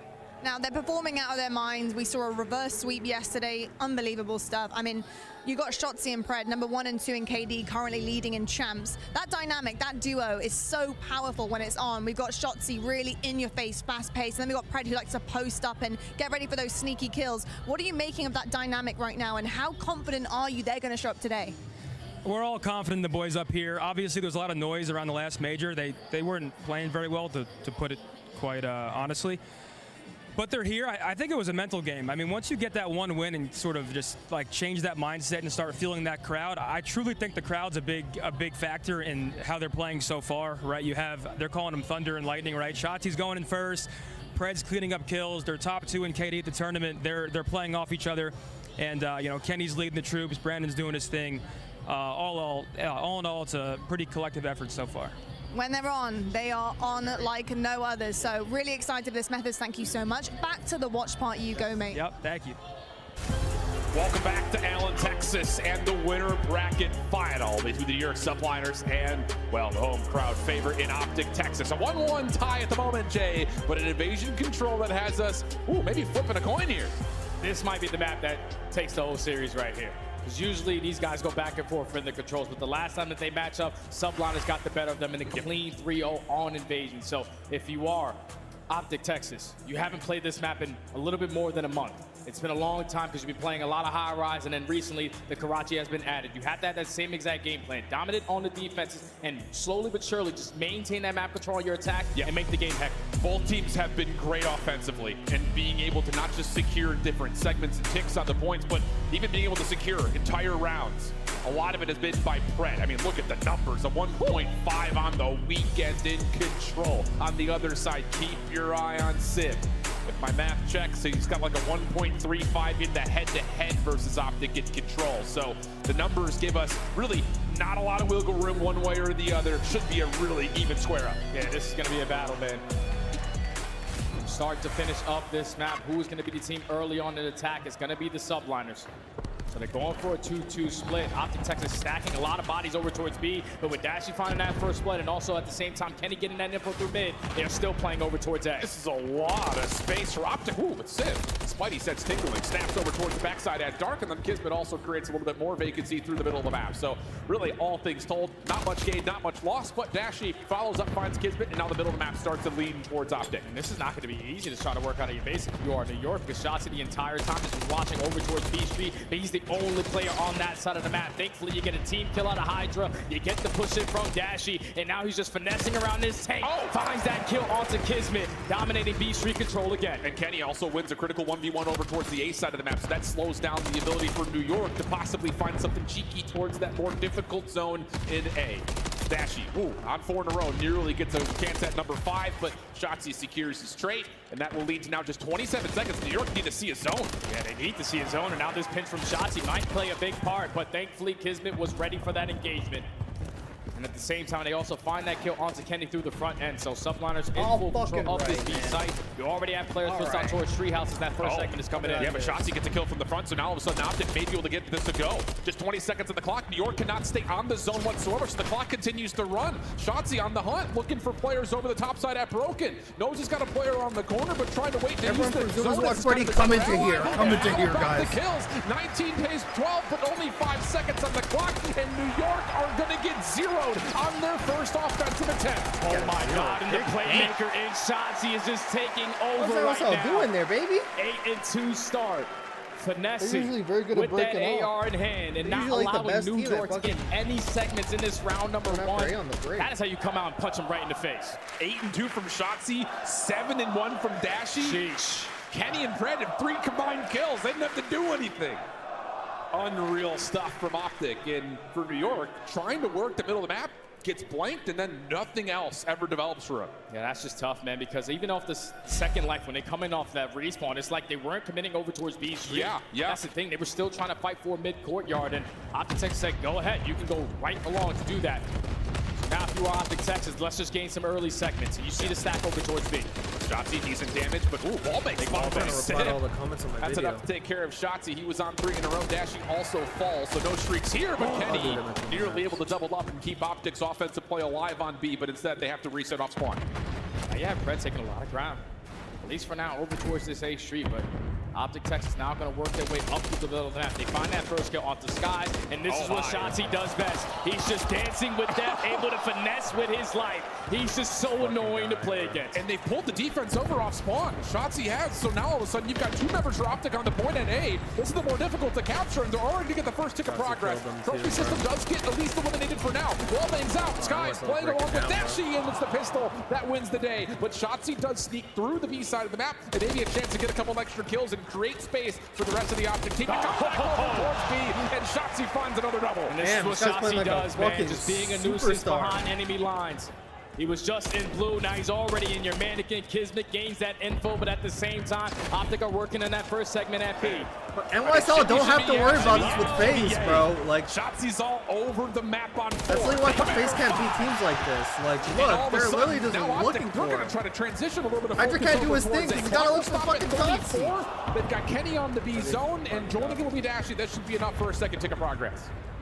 It should be enough, but that Call of Duty timing is going to force Dashy off the reposition. With only 40 HP, Hydra is able to strike, and now, even though Optic Texas have one segment on each point, they're trapped in their spawn. Big window from Fred, keeps the pressure off from Skies at least, but the rest of New York stepping forward. Civ tucked behind the dumpster, good for the first. Nozer's 4 around the corner, and Shotzzy, Dashy find a couple of kills, a chance to get back over towards the B zone. Less than 10 seconds though to play. Got to take care of Hydra though. They find that kill to the middle of the map. They also find Hydra.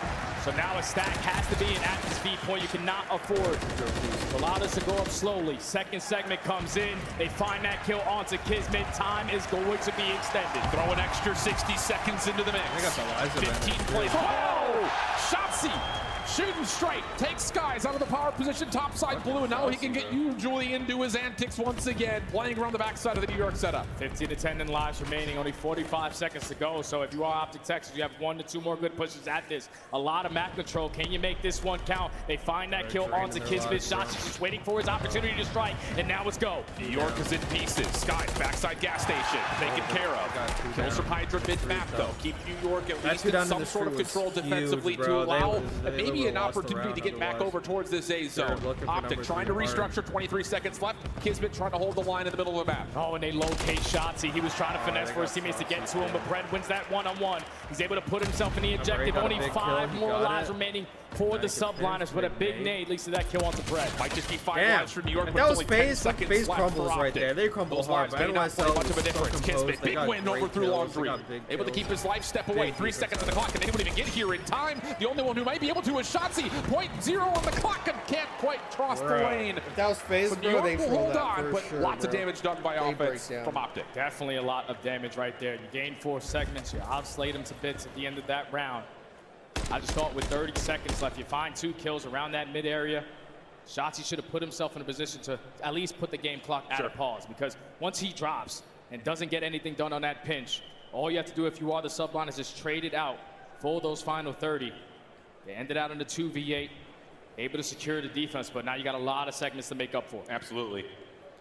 Then you got to think no more cute stuff here for New York. We got to get onto a zone, give ourselves a chance to get to these big progressions that Optic were able to find so quickly, and that's exactly the case. A little bit of focus through mid, Hydra sneaks in through DVD, but for the most part, New York firmly planted on this B zone for now.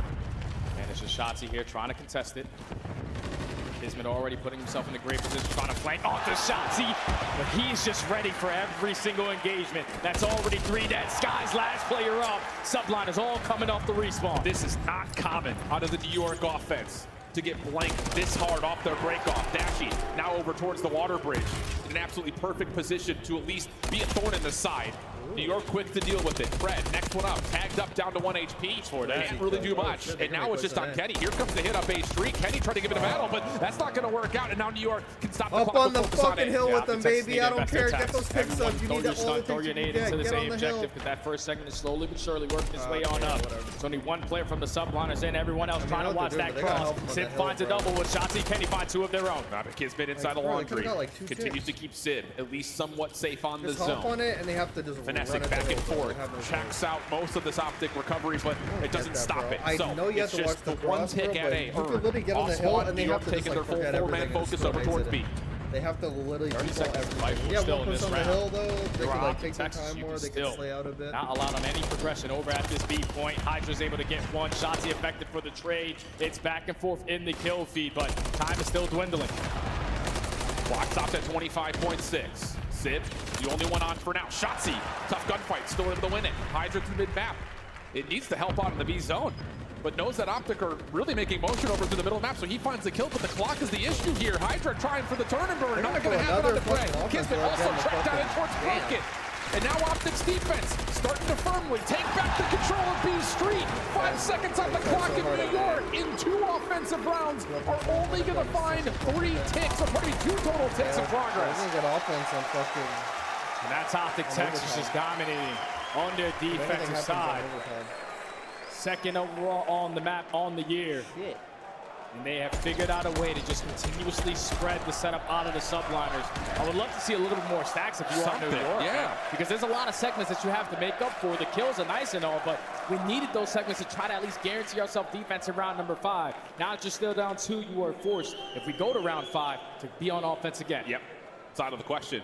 Optic now hold the advantage in the macro game with the ability to at least, like you mentioned, have the lifeline of a round 5 defense. And based on how it's gone so far, there really hasn't been anything for us to look at for New York and say, oh, this is how they do it. But first things first, Optic on the offense. Shotzzy looking for kill number 25 already, by the way. Casual, as the rest of Optic just holding their ground and letting Shotzzy get this first tick done. Oh, and a big kill also from Fred across the map. He can find his second one. He could potentially spread the setup out of the subliners, but he does fall. Now you're slowly trying to work up this progression at B, but everybody drops around shots. Green wall blows. Trying to stay alive, make a couple plays to open up a lane for his team. Looking for timing, he may catch it. Kismet coming up and over. Win, yep, that'll work out. Not gonna win. I'm sorry. Looking for more now as Optic make their play up B Street. I'm sorry that you're mad about it, but they're not gonna win, bro. Sit through Dark though, at least able to keep Optic off the zone for New York, but Shotzi's in your back line. He's on 5. This is just what he does, man. I'm not a Optic hater. I literally just know ball. They're not gonna win. And he picked up the cruise missile this time around. They are playing champs. ball, but the timing is even better. Cruise missile now. Oh, shots even better. 28 and 9. We're getting on A. Trophy system down. Help on the way by Kenny, who does get shut down by Kismet.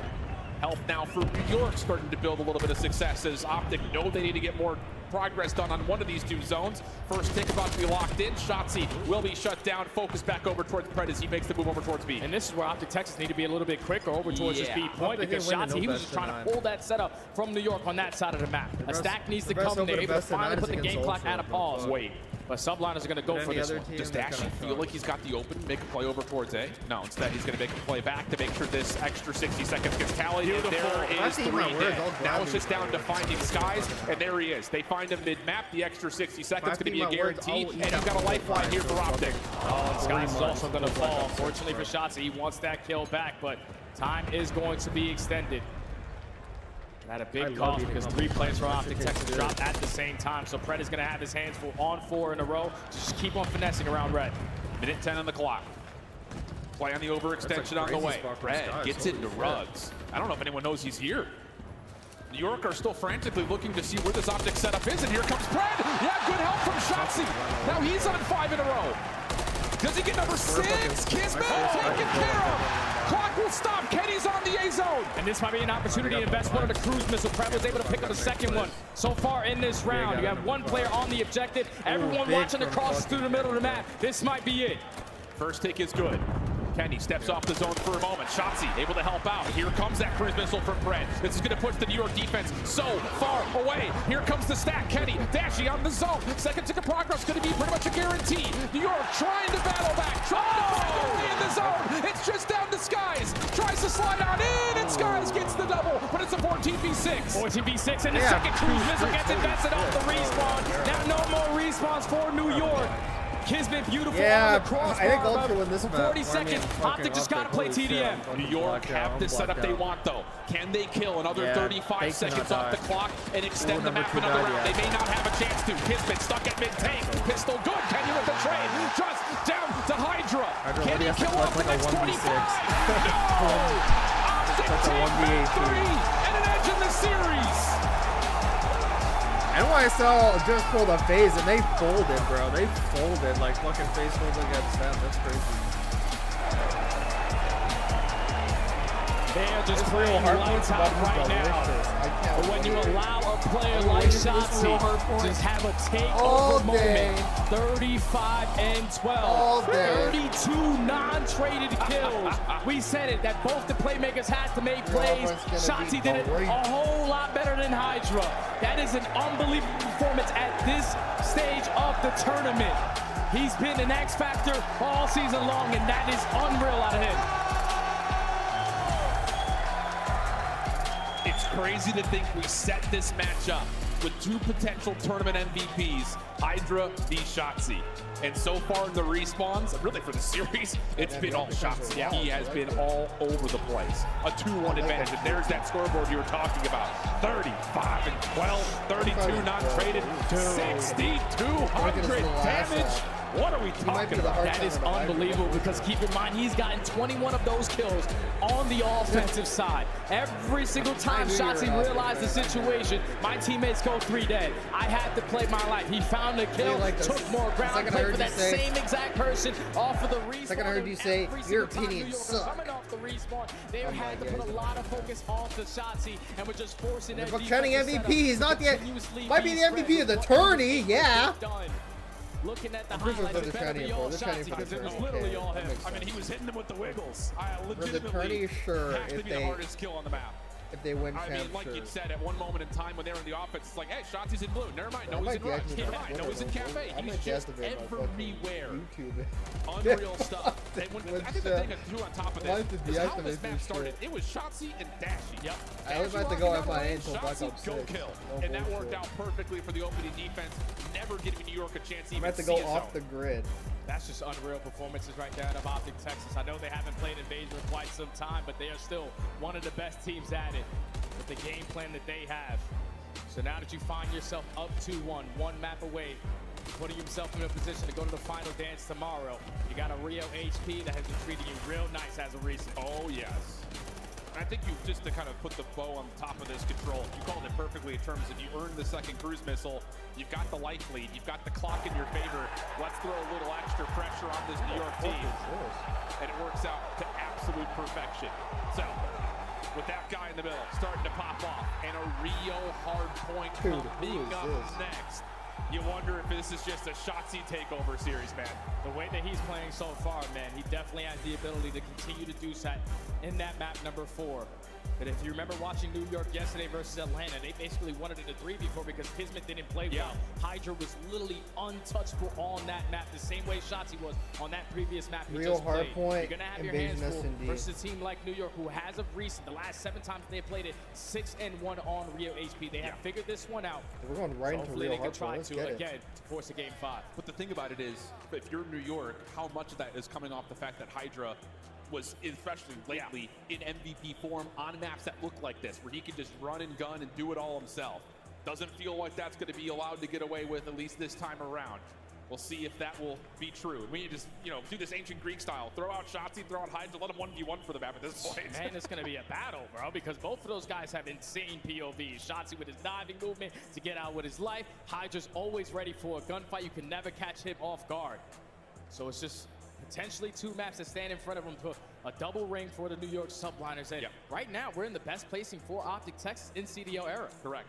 Now, as we're sitting here getting ready for the Rio, map 2 to 5 favor and 1. The hard question to ask. I mean, does Optic have to win here? We already saw map 3 still win, having question marks, and considering what the map 5 is, which is very favorable towards New York Subliners. Yeah, the invasion, search, and destroy. We obviously know what New York are definitely capable of. We saw them yesterday in that map number 5 versus Atlanta phase.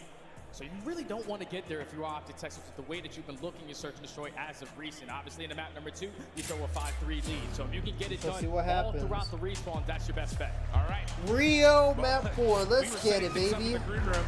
We're looking at this series and you say, Optic may just have to win. Let's see if Optic can counter Hydra fucking that flanking. May come true. That's what I'm a look at Dashy on the series. You heard it in his interview. You heard Ant calling him out from the desk saying he's the guy that needs to show up, especially in respawn, and so far he has. Yes, this has been overall one of New York's best maps, especially recently. But that told, the same can be said over the course of the season for Optic. Can they get it done in 4? Or will we be blessed with the winner's bracket final that goes on 5? Time will tell as we dig on into Rio. If you are Optic Texas, you saw it in map number 1, just a little bit late to the party off those rotations. You got to start off on the right foot. Optic Texas need one more match to make it to the grand final. Well, Hydra kicking us off, and okay, we asked the question, would Hydra be able to provide some sort of a spark here for New York? He doesn't waste any time giving us our answer. Great start from him. Sip following up on his own damage, leads to New York getting some early time here on the first hill. Already 11 seconds to their name. Dominating on the map control aspect. Sip holding down over towards Ridge, but Fred finding that kill is now going to allow Optic Texas South just push. Oh, it doesn't matter if he's stunned either. Hydra still provides a lot of damage, making life easier for Skies. With a follow from Texas, perfect. 3 will fall. Optic a chance not just to grab the scrap, but we're moving over towards the bottom side of the minimap. And Optic are waiting for the next wave of kills before they start making that rotation. And this is where, if you're the subliners, you don't want to be too aggressive through top mid and potentially spawn all the way across the map. Thankfully, Kismet and Hydra play it safe. Have Kenny and Shotzzy off guard. They also find the final through top mid. Now we find ourselves off the rotation at P2. Optic swanning all the way across the map. It's going to be about 10 to 15 seconds before they can even look at the line of scrimmage from New York. They are deep, making sure Optic, once again, like we talked about on Karachi, just aren't comfortable in setting up their break attempts. Hydra's on your side. Snap from Dashy, though. Damn. I hope we have that from his POV. Sky's the next one up. Here comes the pinch over the high ground, and Texas will break the setup that quickly. That is absolute perfection right there out of Optic. A clean forward dead. Great idea there, shooting absolutely straight. Finds himself on forward, trying to make it 5 in a row onto Paco. Which is great play so far from the main AR out of Optic Texas. Basically going to tie the game up with this final 20 and some. And if you are the subliners, you can go for that break, but you have to secure those spawns for next. So far, so good, though, from the side of New York. Fred trying to make a mess of the final 15 seconds, but isn't quite able to do too much. Dashy still keeping the gun hot. Finds one on the exit, and the rest of Optic are already on rotation deep through this long bridge street, which has been watched. Hydra gets a look at it. Oh, and they also catch Kismet off guard off the repitch. Still going to get less of that back spawn. He's instantly put himself in a position to reinforce, but Sid trying to set up on this pinch. He's going to spawn one of his teammates out because of the route. And now if you are Optic Texas, you have the numbers on this side of the map. Are they going to know, though, that Kismet's playing along the back? Dashy spawning in. And now the hunt is on, seeing if they can take care of Kismet. Shotzzy somehow still alive. Kismet able to track him down, but nothing more. Kenny looking to follow up, able to find Skies on the outside. Hardpoint goes neutral. Kenny last one left alive, and he will be taken down. Great moment here for New York with the flip of the spawn. 30 seconds looking strong for them here at the end of the P3. That's beautifully played right there for on the subliners. Everyone who was left behind enemy lines in there lonely.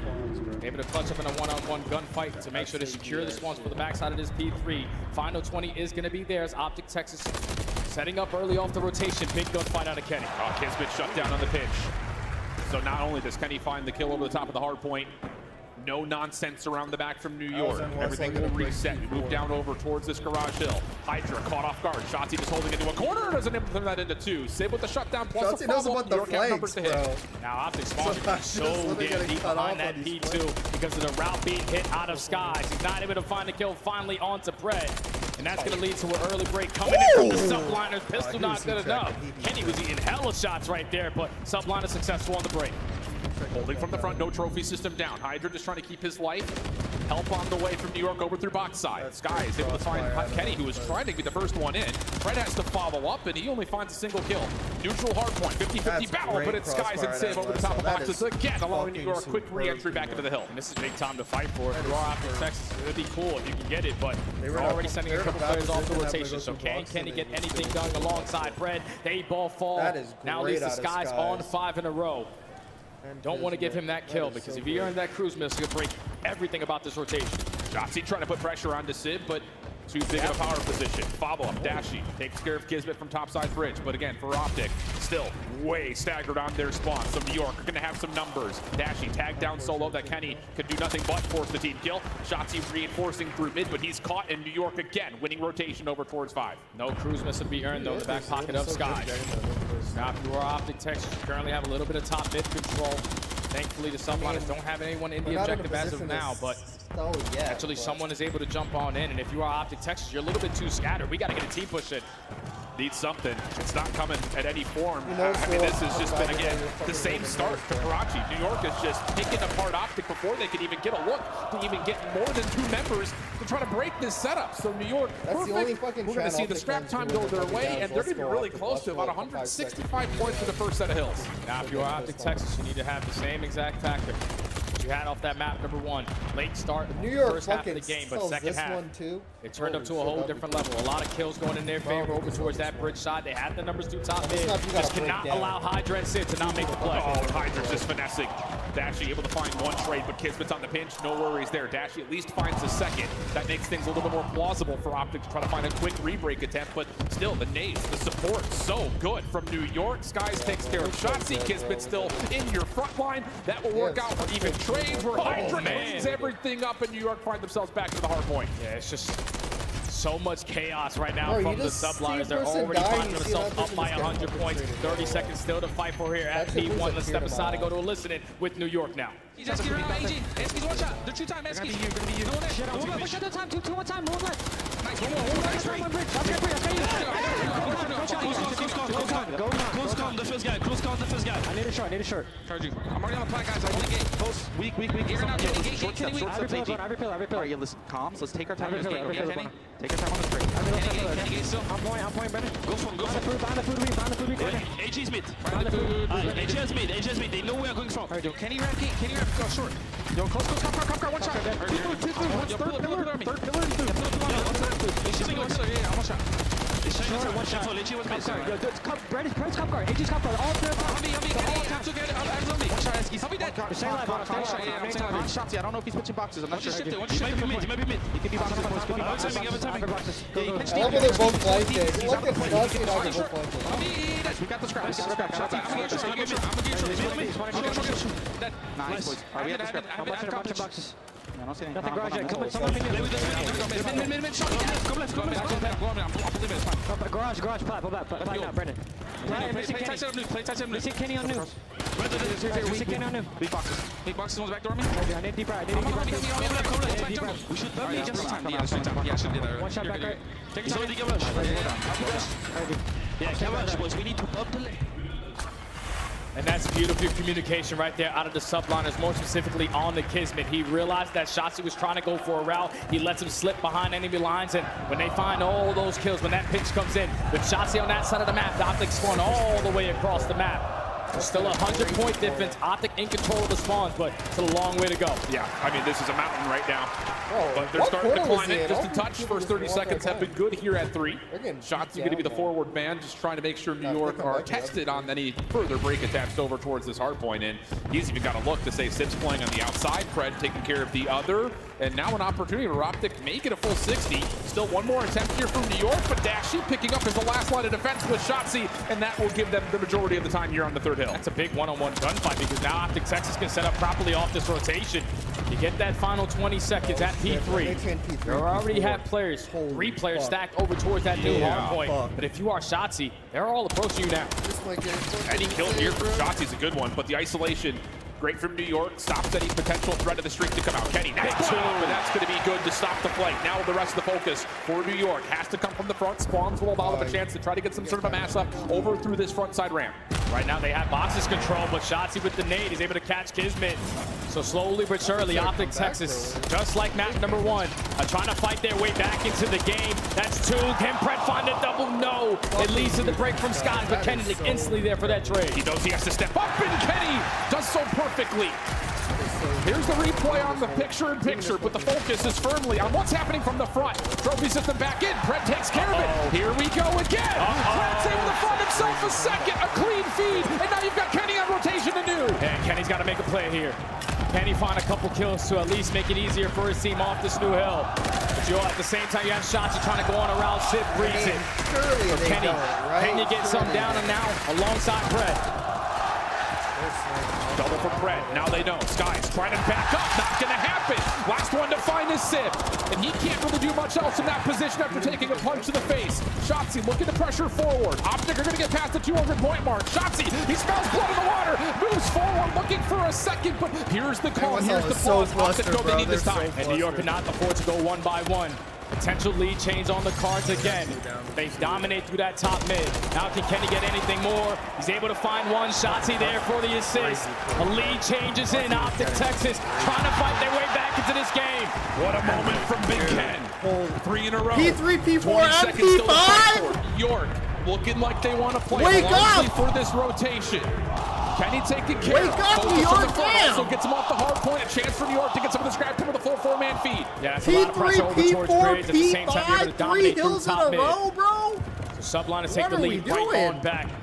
Only by 5 points. Now you're trying to work this overextension, and Sim shoots like that. And he's able to find a double, but Optic find 2 of their own. It's going to make things be a left versus right in terms of the spawns. Everything is set up for what will be a 50-50 battle over the top. Shotzzy working on the route, catching one off guard. What else can he find around the backside? As Kenny, oh my God, front gets 2. Optic will have a chance to jump under the hard point, but Hydra doing the exact same thing on the opposite side of the map, but found by Dashy. A chance for Optic to get back to a tie game. Now, if you are Optic Texas, you just got to hold on to 1 or 2 more good pushes. You have all the map control, just no presence over towards bridge. Shotzzy just playing for 1 kill in his position. There is no one in their seats anymore here in Allen, Texas. 240 to 236. Kills looking decent for Optic, but New York able to keep themselves at least in a contestable spot. You got to keep in mind that they can play for P2. Skies, a huge double over the top of the hill. Opportunity for New York to force the rotation, and Optic are out. And Subliners, they can no longer win it at this hard point, but they are blessed with the rotation over towards New. Dashy's able to find a double, but Optic Texas need to continue to apply the pressure. A big one-on-one gunfight on the mini-map. It's got to be Kenny. It has to be Kenny. He needs to keep his life. He finds one on the hard point. Shotzzy finds the kill. Hydra, Sim, the last 2 left. And opportunity to send this to 5. Can Dashy get there? No! We're going the distance to an advantage search. Oh my God. Oh my God. Oh my God. If Optic Texas just start off these maps a little bit quicker, not when we get to the second half of the game, they would have potentially closed out that series there. But Subliners, it seemed like they took a very deep breath right there. They tried it effectively through top mid. They just put themselves in a position to not allow Optic Texas to no longer win there. You win the rotation over towards New. It turns into a one-on-one gunfight. You don't even commit to it. You stack the hill. You secure the final 3 seconds. Split the hard points. Now we're going to a game 5, man. I mean, the star power showcase when it matters they're up most 100 for both like teams. They're literally up 110, bro. They're fine. Next thing I know, P3, P4, P5. What the fuck? To at least make sure that the what the rotation fuck? can How are we still chaining happen, these, baby? have a bailout to get to P2. Chain 3 hills on their asses. What the hell?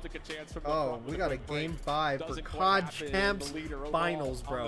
It doesn't get any bigger than this. 24, 22 of those I'm ready, bro. Plus 6K damage.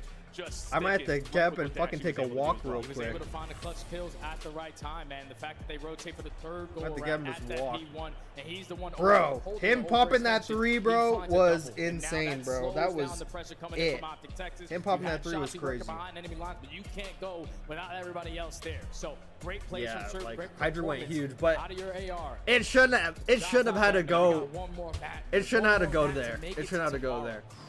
And again, NYSL looking at the at the beginning of the numbers, game, looking this is at the same the thing happened in statistics, Karachi. They're it's out been a rotating New them. They're York beating them playground. up by Not 100. Search to be sure, All of a sudden, especially Optic recently. picks it up on the Believe second me, set of friends, hills. throw away any Fucking numbers NYSL's you not might have rotating, coming into this map. not doing Number anything, 5 and is it's very well invasion too. BBJ, who just performs on the day. That's what it's going to come down I've seen to. Optic because break we know down on this Optic Texas map. I haven't offers seen up a little bit NYSL of break down on this evasion, map, but same maybe, pick up set for but New they've been York. breaking down versus It's going to come Optic. down to who's going to make the least amount of mistakes. We've had star-studded presence across every single map to this Yeah, point. it should not have but it's gone that trying far, to but I mean, punch hey, a ticket they- to the grand finals for they New won the York. map, The and now they're going opportunity to to go game 5 back like they to feel like back they deserve, for so- Optic, a chance to see something they haven't done yet in the I'm gonna CDL, fucking which take a is a bathroom break. World I'm Championship gonna grand fucking- final. I'm gonna It get comes some down water, to invasion when we come back. And we're gonna watch game number fucking 5 for Champs Finals. This is what people want. Gotta make it to fucking Sunday, bro. It all comes. You gotta pull out every strat in the fucking book, bro. Every book, every page of that fucking book that those coaches have is what to be used on this map. People are about to use all their secret spots because it doesn't matter. You just gotta make it to Champ Sunday. Champ Sunday, you can come up with a whole new fucking set of shit. You gotta put everything into this map 5. You gotta use all your secret spots.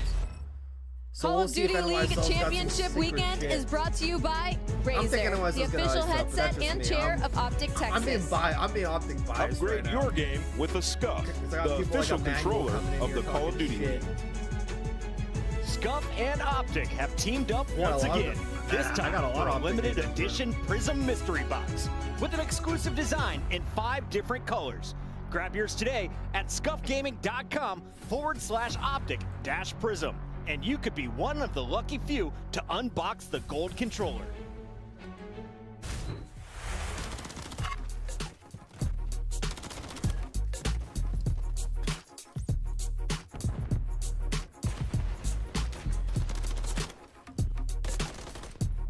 Damn, I only got 1,000 views on that. If LAG doesn't troll here, they beat Optic Texas first round at Champs. Oh my god, y'all mad. Y'all mad for sure.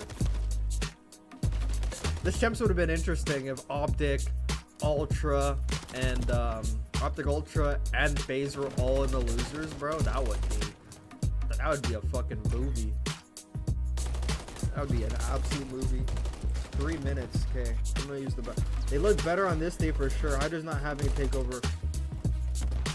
I think it's because of who he's playing against, bro. Because like the way FaZe plays, like Abizi and Simp aren't playing the way Hydra plays, the way Shotzi plays. They're not like going behind you. You don't see Simp and Abizi camping in corners all the time. And like, how many times did Shotzi and Hydra shoot people in the back that map? So many fucking times. Like that was like literally 80% of Shotzi's kills is literally shooting people in the back. Abizi and Simp don't play like that, so NYSL never has to fucking worry about that ever. But now they gotta fucking worry about Shotzi. Shotzi shooting in the back all the time makes the game so much harder when a play like that is like on. The errors of Optic are holding down routes a lot better, bro. Fucking FaZe collapse. Don't get me started on FaZe again. FaZe doesn't do shit, bro. FaZe doesn't do shit. Like, FaZe did a good job when they played Optic all season of, like, completely isolating Shotzi out of the play. Like, yeah, Shotzi's gonna fucking flank us, but we're just gonna focus on the other 3. Shotzi's gonna be useless. They did a great job of that. But for some reason with Hydra just plays that role way better to where, like, they can't ignore him, so they're always fucking focusing on him all the time. They're always focused on him, and it's actually cost him, because you're always fucking looking at your back, but then you got fucking Kismet Skies Sib in front of you. Shit fucks you up. You saw it so many times, bro. Again, fight the hard point, all of a sudden he's like, what the fuck? What do I do? What would you do? But FaZe still could have won that anyway, but yeah, I'm not talking about that no more. Okay, I'm using the bathroom. I'll be back. Game 5 up next. Let's fucking get it, baby.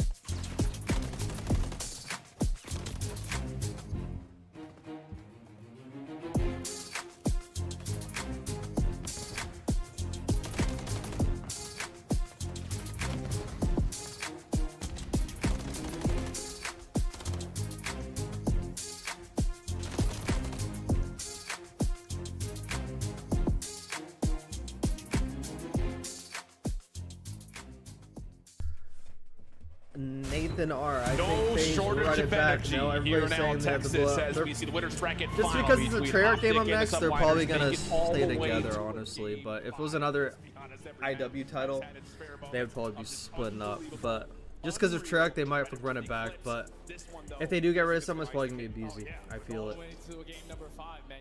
That SMG dude needs a change, bro. I think that's part of the reason they were struggling in past years, because it's like one person has to shine, one person has to take a back roll. They need a player who embraces that back roll. Like fucking Kismet embraces the role he's in because he knows the person fucking in front of him is just like way better, you know?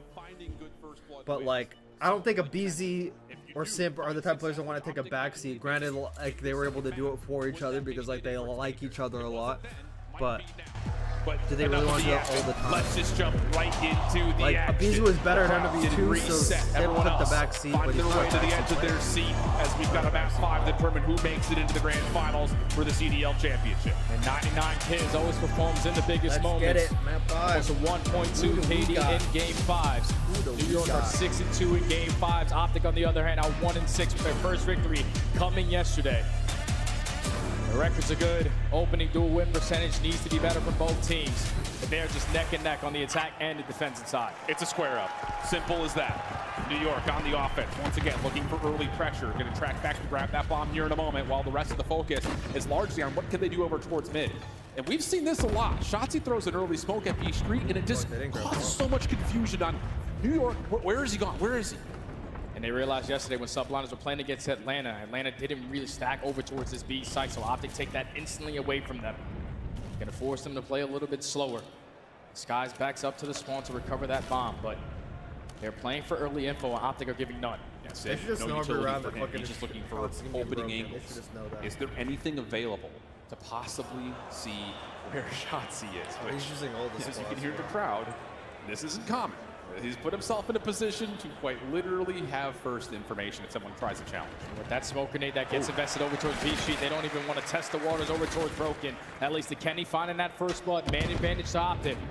Now with 30 seconds left, you have to play for this bomb side at A. And the thing about it is there's good support systems here for Pred to pop up late if he wants to, which he does. New York trying to commit in. First shot's good for Pred on the hunt. Pistol shot in the back, and Skies will drop the bomb over towards Mid Cafe. Focus through mid. Hydra trying to get something done, but there's no chance. Optic descending everybody, and it's a flawless opening round for Optic. That is fantastic work from Optic Texas, especially on the defensive end. You invest that smoke grenade to put Shotzzy in that position. At that point, it's the mind games on the side of Optic that forced New York to play really slow. You find that first blood if you're Kenny. I thought Pred right there was going to get some bad Call of Duty timing. But when you have the numbers advantage, you send it for that kill, put yourself in the 4v2, clean 4 up, 4 down, out of Optic. Just one of those contact-based setups. Wait for your ARs to see something first. Then Shotzzy and Pred can make their moves. Will that continue to be the case? We'll wait to find out. As now Optic have their first offensive look. Lots of focus through mid here from New York. Hydra takes an early angle. Shots are out, but he doesn't expect Pred to be there. Dashy also cleans up Skies, and the opening center from New York comes up empty. Now Kismet trying to make the playmaker. He is going to get known of his positioning, and Pred is able to find his second on the round. Sid now left in the 1v4.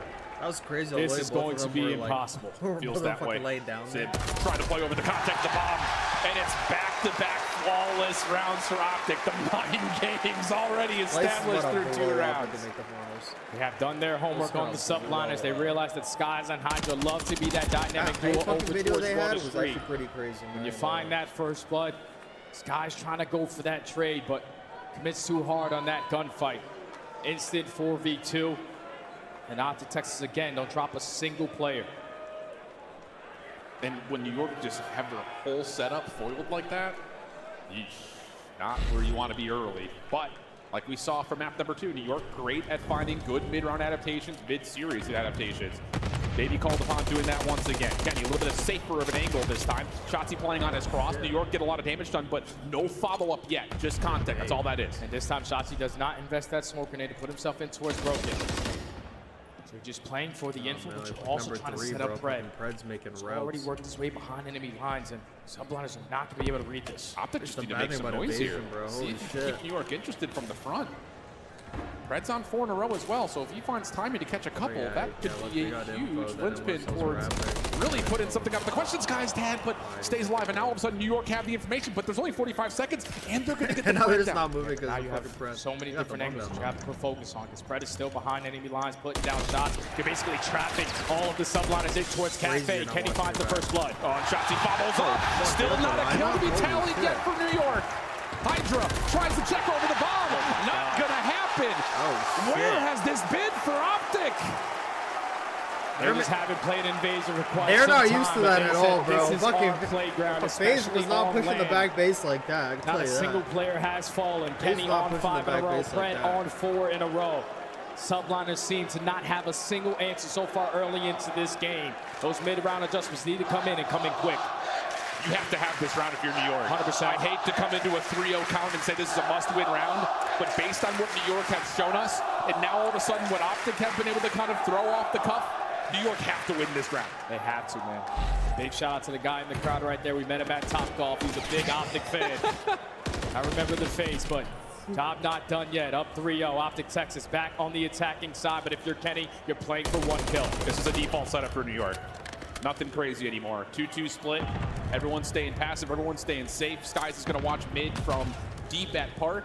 Hydra is playing right on top of the A site, which will cause a little bit of shifting in terms of how the A defense works. But for the most part, this is calm for New York. It's very calm, but you can see the way that Optic Texas are seeming to play for this.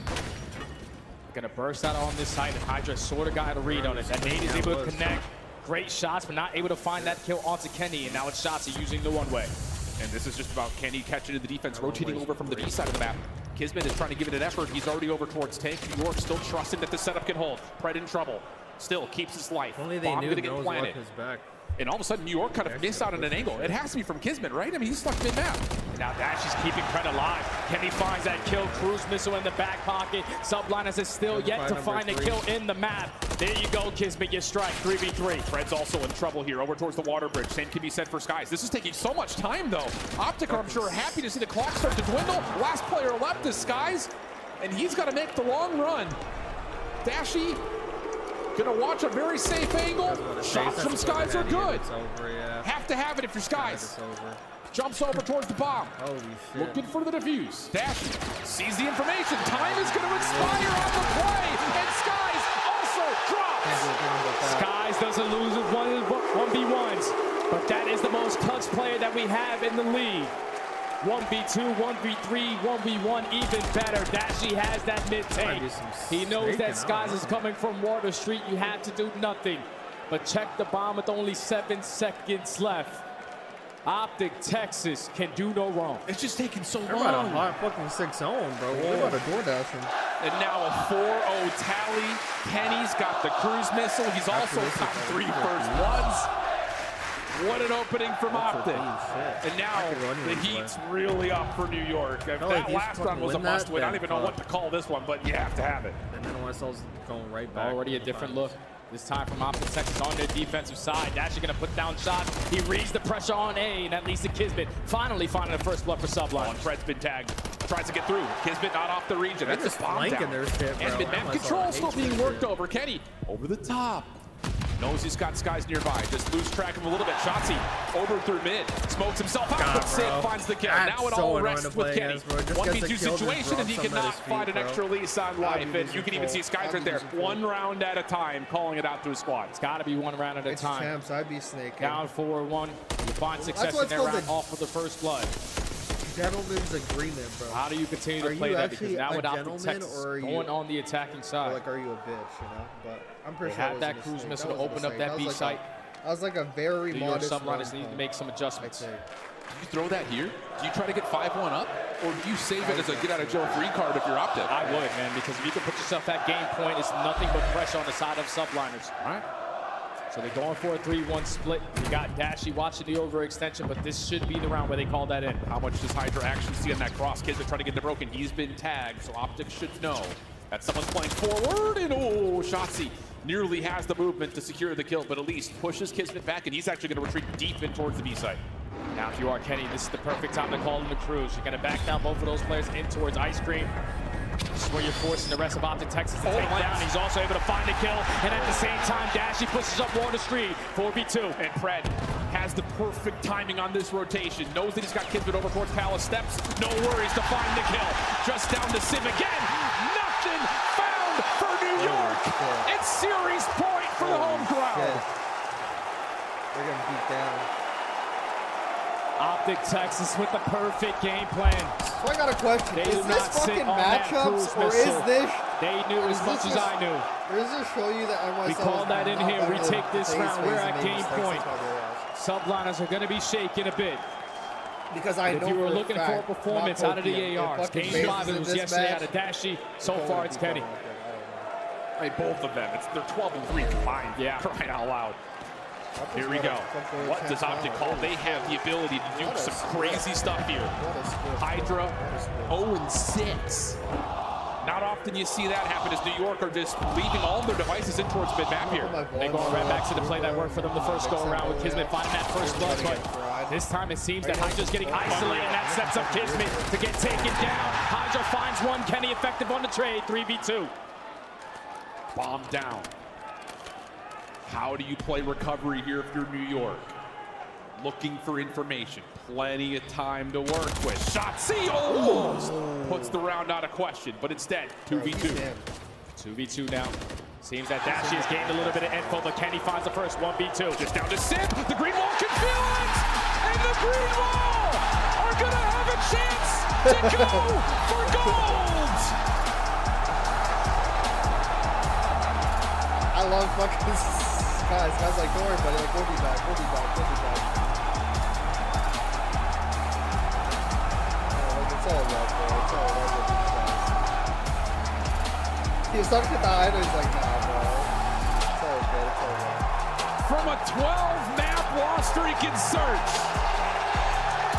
Is he smiling? to absolute... Is he smiling across the stage? From a 12-map lost-streaking search to absolute perfection. The scenes in the crowd say it all. Optic are in the grand finals. That's unbelievable out of the Green Wall, man. You said it perfectly, my friend. The struggles that they had before making it to champs. You get dead last at the last major. You don't find success in hard points. You were falling short. The S&D, we knew what the losing streak was, and for some reason, they really couldn't find a lot of success in their control. But sometimes when you face a lot of adversity, the way that they were able to face it here, you get a clean 3-0 to start the tournament, but the reverse sweep versus LAT gave them the momentum to always have that mindset. We are never out of the match until the final moments. That was an unreal search and destroy on full display in that game number 5. Everyone went off. Everything was going right for Optic Texas, and the Green Wall moves on to Championship Sunday.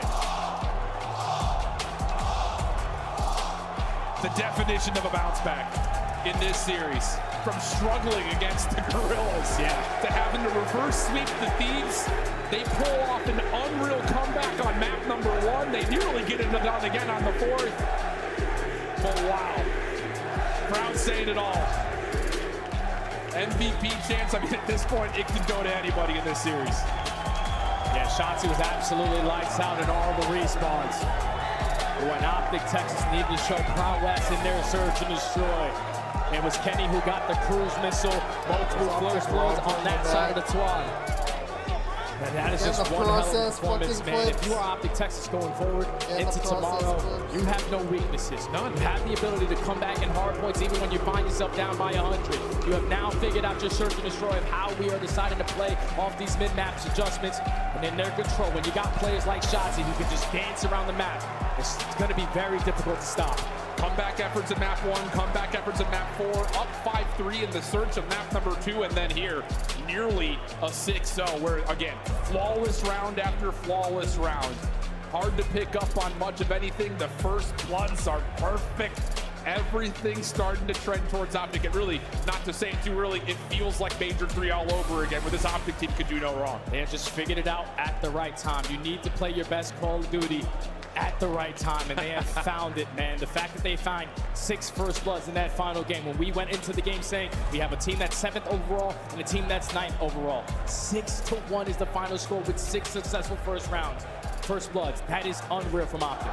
Well, I know the crowd is going to let us know how they feel about the guy sitting on stage with plays. It's Shotzzy. Did not see that one coming, brother. Ladies and gentlemen, the home team, Optic Texas, is going to the grand finals. Did not see that one This place is a brick house. This is your home turf. Shotzzy, how does it feel to be able to hit that flow state yet again on this main stage and shut down the Major 4 champions?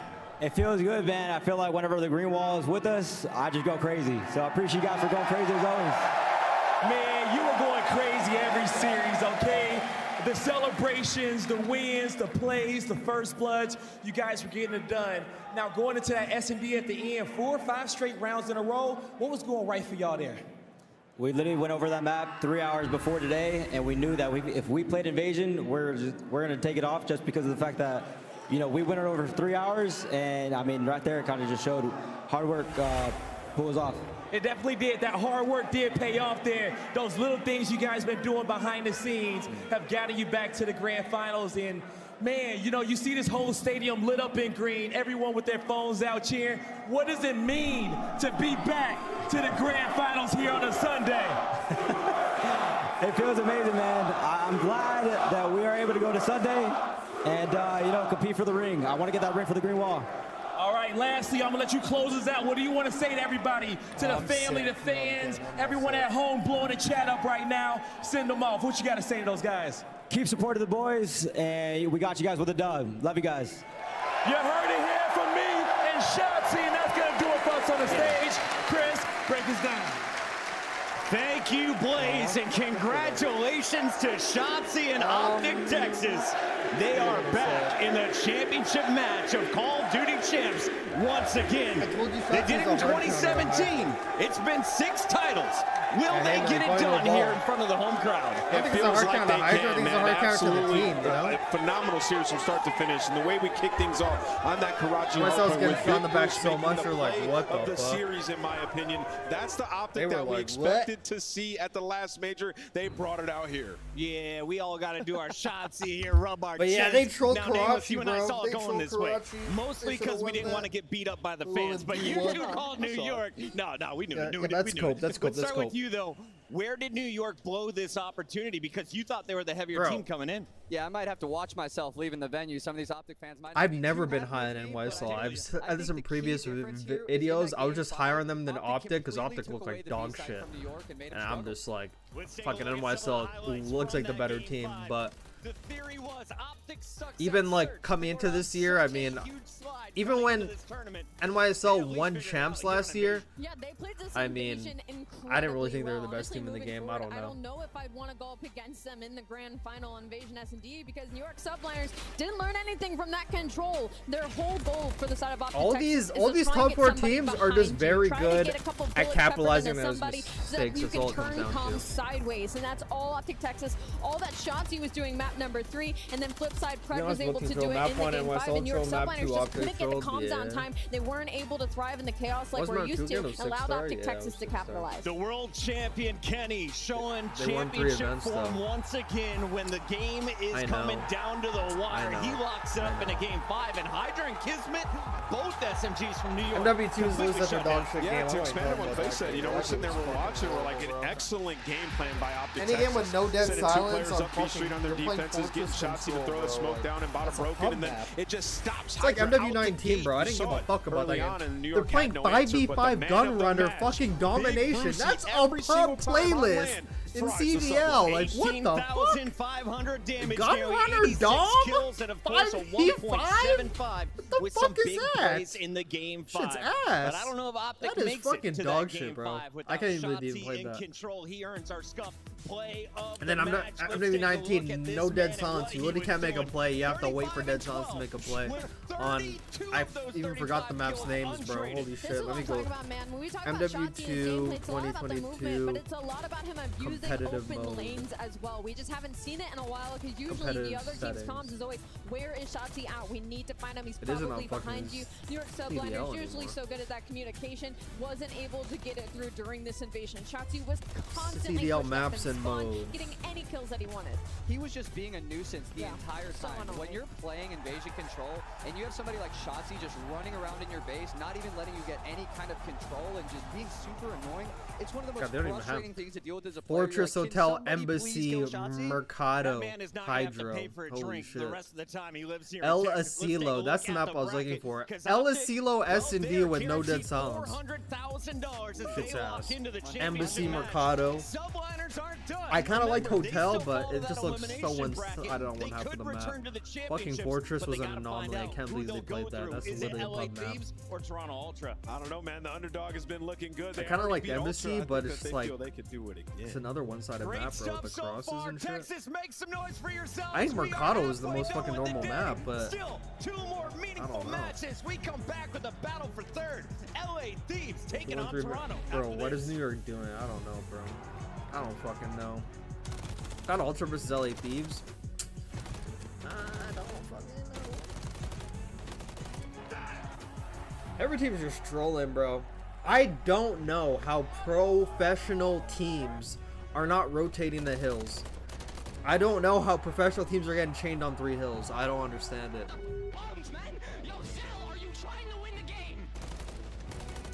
Like NYSL, bro, on the second rotation of Karachi, why are you not just rotating to P2? You have the lead, you have points to give away. You can give away points when you dedicate 3 to red. I'm going back on that map. I'm actually gonna fucking show, because right now we're on a commercial. We're on a commercial. I'm about to do some analysis right here, bro. Some fucking analysis right here. I'm pissed. Game starting to get away from them. Subliners almost up by 100. You have a Bro, it's right here. It was right after this. goes in the feed. Sib still causing mayhem. So I'm not talking about this first one. It's like Optic Texas in the hill. They need time. not the first wave, whatever. Like they die on this wave, he hops right over him. That's unfortunate. In the hard point, so that leads to Off spawn here. So top of the opening time at the first hill. Kenny also follows up from allowing Hydra this to jump on in fucking and around number the 8 number scene. Okay. at this point, bro. You know, like go that way, bro. If you give up fucking 38 points, what the fuck ever, you know. 147 and 94. Even if you give up the whole thing, you dedicate 3 guys to that side. Have one guy streak, kind of like, you know, doing his thing, distracting, bro. If you dedicate 3 there, they're gonna fucking like, they're gonna be like, oh shit, they're trying to get P2 fucking like rotation. Like we're gonna start going over that side, so we're gonna like take away numbers from here.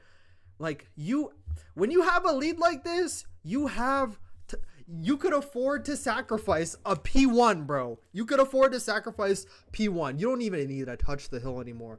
Let them get 39 points, brother, because you'll get P2 and you'll get that fucking lead right back. It'll go back to like you'll get at least 30 off of P2, 170 to 98. That doesn't sound too bad, right?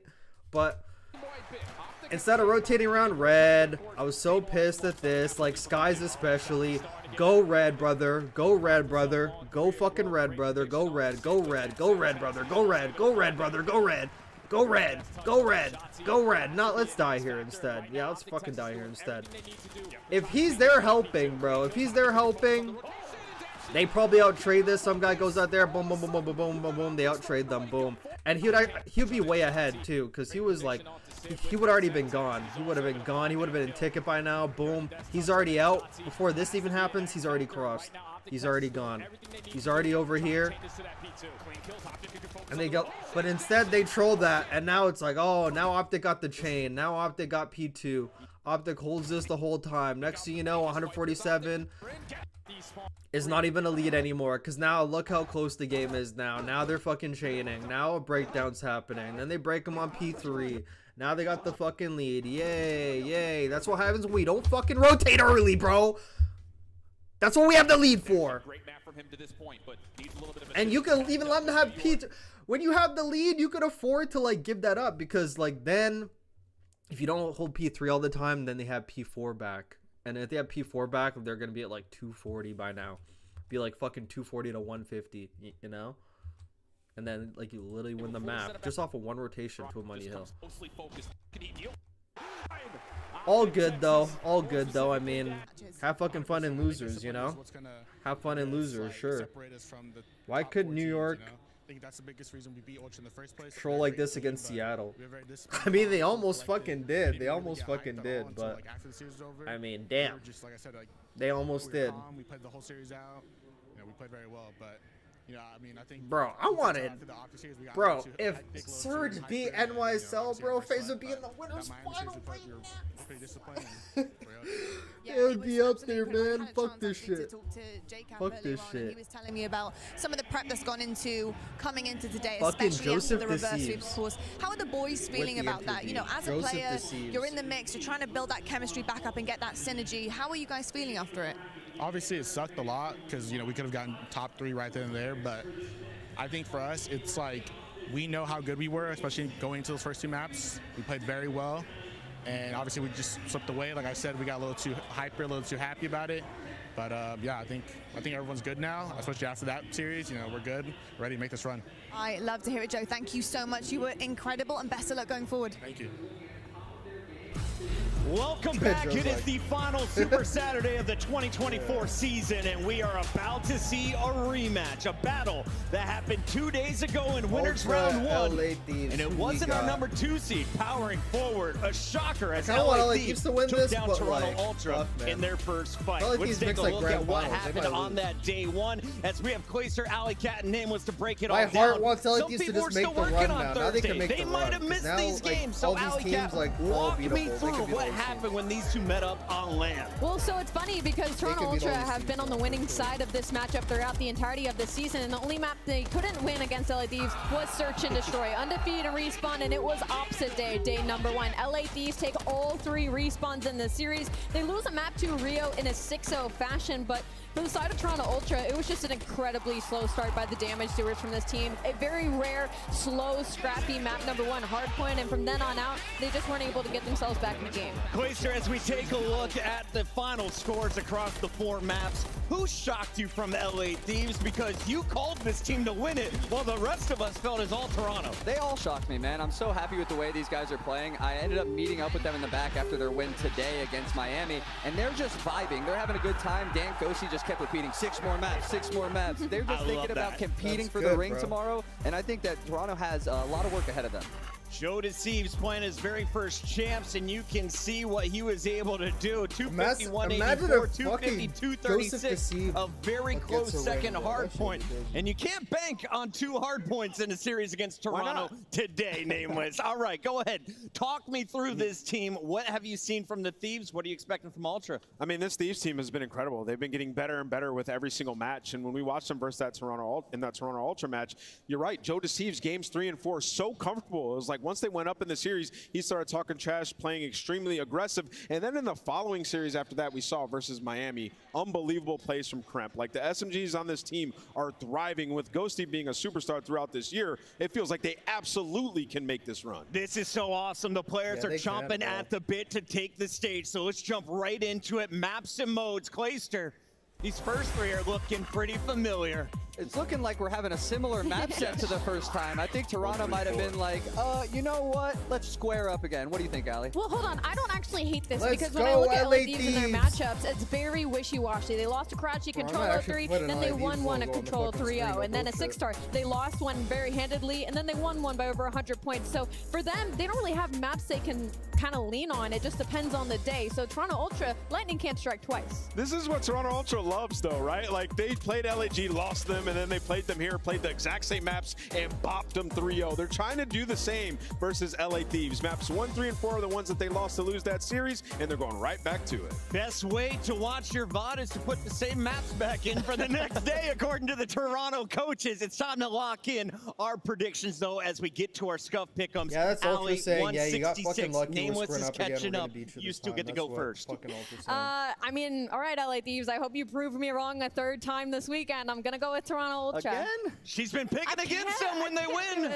Nameless? I'm going with LA Thieves. No. I got LA Thieves in this one. He just wants to catch they me. just did it. I think they can do it. Give me the player to watch. It's going to be Ghosty. He's been unreal all year long. Toronto Ultra just 3-0 I'm our thinking number 1 Thieves, seed bro. in Atlanta. Are you going I'm with thinking Ultra or the Thieves. 7 seed in LA Thieves? I've been riding LA Thieves all tournament long, but Toronto looks a little different today. I'm going Toronto Ultra. It's the battle for top 3. And I got Scrap playing New York in the next round. Ladies and gentlemen, let's get this one started. The game starts My brain now. is telling me that Ultra is really just gonna smack him around, but my heart just wants fucking Elite to make a fucking miracle run. Defeat Ultra, NYSL, and Optic in the span of fucking 2 days, bro. For a legendary champs win from the one team no one thought was gonna win. It could happen, y'all. I think in a best of 9, fucking LA Thieves could take out Optic too. 100%. Finishing his drink should only take a second. Mark just cut me off. He told me that I go on stage in 10. Walk out to my own shit on the main event. Vinci my cologne after the show. She told me that shit was a favorite sense. Sprint advantage spacious, we could take it friends. What happened next? You could take a guess. What the fuck is that? Y'all need a lock in. I'm trying to make ends, I don't want to make amends, and I came to the lens. I mean, seriously. 1, 2, 3, 4, 5. Yeah, I'm turning up to the sky. Yeah, I go up till I get right. I ain't really trying to get by. Yeah, I'm going up to the Dubai. If you think I'm playing, just know it's on side. What you on? Hit you with the Muay Thai. You don't kick to your dome, bitches on site. Try to walk in with the limelight. I come up with the kush right. You know better than a shot right. You know what I'm gonna put as my fucking thumbnail? I'm literally gonna put that fucking Keeks fucking Darian fucking kick cam on my shit, bro. Use a little, yeah, I'm coming in. Stop playing. Talk about what you saying.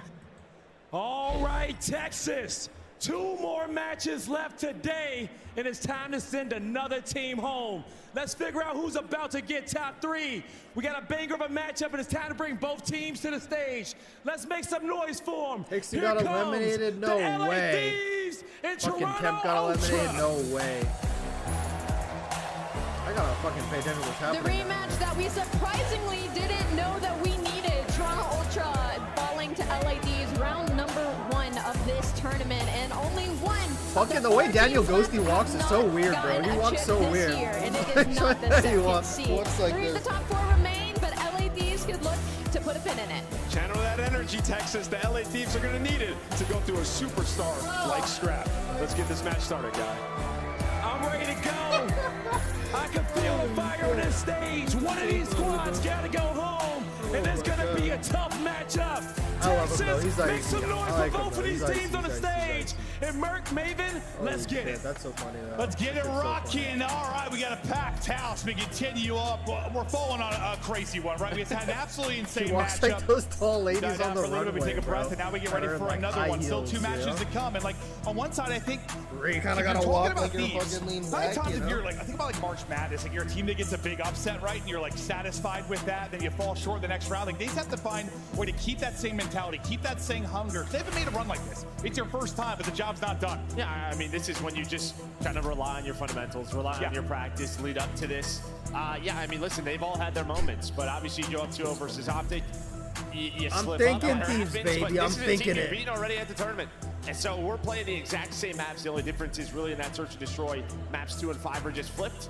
So maybe you don't get 6-0'd on Rio, but then for Toronto Ultra, you're trying to make this loser's run. It's not only do you have this one, you might have another one after. Yeah, and I think at the time, like we weren't sure like what Optic we were to get, right? Like after they beat LAG, even after they beat Thieves, like we didn't know how impressive that Thieves was in pushing them. But now that they're in a grand final and you saw them dismantle New York, it puts a little bit more stock into Thieves pushing them to distance. Yeah. Oh, no doubt about it. Yeah, I think so. Yeah, I mean, this Thieves team is the real deal. No doubt about it. We knew Ultra susceptible to an upset. You know, you thought they might come in flat today. They did not. They came in and laid out FaZe with the quickness. And they're looking to bounce back here against Thieves. You got some positive momentum going in that Thieves match or FaZe matchup. Just bopped them in the Search and Destroy. And one of the main differences, what? Like, yeah, you're not going to have that Rio till map 5 because they've looked so. They went 6-0 them last time. They then 6-2 FaZe. Like, they've looked insane. Thankfully, it's not till map 5. But we go that far. They've looked nigh on untouchable, bro. Yeah, no, they have. Yeah, where like sort of New York and Opti have been fantastic down Rio Hardpoint. Ultra on Rio S&D has been so darn good, but just looking at the rosters, I mean, really, if you look at that first matchup, obviously Joesty was very much himself, maybe even a little bit better than normal, but I think all these guys had moments, but Kremp really in map 1 set the pace, and I think winning map 1 hardpoint against this Ultra team, we've touched on it time and time again, it just puts that extra pressure on this squad. Well, who is like, we talked about the importance of like Joe Deceives, but Kremp's the one that seems to have like the crazy highs and lows. Is he like your X factor for this team? Oh, no, let's get this map started, baby. A bit of nasty in there too, depending on the game mode, but especially looking at something like Search, I would go with Kremp because he's the guy that likes to push the tempo a bit, take some chances. When you have a team that's like littered maybe with superstars like the other side of the stage, you have a couple of X factors, I guess, right? Like you're gonna have to be clicky. It's gonna have to be a team game if you're gonna get it done, but it's a battle here to continue on. You lose, you're out in 4th, which for one side, I mean, kind of hell of a run if you're thinking about Thieves, but they're wanting to go deeper. If you're Ultra, you're trying to get back to a final. Can you do it? You'd have to go through Thieves, you'd have to go through Subliners who got the better of you last year. Can you make the run? It all starts now as we started off on 6-star, Ultra, Thieves. Get right to him in map. Yeah, we saw this earlier from Ultra against FaZe. We saw it, well, versus LA Thieves. And really the big difference maker was Kleenex. I mean, he really had a tough series, especially in the respawns when you looked at this matchup. But he's been running a little bit more. MCW has the rival out for now. So we'll just keep an eye on that. It feels like him and Fred really relying to run that 3rd MCW when they feel like it. Yeah, we're seeing it more and more. 30 seconds. As we get deeper into the year, well, the deepest part of the year. Super deep. Super, super deep. As Thieves locked and loaded inside of the point, but the 4-man push now about to pop for Ultra. Nice win there from Envoy. Nice nades through from the team. One player left. They drop Ghosty. So right there, you spawn by split spawn comes Endo. One's going to spawn by New. That's my favorite saying is I'm thinking That's an ugly one. That's my favorite saying. What is that spawn? I'm thinking it is a gift. What is that spawn? I realized my mic volume was down because I was eating before. My bad. Give it and take it away. Turn that shit right back up. Joe's going to find 3. Oh, God. Shout out I'm thinking Thieves for that one. Joe gets it, turns into a 3 and a break. I want to puke. I was about to say they're all spawning out. I just saw him pop on New the second the lock was there, and that is insane, but you battle back. What a bit of resilience there from Ultra, because you're probably like, what the hell just happened? They're going to watch that one back and vomit, but they're able to get back in quickly. Yeah, no, if that happened to me, I'd probably punch my monitor, but I'm not on the stage, but Kleenex gets pushed out. He's now double positive. He's up to 6 and 3. Envoy's going to find another one. Gotta start prioritizing New now. I don't know, but they're hitting old because they fucking spawn there. Kleenex, on the other, it was Envoy now trying to flip the spawns with 20 seconds left. Shit. Nice fundamental hard point here. Oh, Plus bro. the shots are hitting for insight with the Renetti.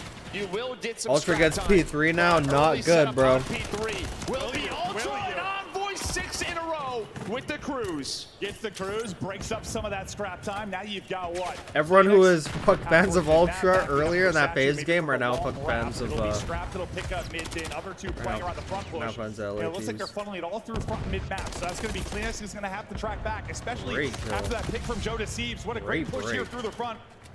And we've seen a lot of that this weekend. Great kill. Oh my God, Joseph. Oh my God, Joseph. Oh my God, Joseph. Spawns, but they just take everybody down for Ultra.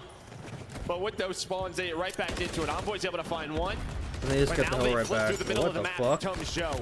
They just broke him from the front and then just gave him the fucking back. Yeah, what? That was Joe backwards. Seems like he had the triple. Nah, that was a good break. That was a good break. You at least got half the time. You got number 8 already on rotation. Looking to get going. Team kind of carrying the load a little bit right now as he starts out 3 and 8, but you've got a lead, so you're feeling good. It's Envoy on the other side on 13 and 5. That is vibing, and now we get to what's looked like a money bill this weekend, a chance to really secure a bunch of big time. These opening gunfights so big, and for now, Scrap going to reposition. Yeah, now you're going to have to wait even longer, right? Because you're waiting on number 5, but Dosty's going to lose that gunfight to inside, so everything stalls here. You're just staggered. Joe should be waiting for his teammates. At least Nasty gets one. Here you go. Now off spawn.